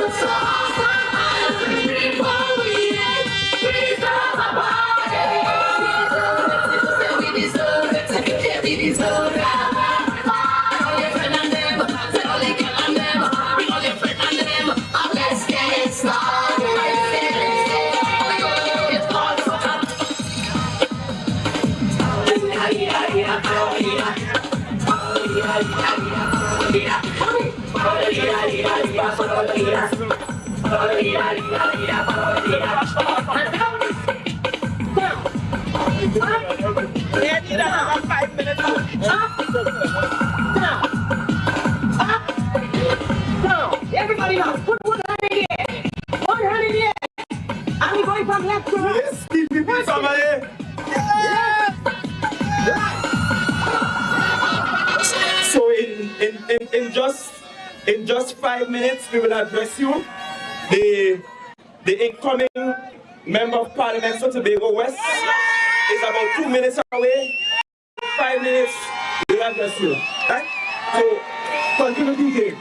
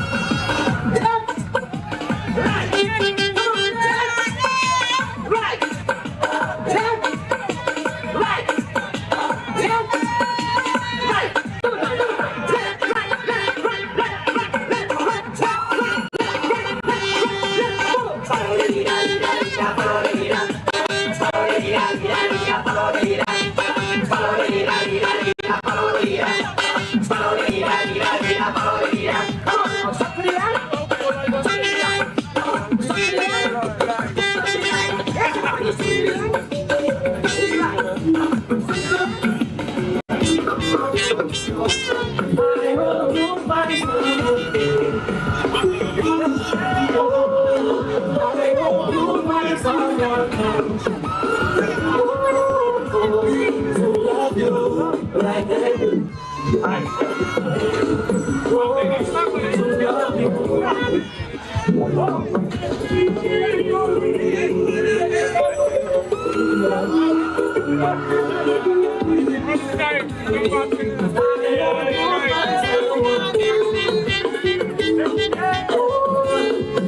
hope you find someone else. To love you like I do.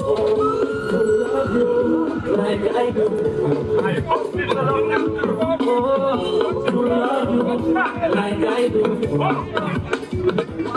I tell you all what I get in is liquid. We gon' take up as well. We gon' take up as well. I tell you all what I get in is liquid. We gon' take up as well. We gon' take up as well. Every day is stress. I cannot take this with me next. Every day is stress. Yeah, I cannot take this with me next. I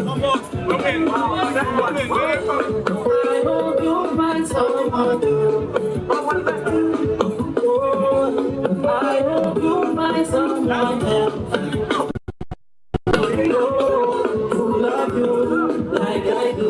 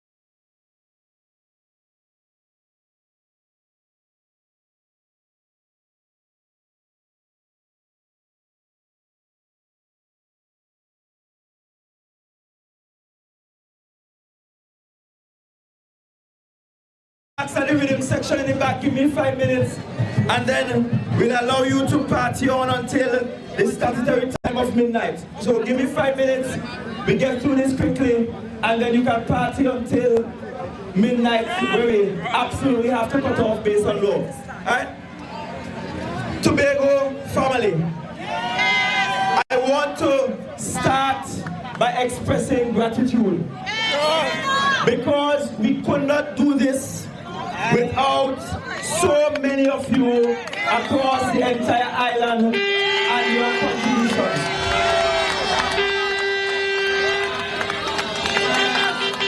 I wish to start by expressing gratitude to the Most High God. Yes!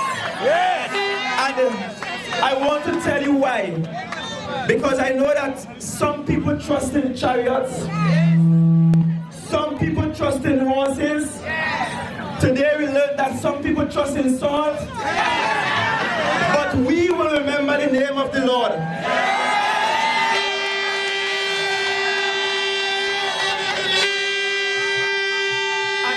And as the scripture says, they were brought down, but we are risen and we stand upright tonight. I also want to express gratitude to the party's overall campaign manager, who was our deputy political leader, Mrs. Natisha Charles Pante.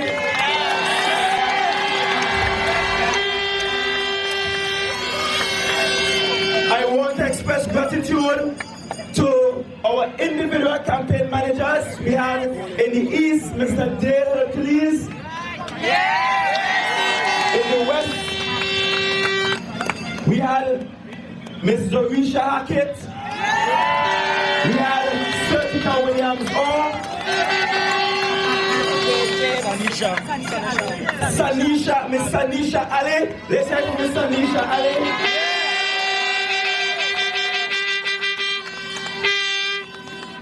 Tonight's victory is an important one for Tobago. And it's important for several reasons.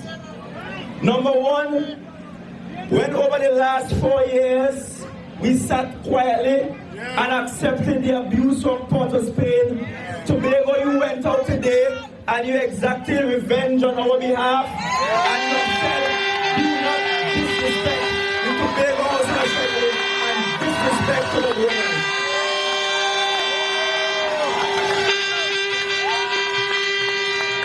We made a call for 60,000 strong to stand up, and you stood up strong today, and you voted with vengeance today, and we thank you for that.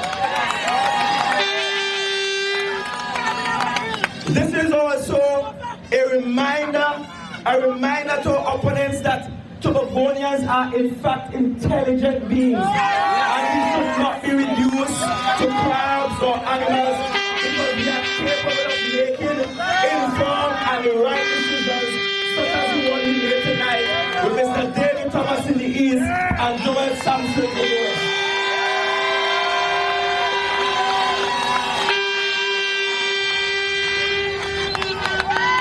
This decision is also important because clearly PNM did not learn anything from their December 2021 campaign, and they continue with the same strategy, and it shows that if your campaign remains Farley will ensure you are beaten at the polls every single time.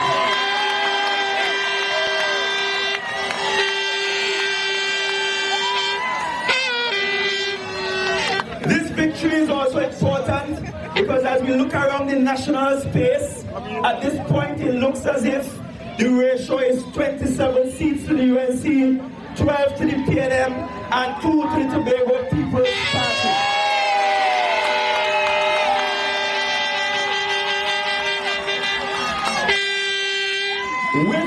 With Tobago's 2, if these unofficial results pan out, with Tobago's 2, it means that we will have a 2/3 majority at a national parliament.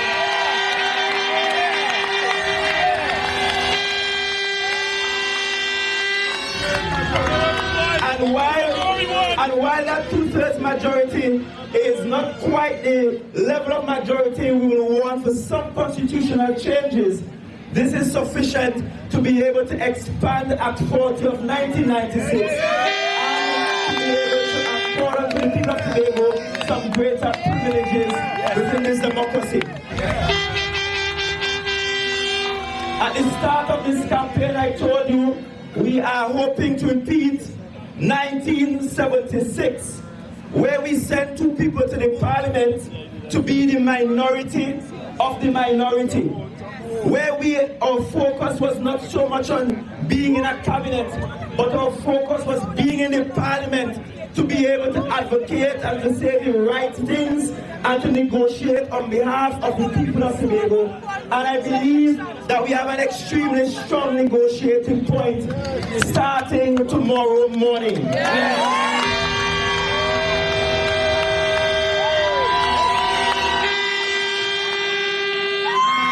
I also want to say to Mr. Dennis, who earlier tonight conceded defeat, that we thank you for conceding this defeat, but I also want to say to the PNM, we thank you for keeping a loser as your political leader in Tobago.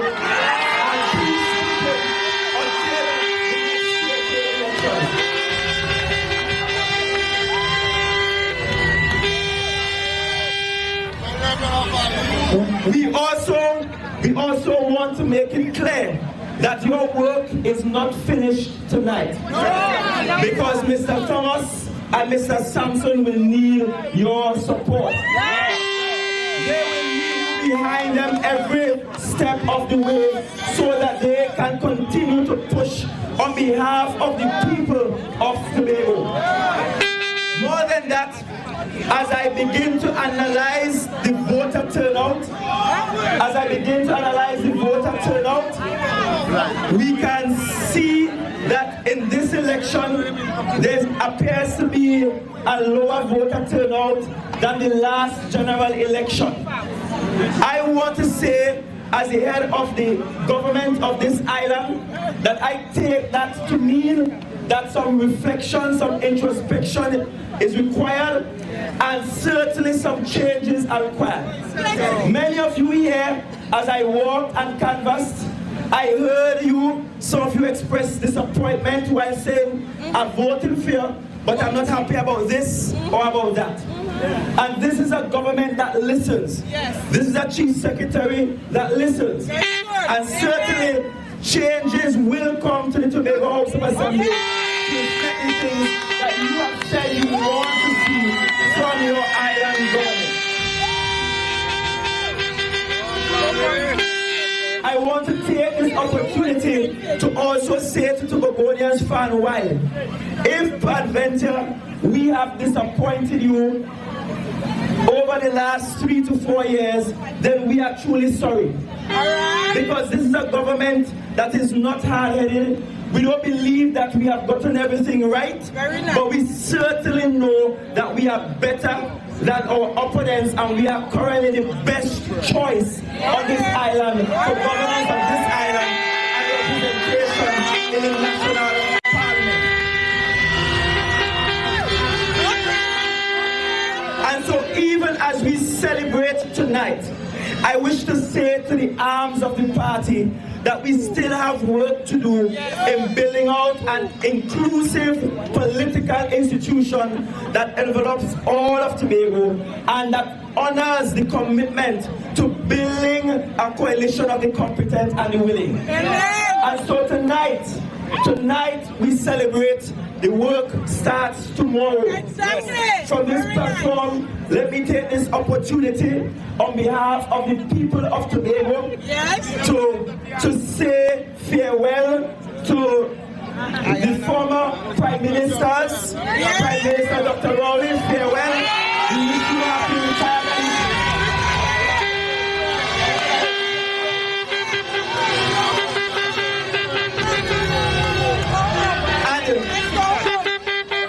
And Prime Minister for a few more hours, Mr. Stuart Young, we look forward to seeing your memoir, Prime Minister.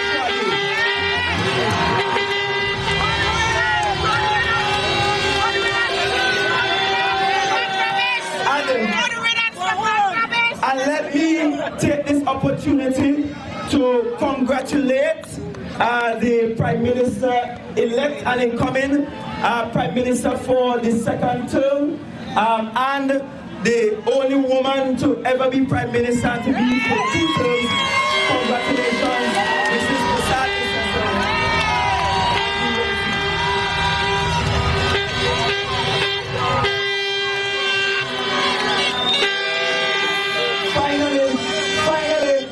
Finally, what is required for Trinidad and Tobago right now? What is required for Trinidad and Tobago right now is a unified approach going forward.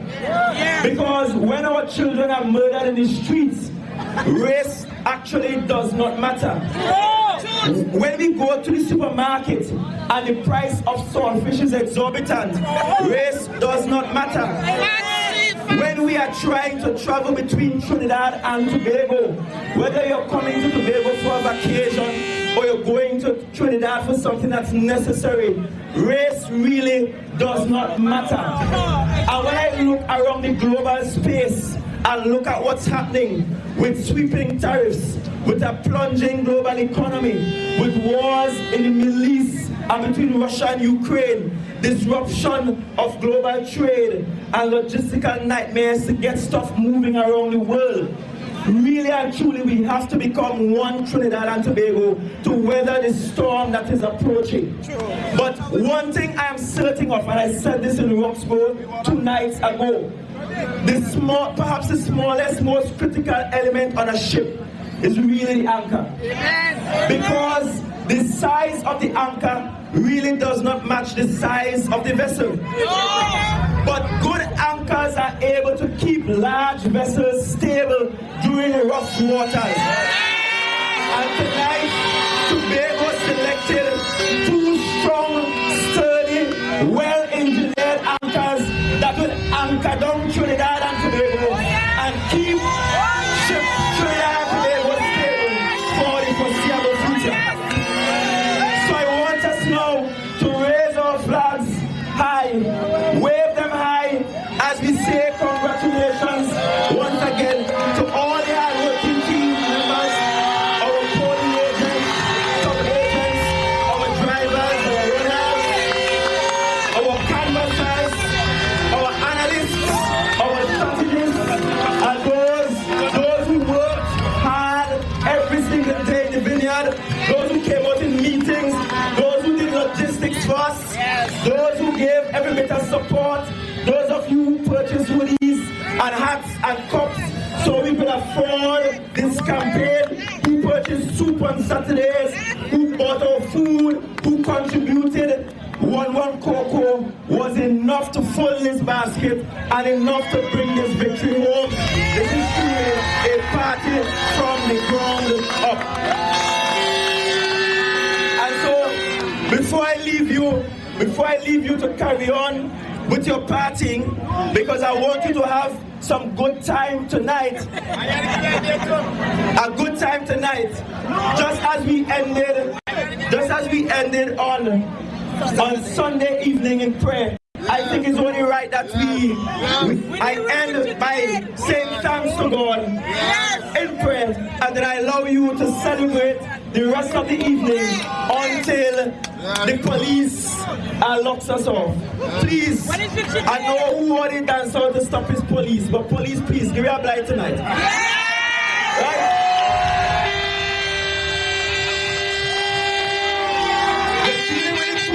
Members of Parliament, and you're dealing with the incumbents in the THA and in the central government. So talk to me nice after tonight.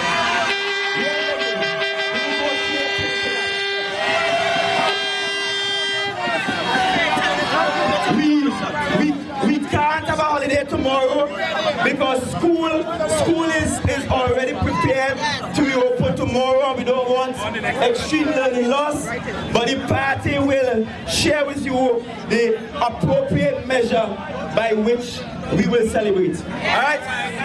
So before I send you off to celebrate some more, let's just say thank you, Almighty God, for the victories tonight, Tobago East and West. Thank you for those who turned out to the polls. thanks to those who made the impossible possible. You are the God of making the impossible possible. We thank you, we lift you up, we put Tobago in your hands, and we will go forward with you as our lead. Thank you, and you will take us home safely when all of the celebrations are done. Thank you, amen, in Jesus' name. So, we need to celebrate. We have the rain section in the back, we have the music trucks here, we have people everywhere, right? Please keep our members safe tonight.